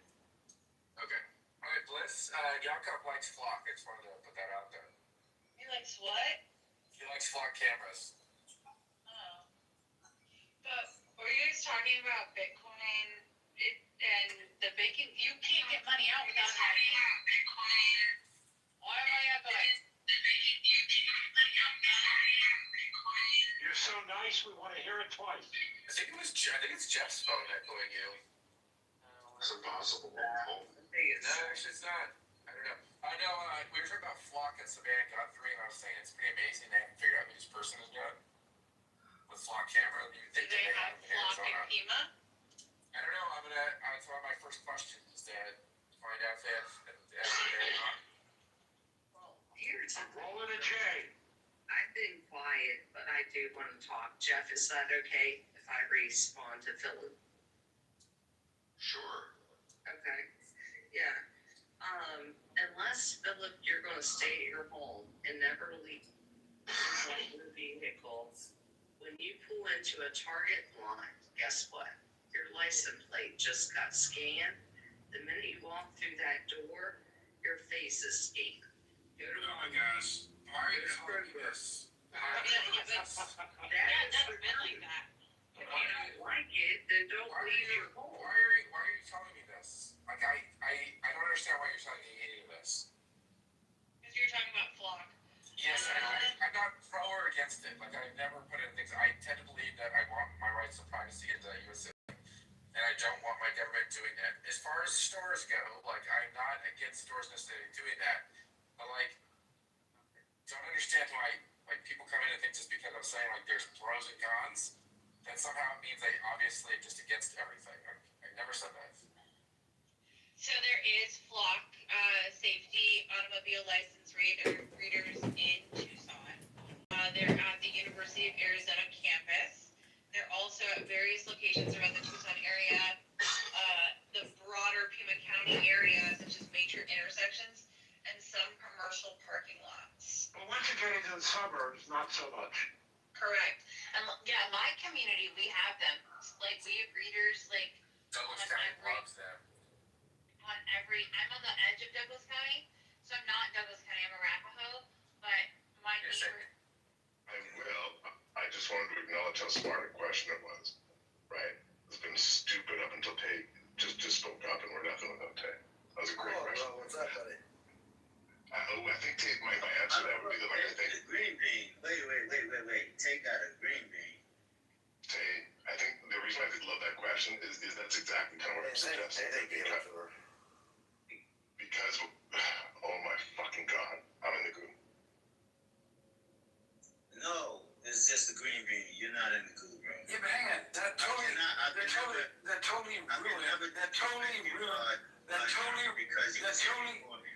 totally fucked up the response to Jay's question. That's all that happened. And like where you went and the time you went where and when a door opened and closed, when the car stopped, turned, pulled, moved. So you can't drive a car, you cannot bring a telephone anywhere, and you can't break telephone patterns either. Because if you break a pattern, you know what I mean? Then they're gonna be like, oh, you usually never turn your phone off unless you want to make a new pattern for the killing. You know what I mean? This is why the Savannah Guthrie thing is so interesting. Is like they're acting as if they have no leads. Either they know too much and they're not letting the guy know that, and they're waiting for him to make a mistake.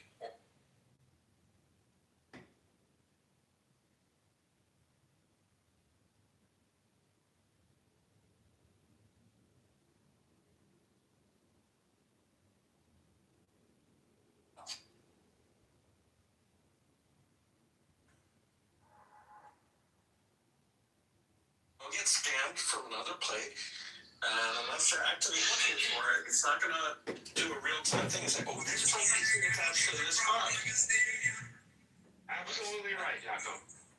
I mean, when you murder or kidnap somebody, they really do start actually looking for you. And I would bet, I would argue that like that is going to be traced to somewhere. Right, So but not in real time. Especially when somebody's famous. So it will be in real time to a degree. This is what's so interesting about some of this technology is how quickly they can get once they have a lead, what they actually know, and then like also on top of it, like okay, so I don't know how every state jurisdiction works, but like there's a couple things, which is we know that the federal government's using flock cameras, but they're not telling us where. I was referring to that happened in real time. We've done everything in the database. Well, that's interesting, right? So we know that flock he's work credits. We know that they actually can real-time information on flock cameras. Like, so if you have a license plate or a car, the federal government, like we just know this from cases, like they can track people. Like we've seen stops in Colorado that have taken place because they real-time track people through flock cameras.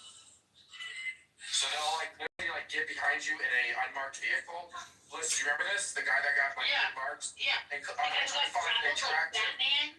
Yeah. Snatched. He got snatched with an unmarked vehicle. So they put a vehicle behind him and they snatched and stopped the vehicle all based off of flock cameras. But clearly they knew who they were looking for. This you don't know who you're looking for until maybe hours or days later. But once they know, yeah, then it's problematic. And then all the databases kick in, and the footage. So, anyways, if they pull this off and get a money, I mean, it's gonna be absolutely shocking. Maybe they're it's very hard. running out of this trust fund. That's for real. DIA. What could possibly go wrong? Your DIA data engineering interfaces, right? Here's your terminal.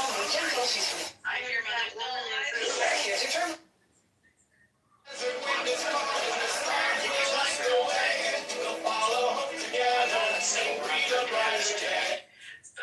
Well, you don't know which in the middle of the night is all I'm saying. Yeah, you can tell. My family thinks that maneuvering money around. I don't know. She's not have enough information to even communicate. I guess the New World Order is run by cows.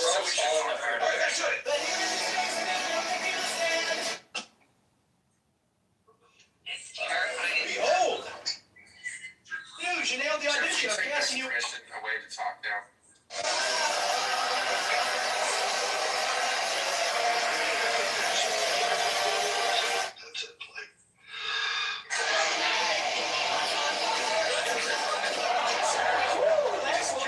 Single.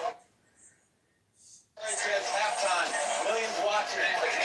It's John.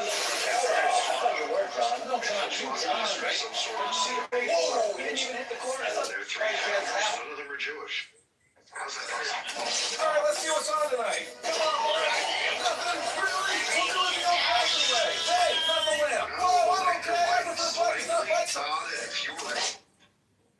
I love this crowd. Go white. Dude, you nailed the audition. The rock band singers. Oh, freak, I gotta turn around. Alright. Make sure it's legal. You know those cameras are watching you. We're thinking the same. No. Can you turn anywhere in Colorado unless it tells you you can't? I know for New Yorkers that might be brain breaking, but. Alright, let's see what's on tonight. Come on, Except for where it says you can't. It says you can't anywhere.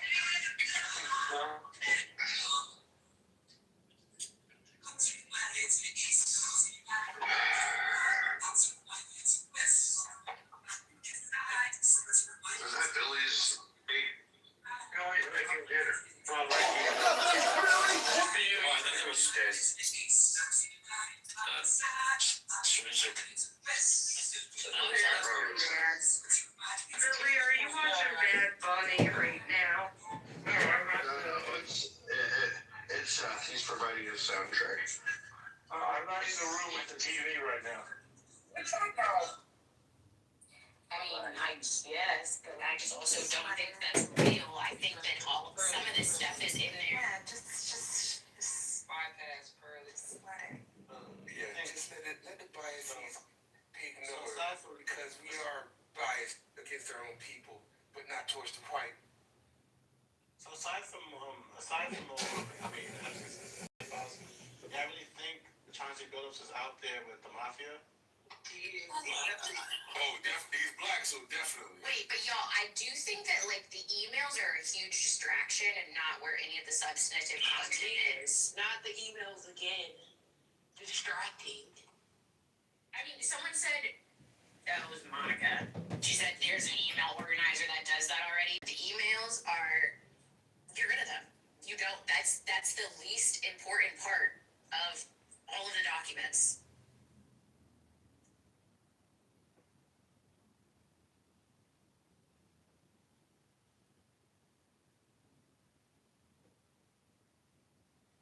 But also, if you really want to find some shit, just pick a random page. Somewhere, pick a random number, and go from there. A lot of times that's how I find the best shit in my discovery. Or start from the back. I'm serious. Defendants think they're so fucking smart when they put everything in the back. Like, I'm not gonna check there first, because I'm autistic. Hello? Hello? Check the back. That's where they put all the things, because they don't think anyone's ever gonna look all the way through. The stuff at the very end. Hello? Anything. It's just random shit. Hello? You know, you want people to be brain numb by the time they get to the substantive allegations.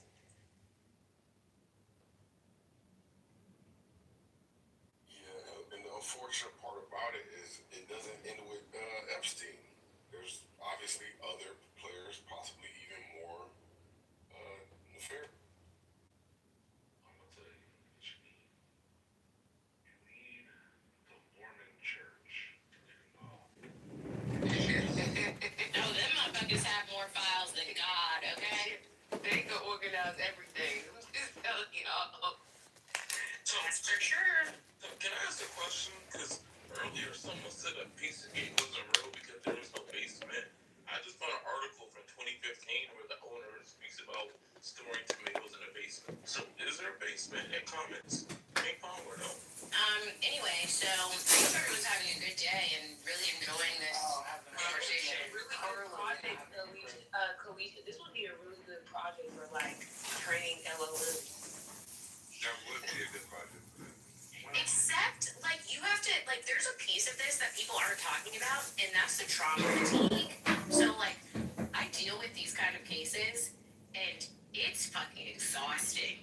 Even the secondary trauma from reading people's accounts of the things that they've experienced, this is horrible, horrible, horrible information that people are consuming in mass. I think is going to cause a huge problem, especially because most people are regardless, I don't think. Also, I think lots of people have their own internal biases, and that is going to determine the way they analyze these files regardless. I think you have to choose an empathetic, caring part of the population to be able to even start to go through these and make sense of them. And I don't even know if we have that anymore.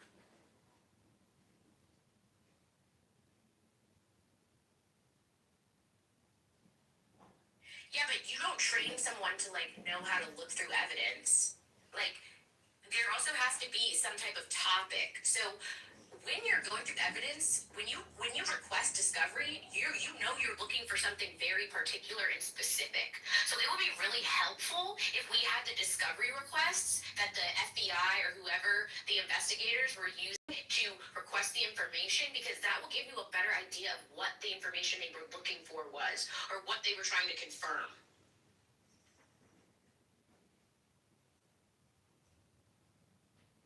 Democrats need to invest in a website that vets and structures and organizes all aspects of the Epstein file.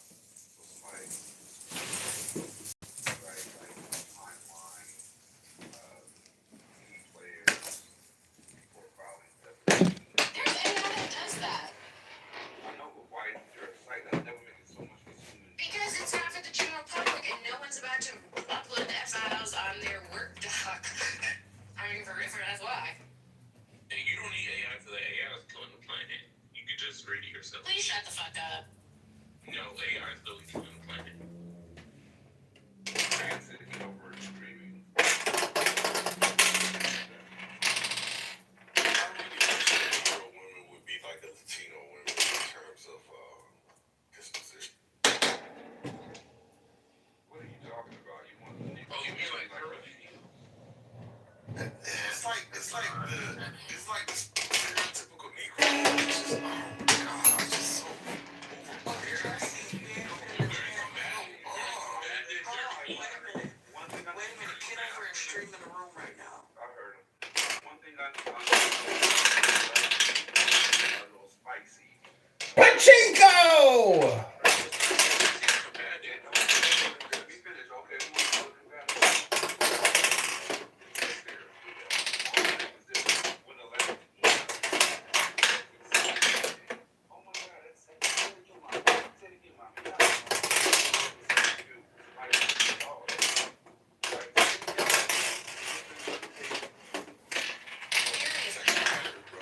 Context matters, and yeah. Feels like Pachinko! just goddamn it, come.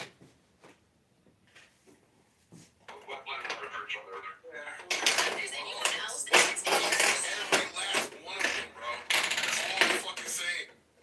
So what do you guys think about the fact that every other country is doing real inquiries, and the United States is just kind of diddling around? I mean, the United States government is completely inept, especially. Well, no, don't talk about the government. Okay, so why do we think the Biden administration didn't release these? Ooh! There's a slingshot up your ass. Hello? Where is the George W. administration? Hello? Sorry to interrupt, but what do you guys think about Deepak Chopra being in there? The same thing I think about the Dalai Lama being in there. We know they do weird ass shit to kids. We've seen all the fucking signs, and people just don't listen. Shit. Wait, the Dalai Lama's on the Epstein files? Yeah. Y'all didn't see that thing about he has 120 emails with him, and then some other weird stuff resurfaced about him kissing a kid. Yeah, I know he's a kid. Alicia is Deepak Chopra, not the Dalai Lama. The Dalai Lama's missing. Look at her spreading misinformation. Please shut the fuck up. It's both. Oh, both of them is in there. I just heard about Deepak, and I was surprised about that. So the Dalai Lama is also in there. My bad, Alicia. Yeah, that was stop my tongue. What the hell? Hello? Hello? By now, or kicked out. Hello? Alright, he brought his his kids to Epstein Island. That's that. Hello? Is it me you're looking for? Can you see me in your clubhouse room? Live streaming you, oh, just let it go. Hello, hello, just let it go. Hello, hello, hello. Hello, hello, hello. Hello, hello, hello. Hello? Hello?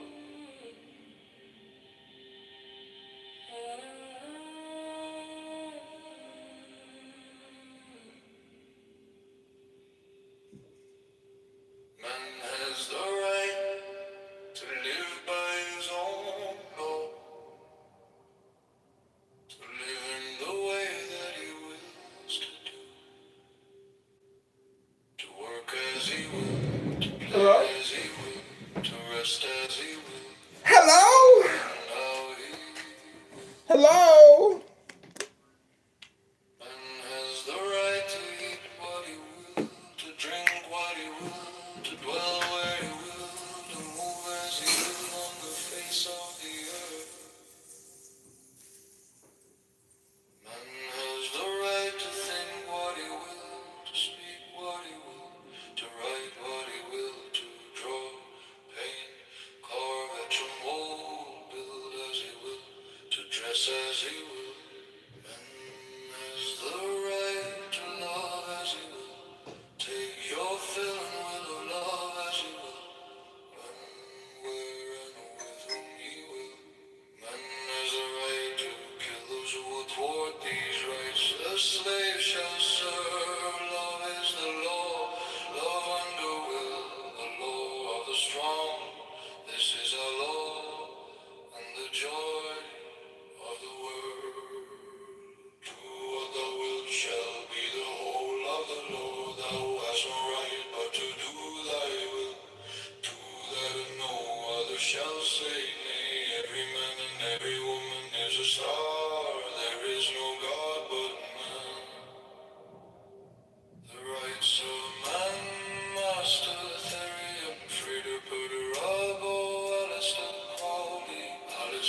Crowley, the Master, Alistair Crowley. Man has the right to live by his own law,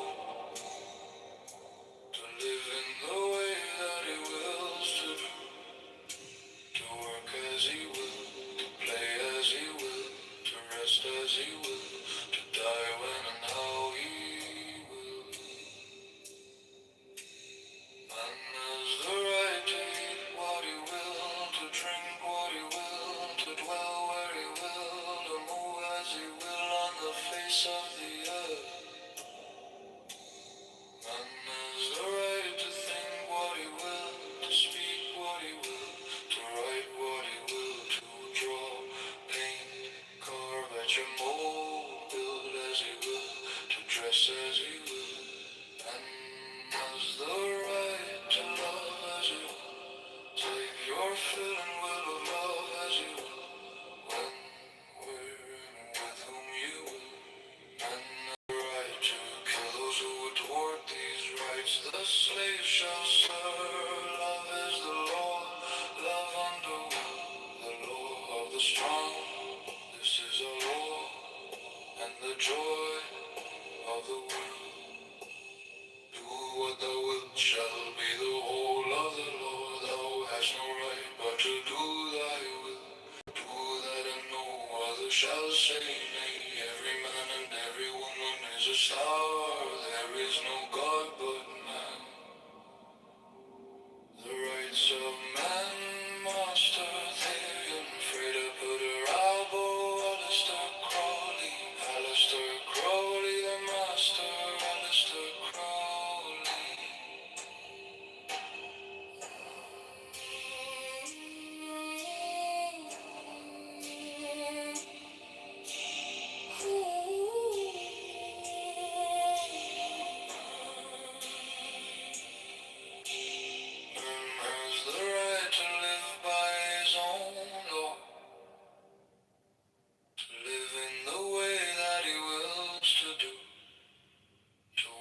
as he will, to play as he will, to rest as he will, to die when and how he will. Man has the right to eat what he will, to drink what he will, to dwell where he will, to move as he will on the face of the earth. Man has the right to think what he will, to speak what he will, to write what he will, to draw, paint, carve, etch, and mold, build as he will, to dress as he will. Man has the right to love as he will, take your fill and will of love as he will, when, where, and with whom you will. Man has the right to kill those who would thwart these rights. The slave shall serve. Love is the law. Love under will. The law of the strong. This is our law and the joy of the world. Do what thou wilt shall be the whole of the law. Thou hast no right but to do thy will. Do that and no other shall say nay. Every man and every woman is a star. There is no God but man. The rights of man, Master Therian, Freda Buddha, Alistair Crowley, the Master, Alistair Crowley.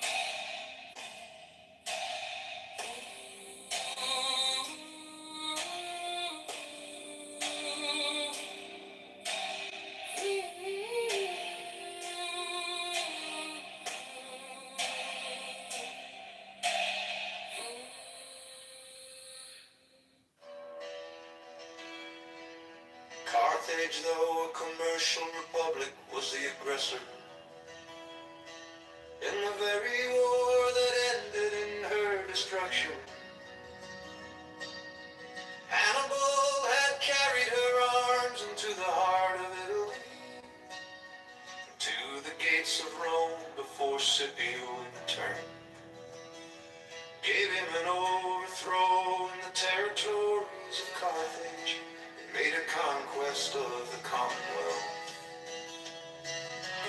Venice in later times figured more than once in wars of ambition, until becoming an object to the other Italian states. Pope Julius too found means to accomplish that formidable line, which gave a deadly blow to the power and pride of this haughty republic. The provinces of Holland, till they were overwhelmed in debts and taxes, took a leading and conspicuous part in the wars of Europe.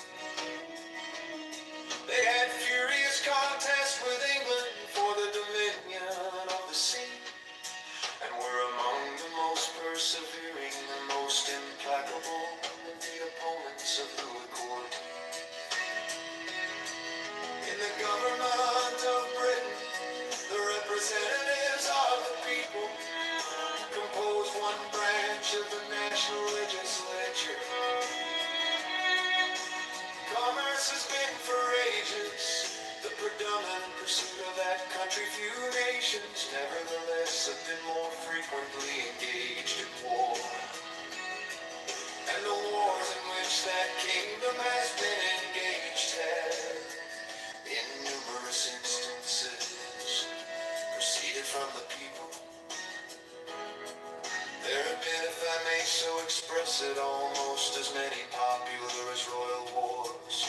The cries of the nation and the importunities of their representatives, upon various occasions, dragged their monarchs into war or continued them in it, contrary to their inclinations, and sometimes contrary to the real interest of the state.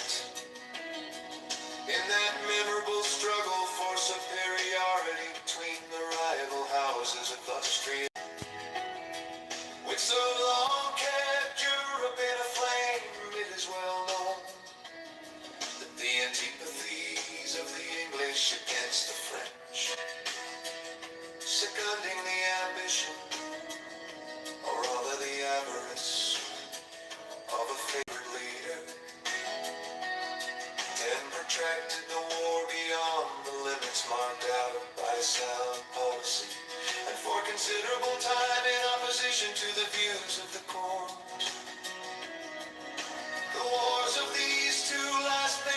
nations having a great grown out of commercial considerations. The desire of supplanting and the fear of being supplanted, either in particular branches of traffic or in the general advantages of trade and navigation.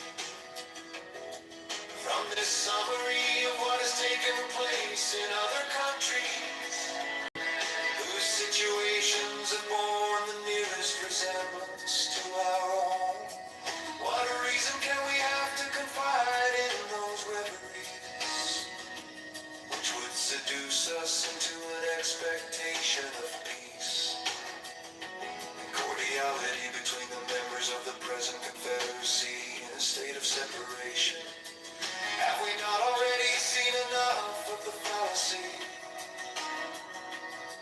and extravagance of those idle theories which have amused us with promises of an exemption from the imperfections, weaknesses, and evils incident to society in every shape? Is it not time to awake from the deceitful dream of a golden age and to adopt as a practical maxim the direction of our political conduct, that we, as well as the other inhabitants of the globe, are yet remote from the happy empire of perfect wisdom and perfect virtue? Let the point of extreme depression to which our national dignity and credit of some,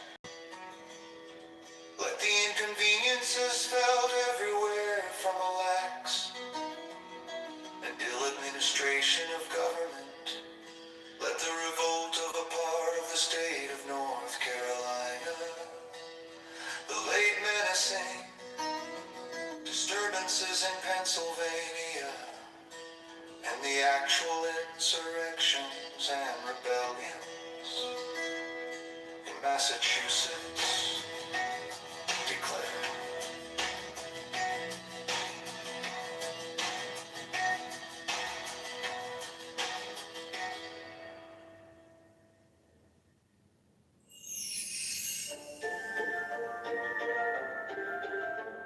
Santa baby, oh my little Santa baby, Santa baby, oh my little Santa baby, Santa baby, oh my little Santa baby.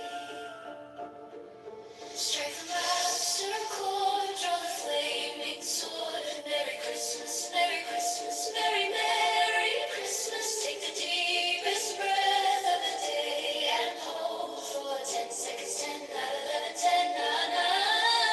Hold, hold, hold, hold, hold, hold, hold. Let it go, go, go, go, go, go, go. Santa baby, oh my little Santa baby, Santa baby, oh my little Santa baby, Santa baby, oh my little Santa baby. Strike the master chord, draw the flaming sword. Merry Christmas, Merry Christmas, Merry Merry Christmas. Take the deepest breath of the day and hold for 10 seconds. 10, 9, 11, 10, 9, 9. Hold, hold, hold, hold, hold. Let it go, go, go, go, go, go, go. Santa baby, my little Santa baby, Santa baby, my little Santa baby, Santa baby, oh my little Santa baby.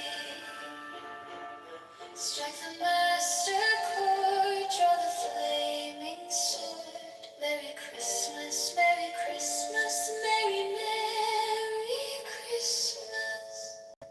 Take the deepest breath of the day and hold for 10 seconds. 10, not 11, 10, 9.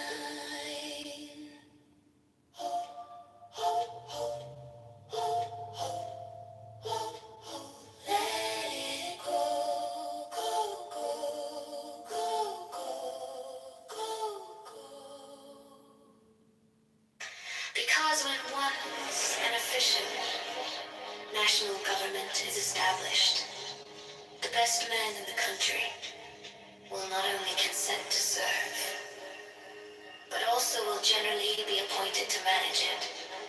For although town or country, or other contracted influence, may place men in state assemblies, or senates, or courts of justice, or executive departments, yet more general and extensive reputation for talents and other qualifications will be necessary to recommend men to offices under the national government, especially as it will have the widest field for choice, and never experience the want of proper persons, which is not uncommon in some of the states hence.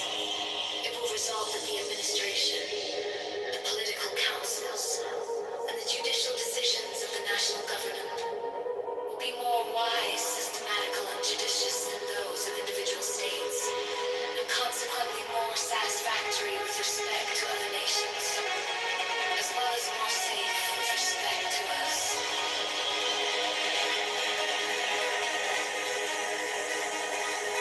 Because under the national government, treaties and articles of treaties, as well as the laws of nations, will always be expounded in one sense and executed in the same manner. Whereas adjudications on the same points and questions in 13 states or in 3 or 4 confederacies will not always accord or be consistent, and that as well from the variety of independent courts and judges appointed by different and independent governments as from the different local laws and interests which may affect and influence them. The wisdom of the convention in committing such questions to the jurisdiction and judgment of courts appointed by and responsible only to one national government cannot be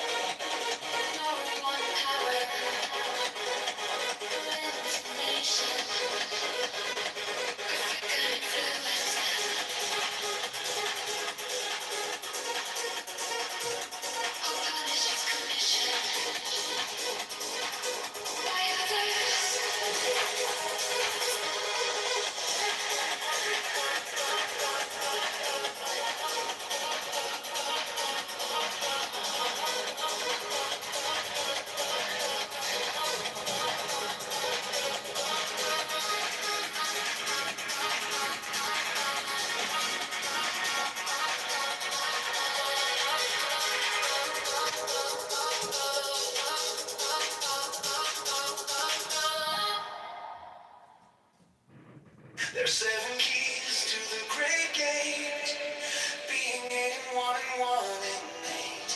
First, let the body of thee be still, bound by the cerements of will. Corpse rigid, thus thou mayst abort the fidget babes that tease the thought. Next, let the breath rhythm be low, easy, regular, and slow, so that thy being be in tune with the great sea's Pacific swoon. Third, let thy life be pure and calm, sway softly as a well to live be bound to the one love of the profound. Fifth, let the thought take finally free from sense, observe its entity.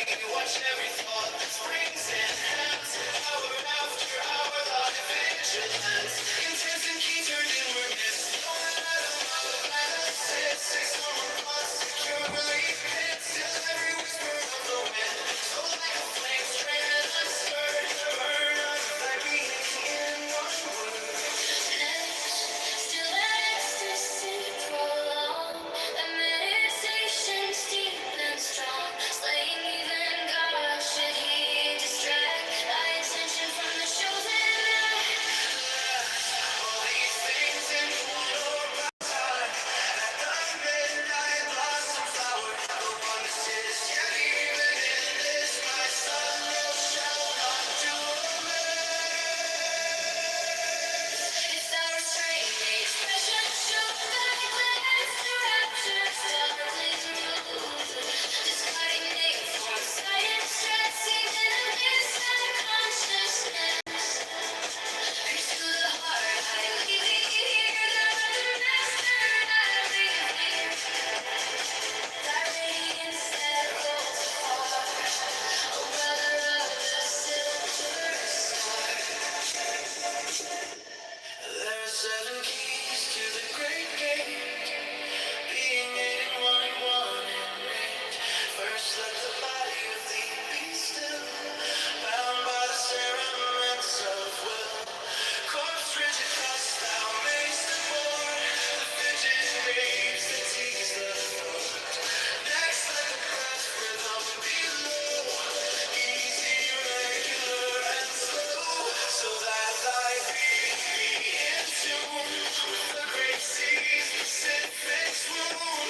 Third, let thy life be pure and calm, sway softly as a well till I be bound to the one love of the profound. Fifth, let the thought divinely free from sense of service entity. Watch every thought that springs and has hour after hour thy vigilance. Intense and keen, turned inwardness, no atom of analysis. Six silent thoughts securely pinned, still every whisper of the wind. So like a flame straight and unstirred, burn up thy being in one word. Next till that ecstasy prolong, thy meditations deep and strong, slaying even God should he distract thy attention from the chosen act. Last all these things in one are power, time that the midnight blossom flower, the one that sits yet even in this, my son, thou shalt not do amiss.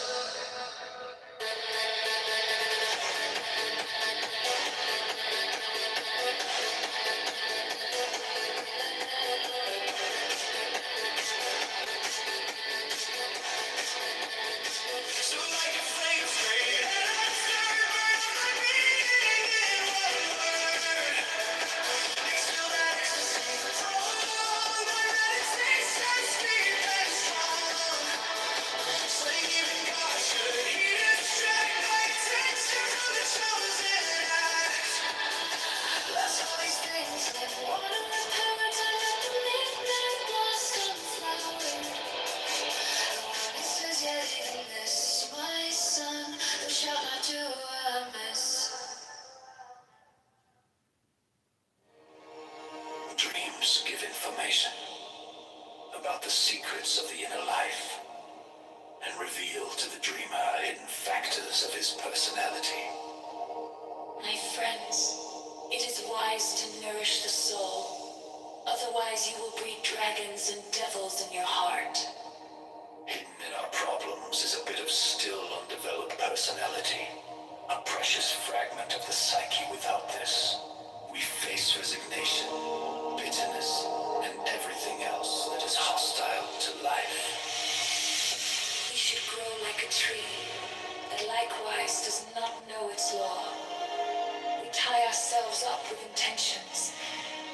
mindful of the fact that intention is the limitation, yes, the exclusion of life. You do not have an inferior function. It has you. For underlying all philosophies and all religions are the facts of the human soul, which may ultimately be the arbiters of truth and error. Our biggest problems cannot be resolved. They must be outgrown. The fool is the precursor to the savior.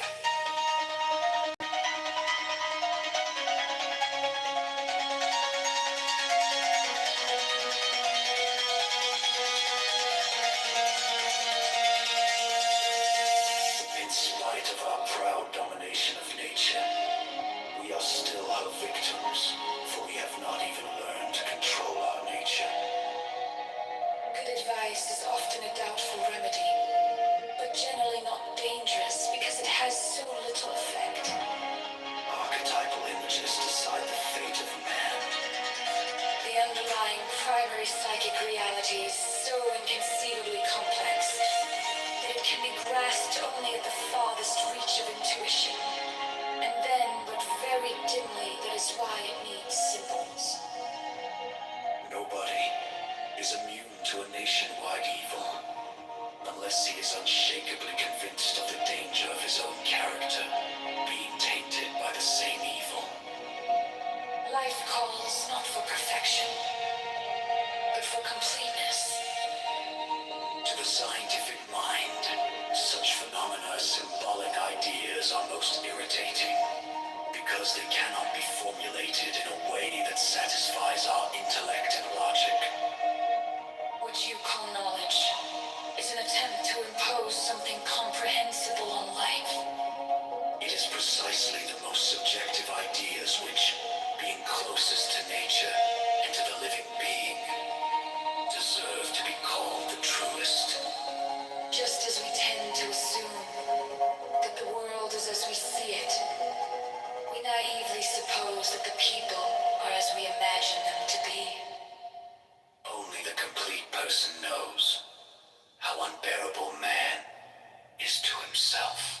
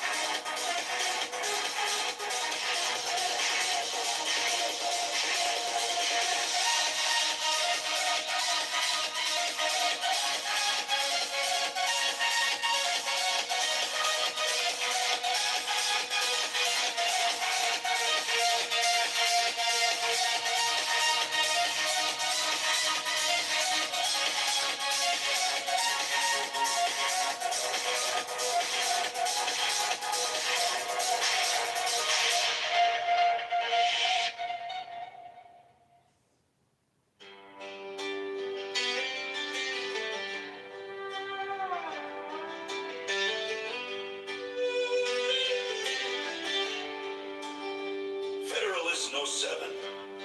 The same subject continued, concerning dangers from dissensions between the states. For the Independent Journal, Alexander Hamilton. To the people of the state of New York, it is sometimes asked, with an air of seeming triumph, what inducements could the states have, if disunited, to make war upon each other? It would be a full answer to this question to say, precisely the same inducements which have at different times deluged in blood all the nations in the world. But unfortunately for us, the question admits of a more particular answer. There are causes of differences within our immediate contemplation, of the tendency of which, even under the restraints of a federal constitution. We have had sufficient experience to enable us to form a judgment of what might be expected if those restraints were removed. Territorial disputes have at all times been found one of the most fertile sources of hostility among nations. Perhaps the greatest proportion of wars that have desolated the earth have sprung from this origin. This cause would exist among us in full force. We have a vast tract of unsettled territory within the boundaries of the United States.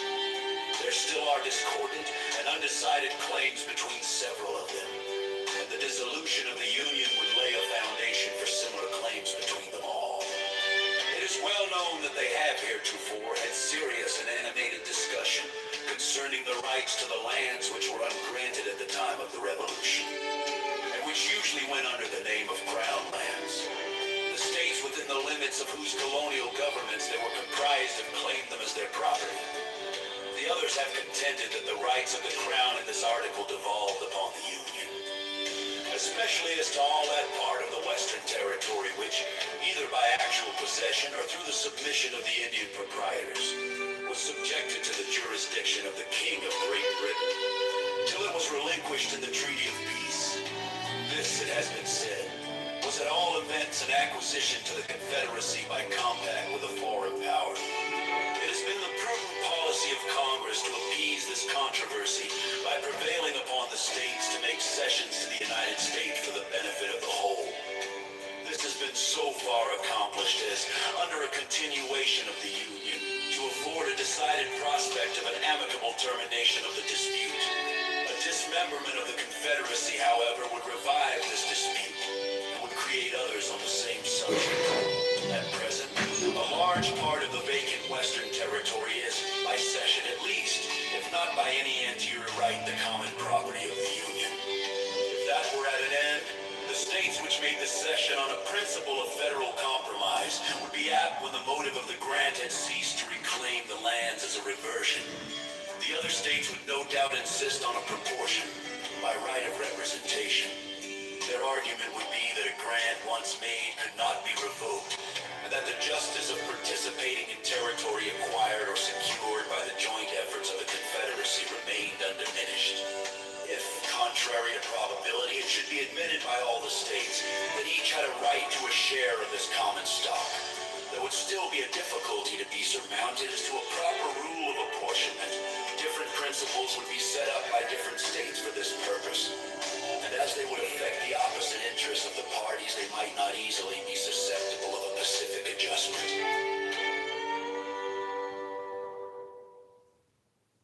I need to be free of those telling me what to do in order to attain my real fulfillment. If I suppress my sensual impulses and urges, I may do harm to my natural development.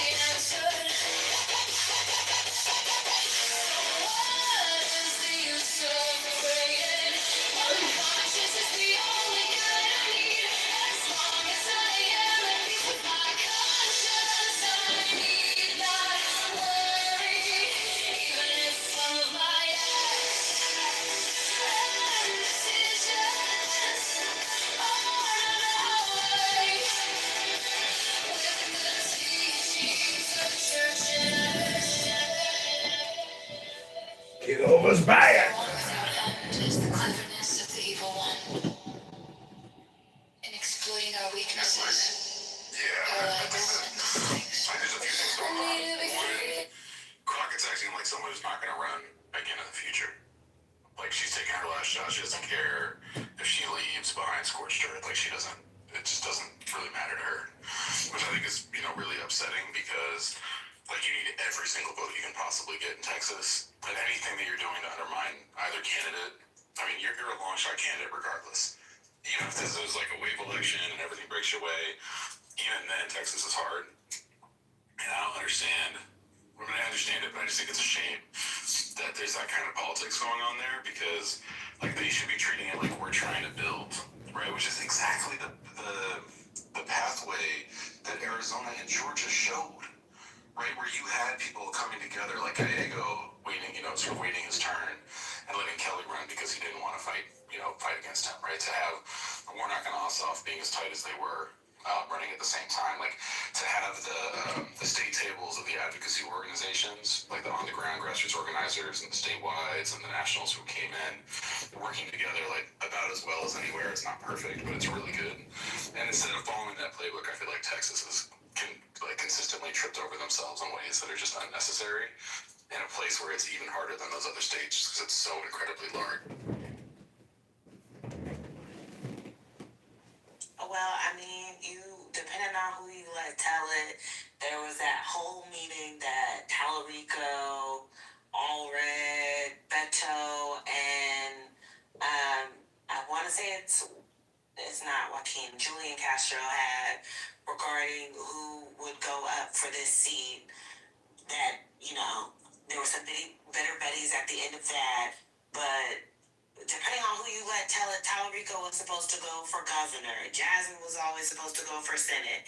You let other people tell it, Tallarico was thinking about going for Senate. He called Jasmine to ask whether or not she was going to go for anything or go for the Senate seat because he didn't want it against her. She said she wasn't. He went ahead and put his hat in the ring in September. She puts her hat in at the last minute on the day of filing, and here we are. Like, it's all just a mess. These people don't want to win. They don't like to win. They're just here to dance. Yeah, and part of the problem is that these state parties are so incredibly weak. Like, I don't know how many people they have statewide in the Texas Democratic Party right now, but I would bet you that they've got less than 10 professional staff. And when you're that weak, like, you can't step in to fix these kinds of things. So, like, Beto, who's raised, probably somewhere close to 100 million, maybe even more than that, ends up being massively powerful, right? Colin Allred ends up being massively powerful, but they're both candidates that made major mistakes in their runs. So who's supposed to, make them own that or learn from those mistakes or somehow carry forward some kind of cohesion when there's no real power center? And I think that's, one of the things that Arizona and Georgia did better was actually build power outside of the party, that the candidates ended up being better off tapping into the structures that were made by the year-round advocates rather than depending on the state party. And the state party eventually got on board with all that, and I think did a good job of that. But I have not seen that happen in Texas. Now, man, how many times have I said Texas needs infrastructure? Infrastructure. Absolutely.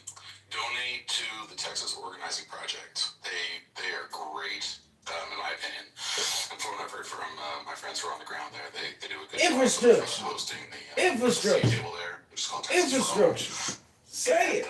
Them holding space for people, building power from the Rio Grande Valley to whatever, all across the state.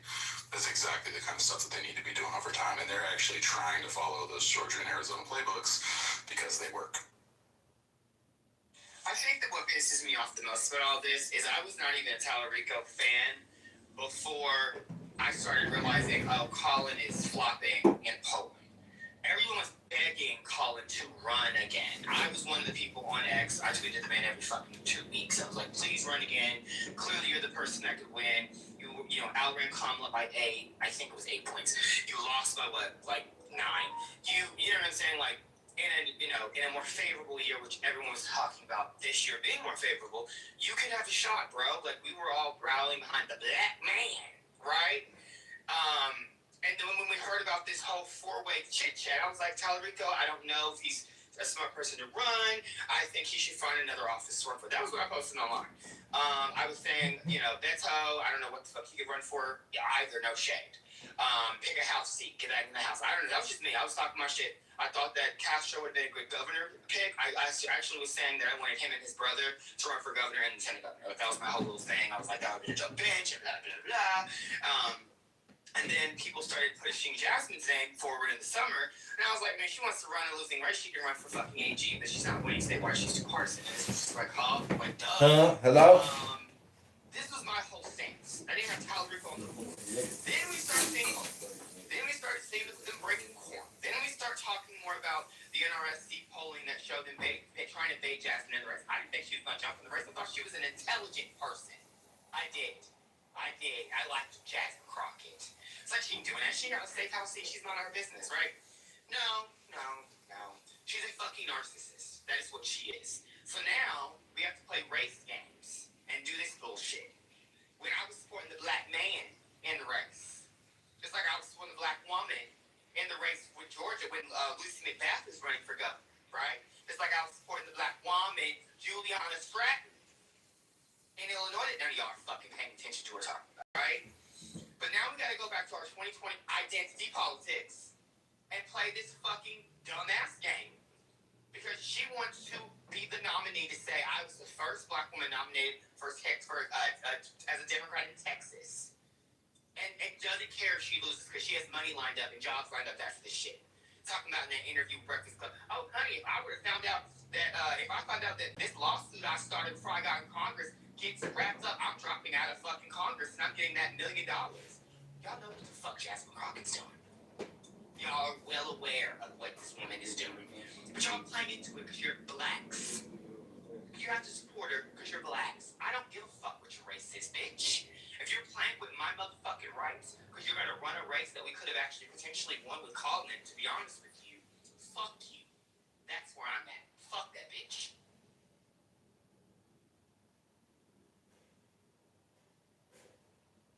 This is a slight aside, Matt. Y'all are just gonna have to indulge me 1 moment, please, Matt. You heard about the Roni reboot on E, right? Silly. Did you see or hear about the Roni reboot that they're doing on E? Listen. Tell me that earlier a few days ago, I saw their little video. I was like, okay, this is gonna be cute. I hate that Kelly Ben Simone is gonna be there, but the rest of the girls, I like them. This is gonna be very interesting. Oh, Jill's gonna be back on the television for the first time in damn near 20 years. Okay, this will be very interesting. And then in one day, sister fucks up the thing that she's been waiting for 15, 20 years, to be back on television, to be that girl again, to be able to be a star in the way that she wanted to be because she got eclipsed by Ramona and Bethany Frankel, and she fucked that up. Why? By opening her yap about fucking Bad Bunny's Super Bowl. Hello?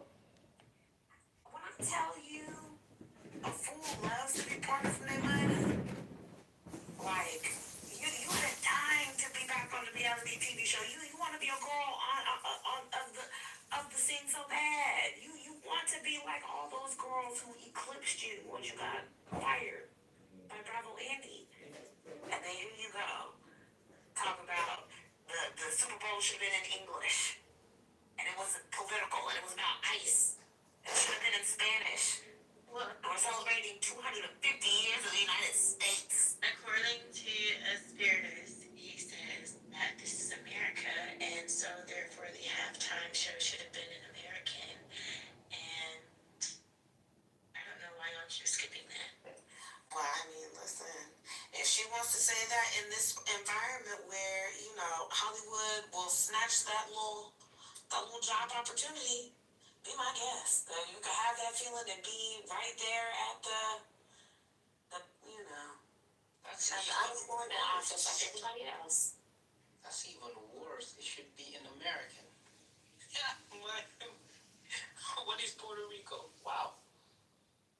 Oh, Matt, did you see the new video that Graham Plattner put out? Basically, Susan Collins saying that she's only gonna be a senator for 2 terms, that she believes in term limits. This was 30 Yeah, I years saw ago. that shit. Yeah.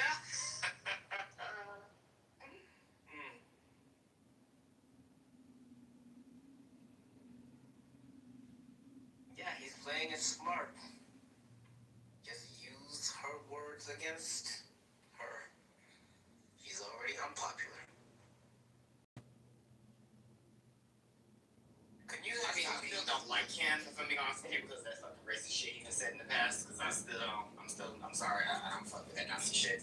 But, I mean, obviously, I think he, unfortunately, is the better candidate between him and Janet Mills, because Janet Mills is a dying fossil, walking and talking. And she's also a lesbian who pretends to be straight, and she, like Dan, I think Dan's here, like Dan said, is in the cabinet. Sure. You know what, Matt? That's actually hilarious because that is actually very on brand for Maine. I'll go on. I was gonna say like Lindsey Graham pretends to be straight, or Mike Pence did. Lindsey Graham, I mean, everybody knows. It's an open secret at this point. But no, it's hilarious, Matt. Like, the amount of closeted Mainers out there, it's a thing. Also, Marshall, what's good? I don't think I've ever been in a room where I'm a mod and you're not. Dude, I'm good. I was with a buddy right now. We're best bud bowl. Yeah, life is good. So Nice. I'm happy. How about you? Same. Can't complain. Life feels kind of full right now. Very grateful. Ramadan is next week, so you won't be seeing as much of me on here. Yeah, but the How long does that last? 29 or 30 days, depending on the moon. Oh, okay. So you can be on here at night or something? Technically, Or is yes, it? but I'm gonna be busy prayer and stuff, so you have to fast during the day and you're allowed to eat at night, if I recall. Feed it either, if I recall correctly. Yeah, that's the holiday at the end, Eid al-Fitr. Yep. Eid al-Fitr. I was asked several times by both mosques in our town, because I had made some friends with those folks, to come eat with them, and it's just been an amazing experience, I will say. Oh yeah, that's actually what I'm looking forward to the most. Breaking the fast at different mosques in the city. It's so much fun, and there's such great community out here. I'm glad you had that experience though, and everybody else on here, if you're not Muslim, I recommend at least once go to an iftar. If not in a mosque, go to a friend's house. You won't regret it.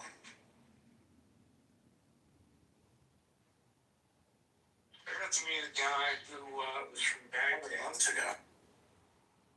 You would love it, Scotty. It's an amazing thing. All the food you can stuff yourself with, and all of the grandmothers to stuff you full of food. Sadly, my mom is in Senegal for the month, so I won't get to benefit from her cooking.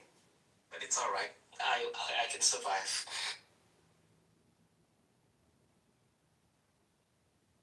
I love the chat is still on. You know, I don't think I've said this before.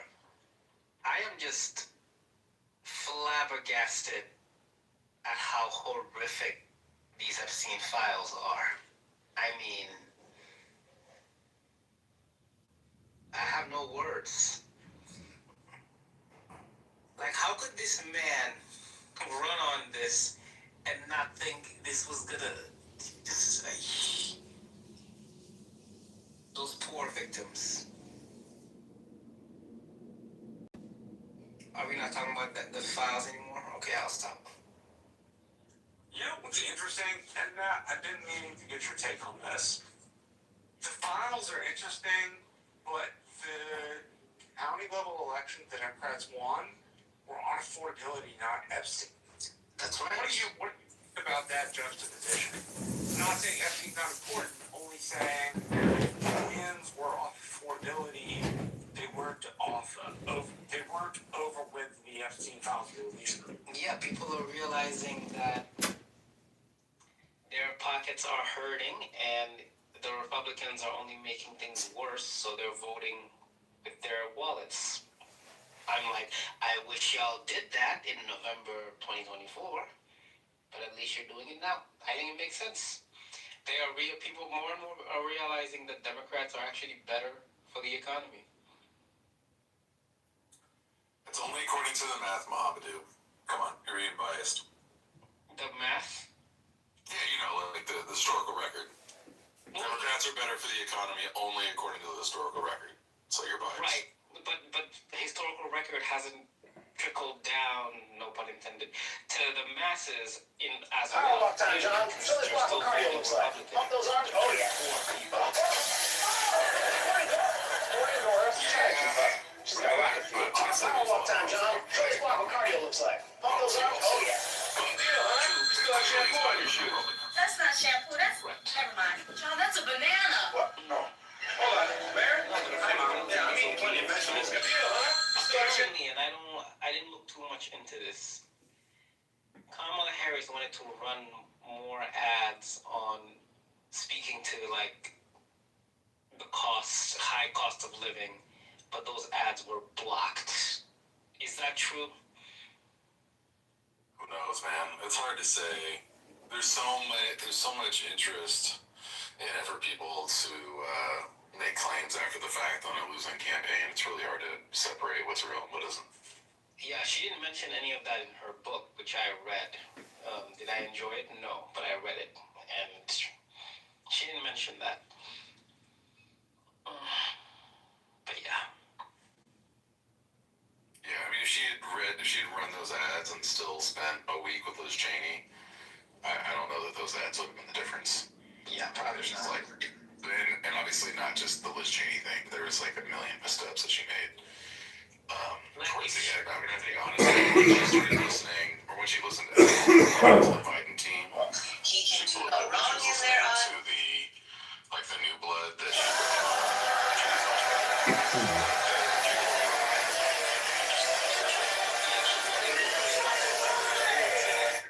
They set her up to fail, basically.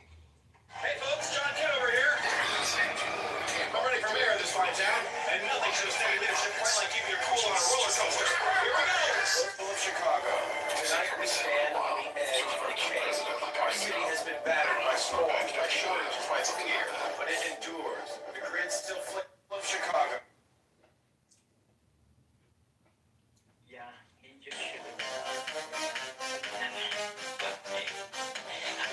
the guy who got paid $8 million thought, he definitely could win again. So I'm gonna build a bridge between our nations and maybe share a donut or two. Salam, who's been called us a trash can. It sounded very confident. People who forget names seconds after hearing them, it's not ADHD, it's an untrained brain.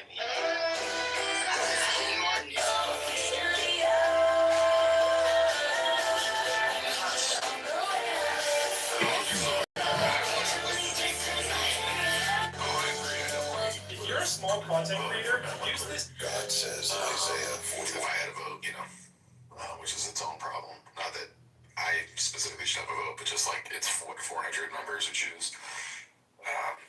That's not good. But yeah, I mean, he's been the real deal. Like, he actually has done a lot of work on the ground, and he's run a lot of races. Like run regions and states and things like that. Like, he's got, bona fides. But the problem is that the way the DNC is structured, it's very hard to get things done when there's 7 or 8 national democratic institutions that are all competing for their own slice of power. And From the smell of the mum. Yeah, they also know if the dog has been neutered or not by the smell. it's great. The biggest problems that they have is I don't think there's a DNC chair who's going to fix the structure. Yeah, hit music, and now you can play the song. Just hit play. Okay. Discussing South Carolina and Iowa going first. Why are we still discussing that? When everyone knows it should be either Michigan, Nevada, North Carolina, Georgia, like it should be a swing state. Like it should be multiple swing states. Like why are we still talking about, I'm sorry, blacks, I know y'all gonna be mad, so block me again, because you already blocked me over Jasmine. Block me over fucking Clyburn. Why are we fucking centering South Carolina, period? We should be in North Carolina, we want to go to black niggas and all that shit, go to fucking Georgia. Why are we still doing this? What we should be doing, we should be leading with a state whose demographics represents the demographics of the country. Yeah, but if you want to test the waters with black voters in the Democratic Party, go to Jersey. I'd be New Jersey and Illinois. Yeah, Illinois. I don't think we should go to Illinois because it's not swingy enough for me. If you want to make that I would prefer a swing. I'd prefer a swing personally. Yeah, Georgia, like what's the term? Just in terms of demographics, if you're talking about countrywide, what the ethnic makeup is most similar to the ethnic makeup in Illinois and New Jersey. Yeah, I think New Jersey, for me, represents the U.S. pretty well. And New Jersey is not always a reliably blue state. Sometimes it gets purple. Sometimes it only goes purple. I mean, it only literally goes purple gubernatorially. It's not a purple state, y'all. I don't agree with New Jersey. I think I'm fine with staying in New Hampshire because New Hampshire is truly an old weirdo state versus New Jersey. It used to be way more Republican. Yeah. Sure. Also, you can't do New Jersey because it's way too expensive to run in New Jersey. Like one of the things you do want in the early places. Yeah, that's fair enough. I'm just saying that in those early locations, it's really important that you can run like an early primary campaign that doesn't take that much money. So there's a chance for people who aren't necessarily the wealthiest candidates to be able to run, because otherwise we're going to end up with a bunch of Bloombergs and Steyers and then like one good candidate, and that's it. Yeah, I just think that for me, it's either Nevada, Michigan, Georgia, or North Carolina. And it really should be a couple of them going first, not just one. Like, you should be fixed, like you guys said, demographics. I would pick Georgia if you want to focus just on black voters first to see who can, test the waters there. But I would even make it to where both of them are on the same day. So you're like, who can appeal to black voters, also who can appeal to, like, other voters in maybe at Nevada, like where it's Latino heavy. I don't know, because you're going to be needing to focus on Latinos. They're the swing voter now. So that's just me. I mean, what do I know? So. Yeah, I think you just go for the smallest swingy states. Right? I mean, that makes sense, and they happen for the Democratic side to be relatively representative when it comes to the diversity of the country, right? Exactly. Which works out great for now, and it will probably stick that way for a while to come. And if you need to adjust it, then you adjust it down the line. But Nevada and Arizona make a lot of sense. Neither one is that big. They represent a certain kind of state that you definitely don't need to win. North Carolina and Georgia are a little bit bigger, but I still think you could do those just because they're so important. Iowa in the Midwest is like not a bad one to go after. Minnesota's another one it's not swingy yet, but it's kind of been teetering a little bit, although Trump probably fixed that. I think if we win 3 of the 4 congressional seats in Iowa, I'm fine with saying Iowa. Otherwise, I think we need to go to Kansas or somewhere else. I'm sorry. Iowa, to me, is just too white, and it's just, to me, like, we're going to go to the Midwest, go to Illinois. I mean, Iowa used to be purple. Yeah, we're going to see if it goes back purple this year. No, but I mean, the benefit to y'all's point about Nevada and Arizona being first is that so much energy, time, money is put, and just ground game and retail politics are put into these states. So, having them set, the groundwork there early in these swing states for Democrats, I think is fantastic. New Hampshire, They have now fucking and it's freezing.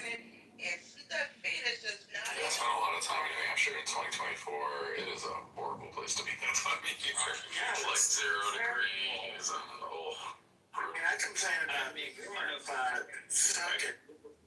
I make fun of my friends from New Hampshire saying it's that state you drive through to get to Maine. Well, it's true. You don't have to drive through that much. I'm sorry, what? Who's going to Maine? Anybody driving through the world? Anybody? Who's going to Maine? I mean, I go in the summer. Kind of fun. If you're in New Hampshire, you might want to. Yeah, Conquest, Oh Leslie. my God, this is some white people stuff. Because I am not going to Maine. You know, Maine always has trouble finding talent. Like other states, there's high. Mainland's old. Yes. They have a real demographic problem. Actually, Iowa has a similar problem too.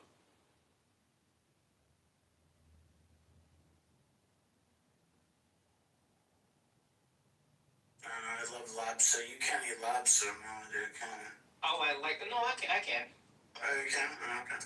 I didn't know how it works, but I love lobster. Yeah, we can eat seafood. Yeah. Nice. Oh, wow. Huh. How about that? So I will admit, I'm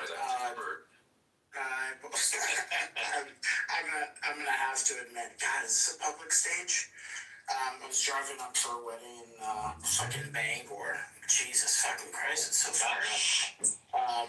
Anyway, and that was a terrible drive. I took a flight back. That's how bad it was. I was like, I'm getting on a plane. I don't fucking care. Anyway, it's gorgeous near Bar Harbor. I flew out of Bangor though. But anyway, up to 95, just getting into Maine, I think, there was a McDonald's and they had a sign for the McLobster. So I took one for the team and I got a McLobster. Thank you very much. Very nice. Yeah. No, it's. It is a thing, and by the way, it was actually pretty terrible, but I felt like I had to do it just so I could let people Yeah, know. you don't. Was it watery? McDonald's. It was so watery. A fucking McLobster. That's insane. It tastes like water. Not good. It tastes like water. Yeah, there is one place in Wisconsin that's very hyped. They claim to have the best lobster roll. It's not true. It's just very hyped. It's about 40 minutes north of Portland. Yeah, I mean, Maine is actually beautiful. Acadia, it's gorgeous up there, and I do love lobster and seafood. And if you've been to a proper clam bake, like a real New England clam bake, it's fucking incredible. It's the best thing they offer for food up there. But, you know, man. Yeah.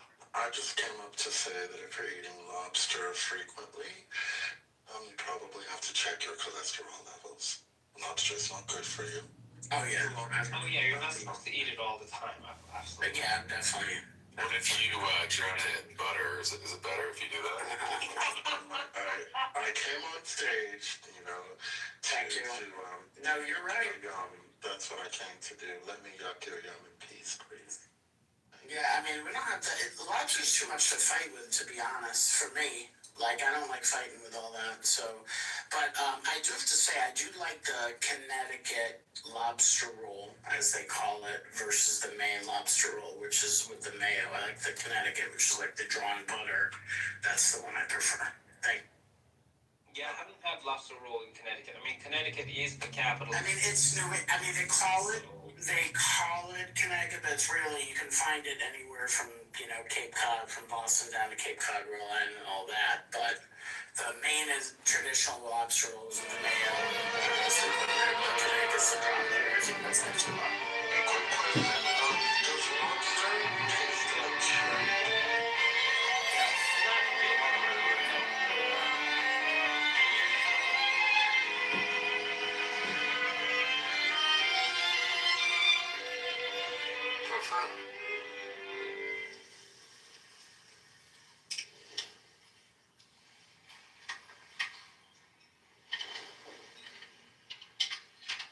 Fingers.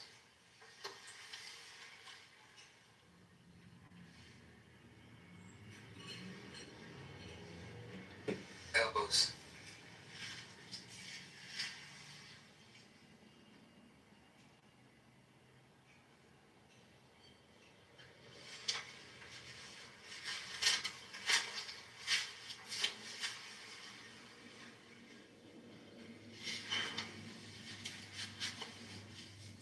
Would you like me to show you my belly? No. I remember your belly very well. Smile.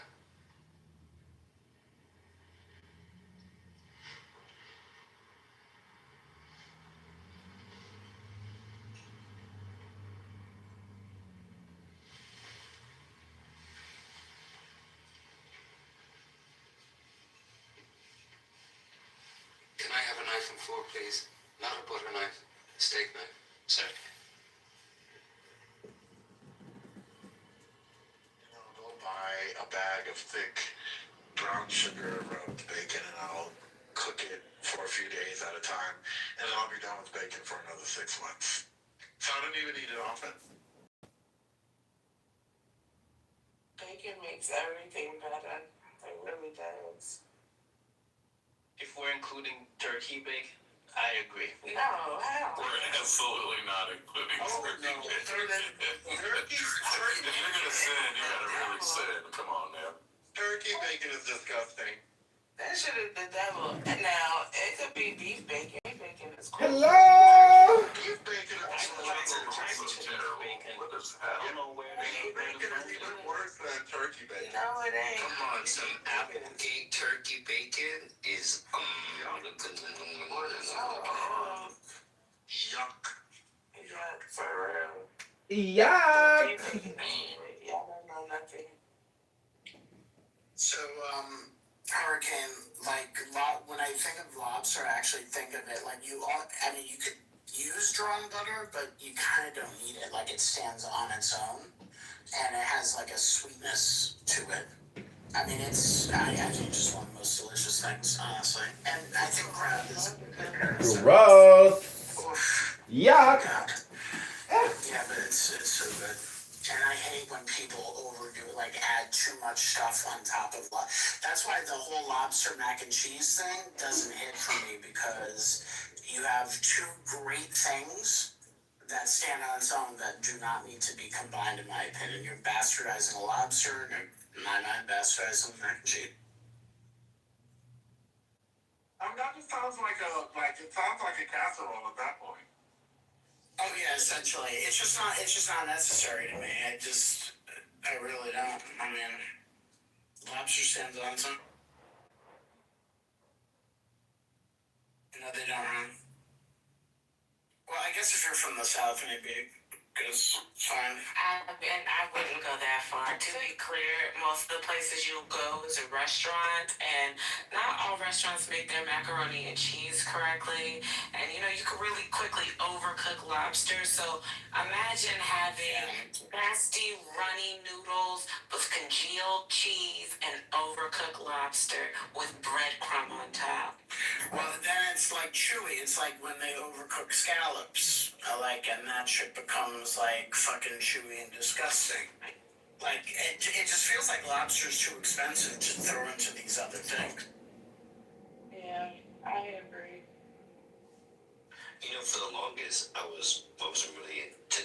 I was at a conference that they had the Beyond Burger, and I gotta say, like, it's actually kind of tasty. Beyond Burgers. Get out of here. You heard everybody talk about lobster. It's like the nerve in you to say I'm not saying you do it full time. I'm just saying it wasn't that bad. You heard everybody talk about lobster, and you turn around to talk about a Beyond Possible Burger. We're talking about meat, and here you go. Well, I had a plant patty, and it was really good. Where we had the conversation before, Brooklyn, about slutty vegan, and they use. Do you ever try it there? Yeah, they use Impossible Burger. I think it's shrimp. Yeah, it's. Oh man, it was such a disappointment. What is a vegan shrimp? That shit don't make no sense to me. Like, you might as well just eat a plant. Exactly. You should just say what it is. I don't think people are vegan unless they eat fucking vegetables. Any of that other shit, you might as well eat meat. What's wrong with these people? If you have to say food is something else, it's not worth eating.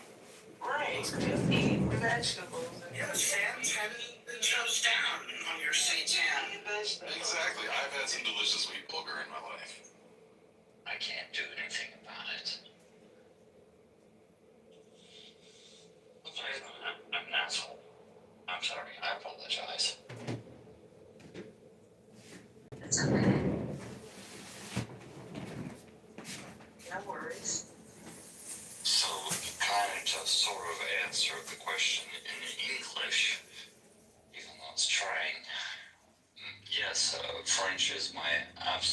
language.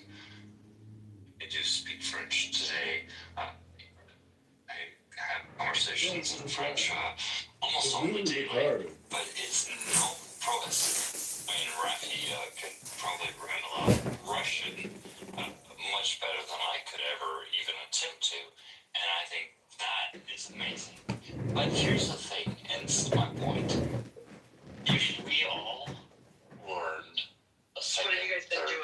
fifth, right? What have we been talking about? Listening to this. A long time? I was really just trying to make a point that if we all.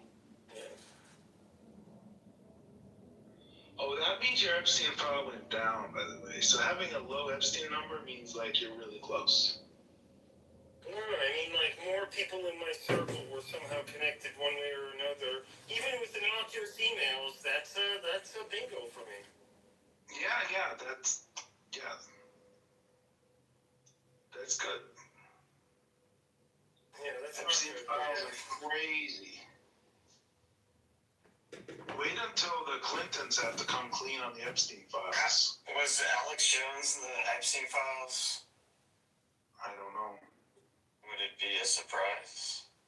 No. But who would it be a surprise at this point? Gandhi? Been gone for a while. Deepak Chopra was in the Epstein files. He's no Gandhi. Are there any Nobel Prize winners? Well, that's a good question. I bet Stephen Hawking, right? Yeah, did he win a Nobel Prize? I think He was famous for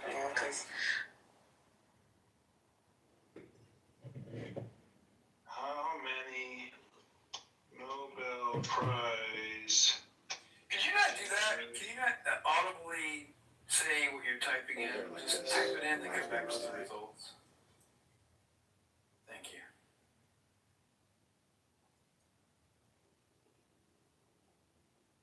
Desert, I move with thee.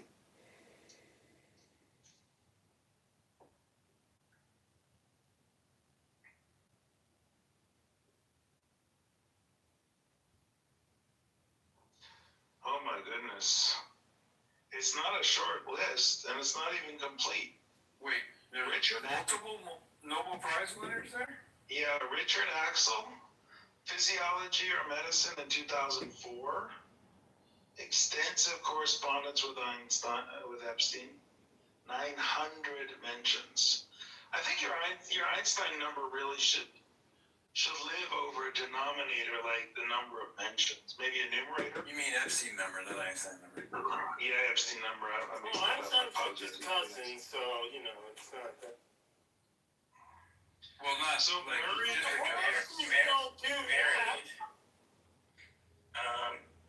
There weren't as many people on the planet back then. The fuck are you talking about? Cousin, I was kidding. just stop it. I was kidding. Physics in 1969. He thanked Epstein. Your Epstein number, the denominator should be the number of girls that they were allegedly spoiling. I don't know that shows up in this. Frank Wilczek, Physics 2004, IT professor. Received funding and attended events. In there? Not so far. Gerald Edelman, Physiology or Medicine, 1972, regular attendee, organized by Brockman, which Epstein often funded or attended. Paul Nurse, Physiology, 2001, reports Lizane Maxwell forwarded Epstein an invitation to a dinner celebrating Nurse's work, 2010. Stephen Hawking, well, world famous. Hawking's never won a Nobel Prize. Fjorborg Jagland, I don't know. Oh.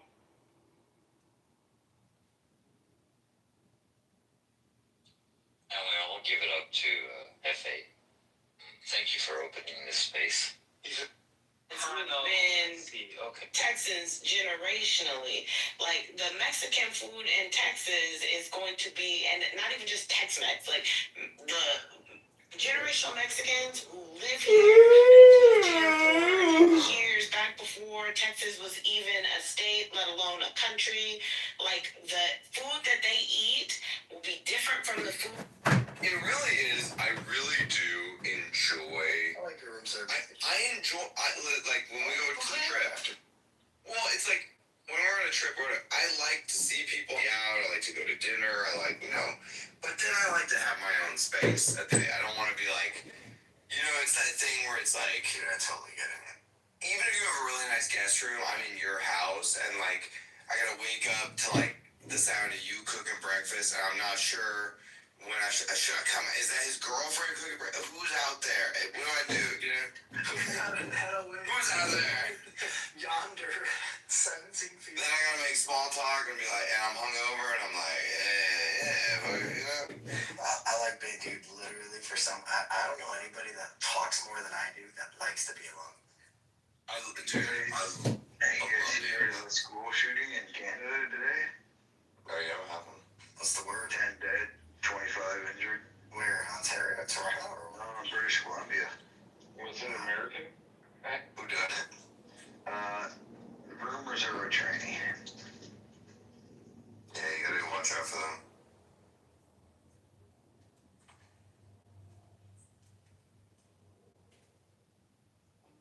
Oh, hey, you guys were right. I'm not an engineer. We know.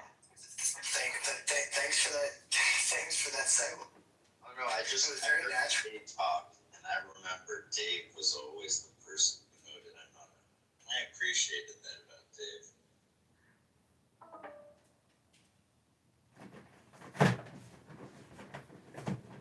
Thank you.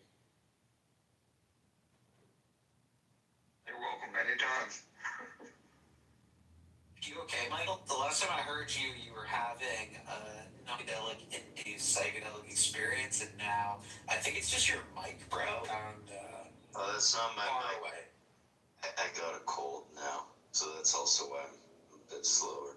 I see. What goes up must come down. I hope you recover quickly. You'll be back in a few days. Yeah, I'm sort of oscillating these days, we could say. You've been skipping out on sun in your balls, Michael? Well, since winter.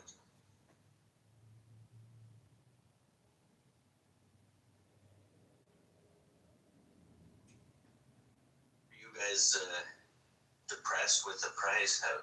How's it going? We're fine.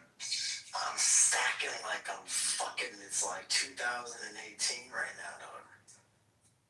Bear market stacking. Nice. Yeah, how's that working, John? With your coming, how's that then pretty much? They're stacking too, but I'm stacking me too. I'm stacking. They're stacking. We're stacking.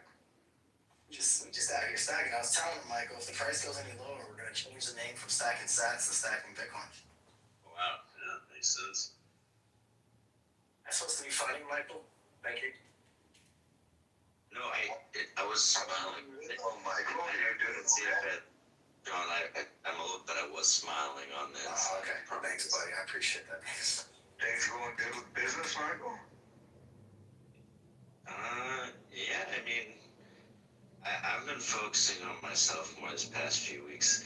All the business stuff I realized was kind of fake affectations. Just like your climbing career.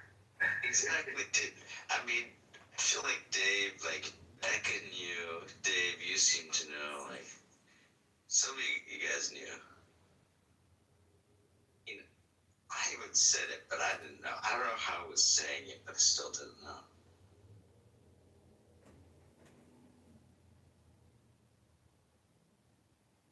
Just like, I don't even care about how business is going. I feel great.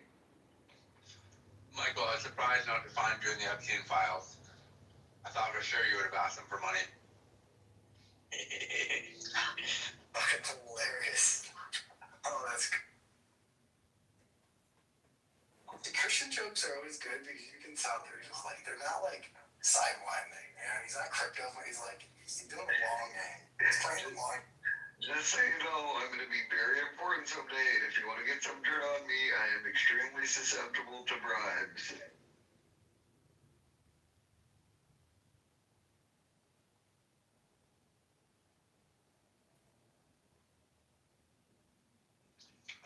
understand that one.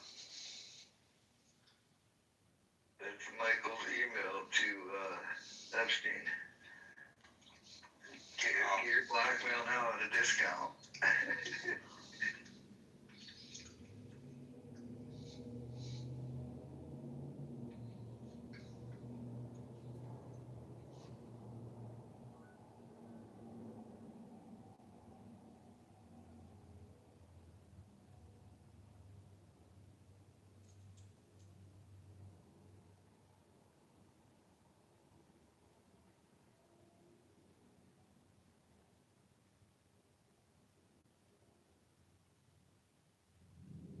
So what else is new? What did I miss? All-time high, and half of that.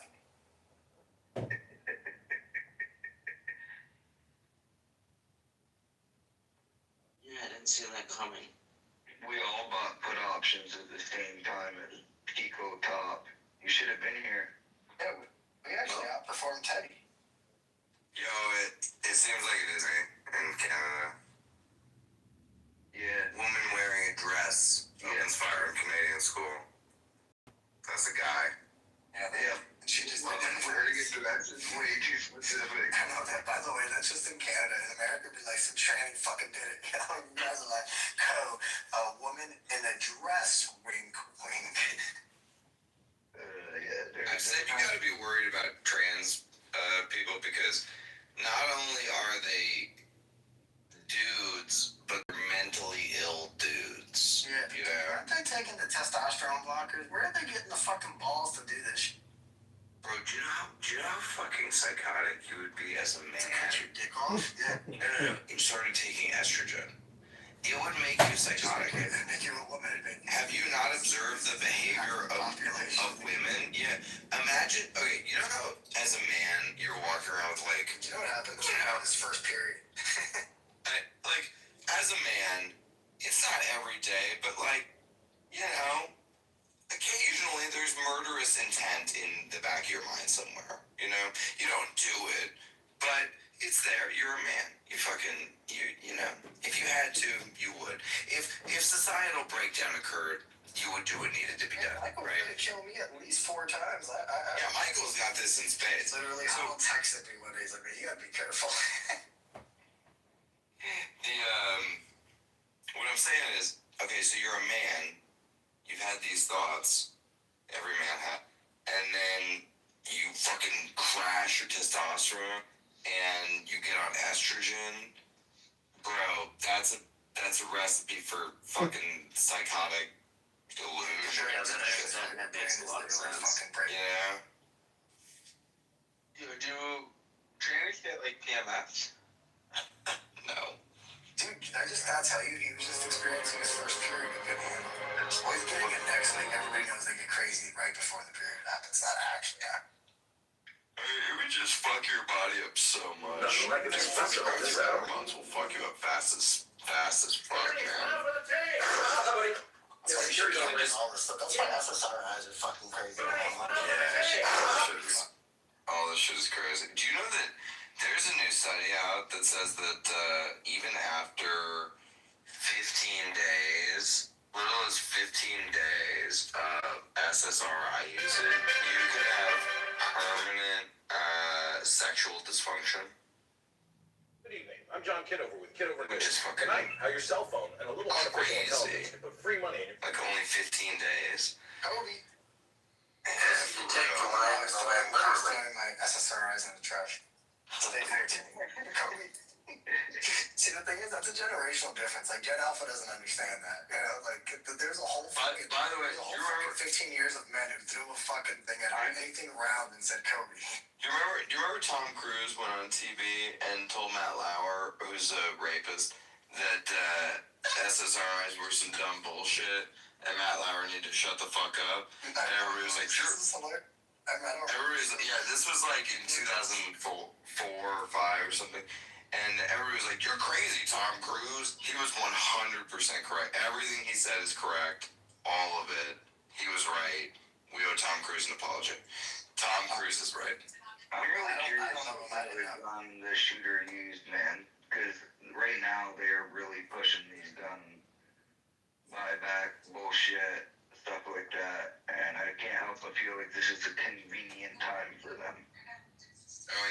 in society, bro. This is you guys are definitely gonna lose whatever little gun rights you still had. Like, you're fucked. Almost nothing left. Yeah. You're a whole nation of hysterical women. Shut the fuck up. No offense. Don't worry about it. Listen, you guys keep worrying about these little things, but you guys keep the second fair market price.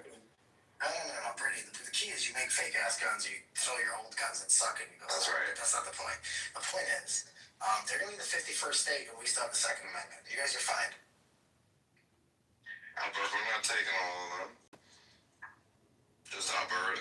You don't. Is that where all the oil is? Is that where all Alberta's based, I was told. Alberta's full of fucking Indians. Yeah, Indians. Hey, fuck the curry. Fuck the curry. We'll export those motherfuckers to Ontario. Don't sweat it. That's what we can relocate those. We can absorb them. They can go hang out in Dallas. Actually, you know the idea, Dave? We'll fucking put them with we'll put the Dot Indians with the fucking Indians and Feather Indians and put it on the reservations.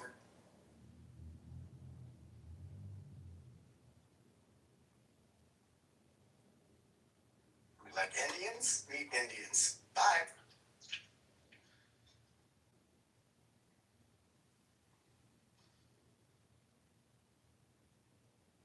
Dave, do you dislike Pakis more than Indians, or just Indians? I can't tell the difference, my guy. Like, it's always so weird when Indians complain about the Pakis. Oh, they hate each other. I'm like, you guys both smell. I know. Shut the fuck up. Yeah, I'm like, yeah, so we don't fucking, you guys are equally as bad. I never even know there's I don't think there's a noticeable difference. Shit, I walked into the sauna the other day and there's this guy and his wife. The fucking entire sauna smelled like straight up fucking greasy ass curry. And I didn't want to just walk in and walk out.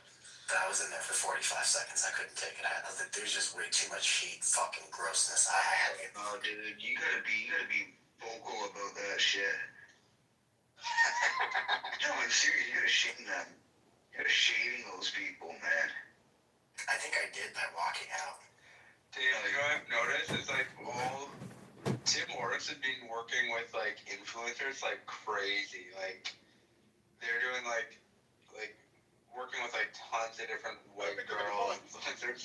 I think they're trying to rebuild their name. Maybe hire some white people then. I would love to hear this out. Suggest a reaction. Man, you stink like curry. That's inappropriate. Shame them. Make them know that it's not socially acceptable to go around stinking.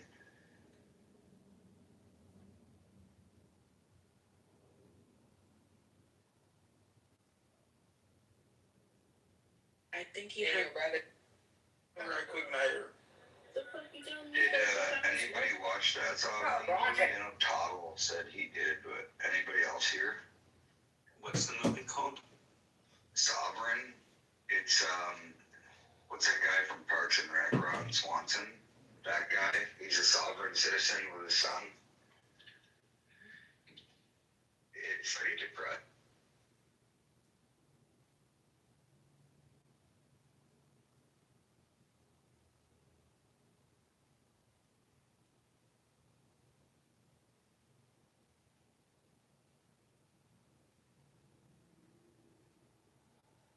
It's basically the same thing with love, meaning that the moment you stop looking for love is when you find it. So we're just trying to get you to reverse engineer and psyop yourself, because Clownhouse will psyop you if you don't psyop Clownhouse. Does that make sense?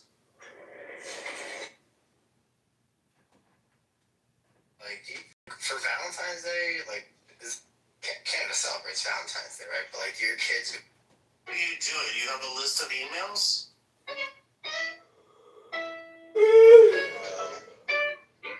I think you just kind of have to put the right query into the search bar, or No, I'm not using a search bar.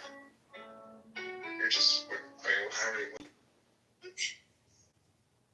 Lance, lands the plane somewhere over Nevada and circles forever, and the moderators sigh, the audience mutes, and that guy is just getting warmed up. You leave the room, you enter a different room, that guy's already speaking. No one invited him, no one stopped him, he's in the hallway. Anyways, I just... What are you talking about, Linda? What are you talking about? That's exactly what I'm talking about. Nothing. I made that up. What are you talking about, woman? Like a haiku, you know what it is. That's a what can I tell you? It was one of those evenings. Elena, could you do your due diligence, please? Yeah, I will. Please. Hold on. Uno momento. No problem.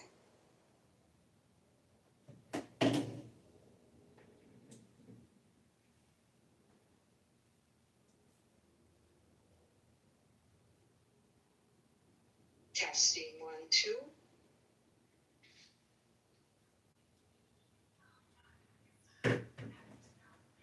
I'm not. Okay, well, you sound gay. So. What am I supposed to... Hello? How am I supposed to make this? Hello?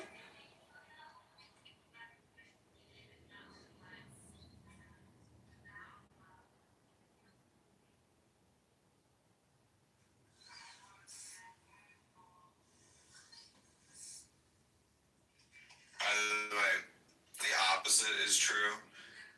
If you want to piss off a liberal woman, and she says my partner, you say, oh, what's her name? And then she'll have to go, oh no, it's a guy. And you go, oh, you said partner. Yeah, but it's a guy. And then you'd be like, oh, I thought you were gay. And then they're always like, no, I'm not. But it pisses them off just as bad because if it was a woman, they would like be so happy to tell you they're lesbian, but it's obviously not. So they to like hide the fact that they're straight. Anyway.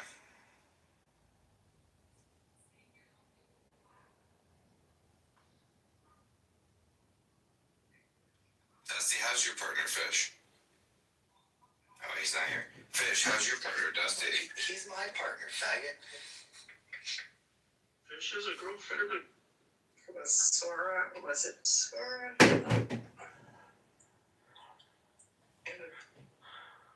Pretty funny. See, I don't. If it wasn't Sora, then. But here we go. Oh yeah, it was Sora. Hold on. This is my boobula. This is my boobie. Wait, she hates that I use the internet so much, Harry. This is my boobie. This is my boobie. She can't stand there and live stream. My boobie. My boobie. Dopamine. And I don't know who this individual is because obviously I don't come across him, but I'm guessing that he's just looking for a dopamine hit. Anyways, Sean, wait, hold on a second. So he was accused. The word is he was accused of roundtabling. Does anybody know that terminology? Which is literally you sit at a round table with people and they fake signature for you. They call it round table in politics, okay? So I did a little Knights of the Round Table kind of spoof. Putting the sword out of the stone. I can't. I think it's pretty. I did a couple versions of it, okay?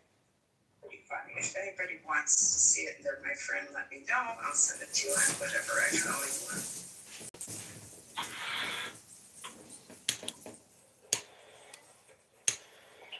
Interesting, but a very roundabout answer to my question. Do you or do you not think that we're all driven by hormones and dopamine, oxytocin, adrenaline are probably the major factors in our existence? Why we get up in the morning, it's why we do the things we do. I don't know, I could be wrong. You know what? I'm a little too tired to answer that. That's a little over my mental capacity at the moment. I was telling you. At 10:52, it's like,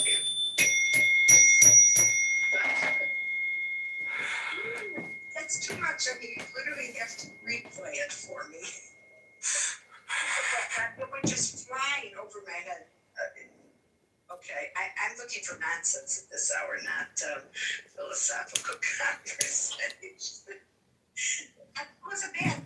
Go on, Sean. I'm just so, not ready for it.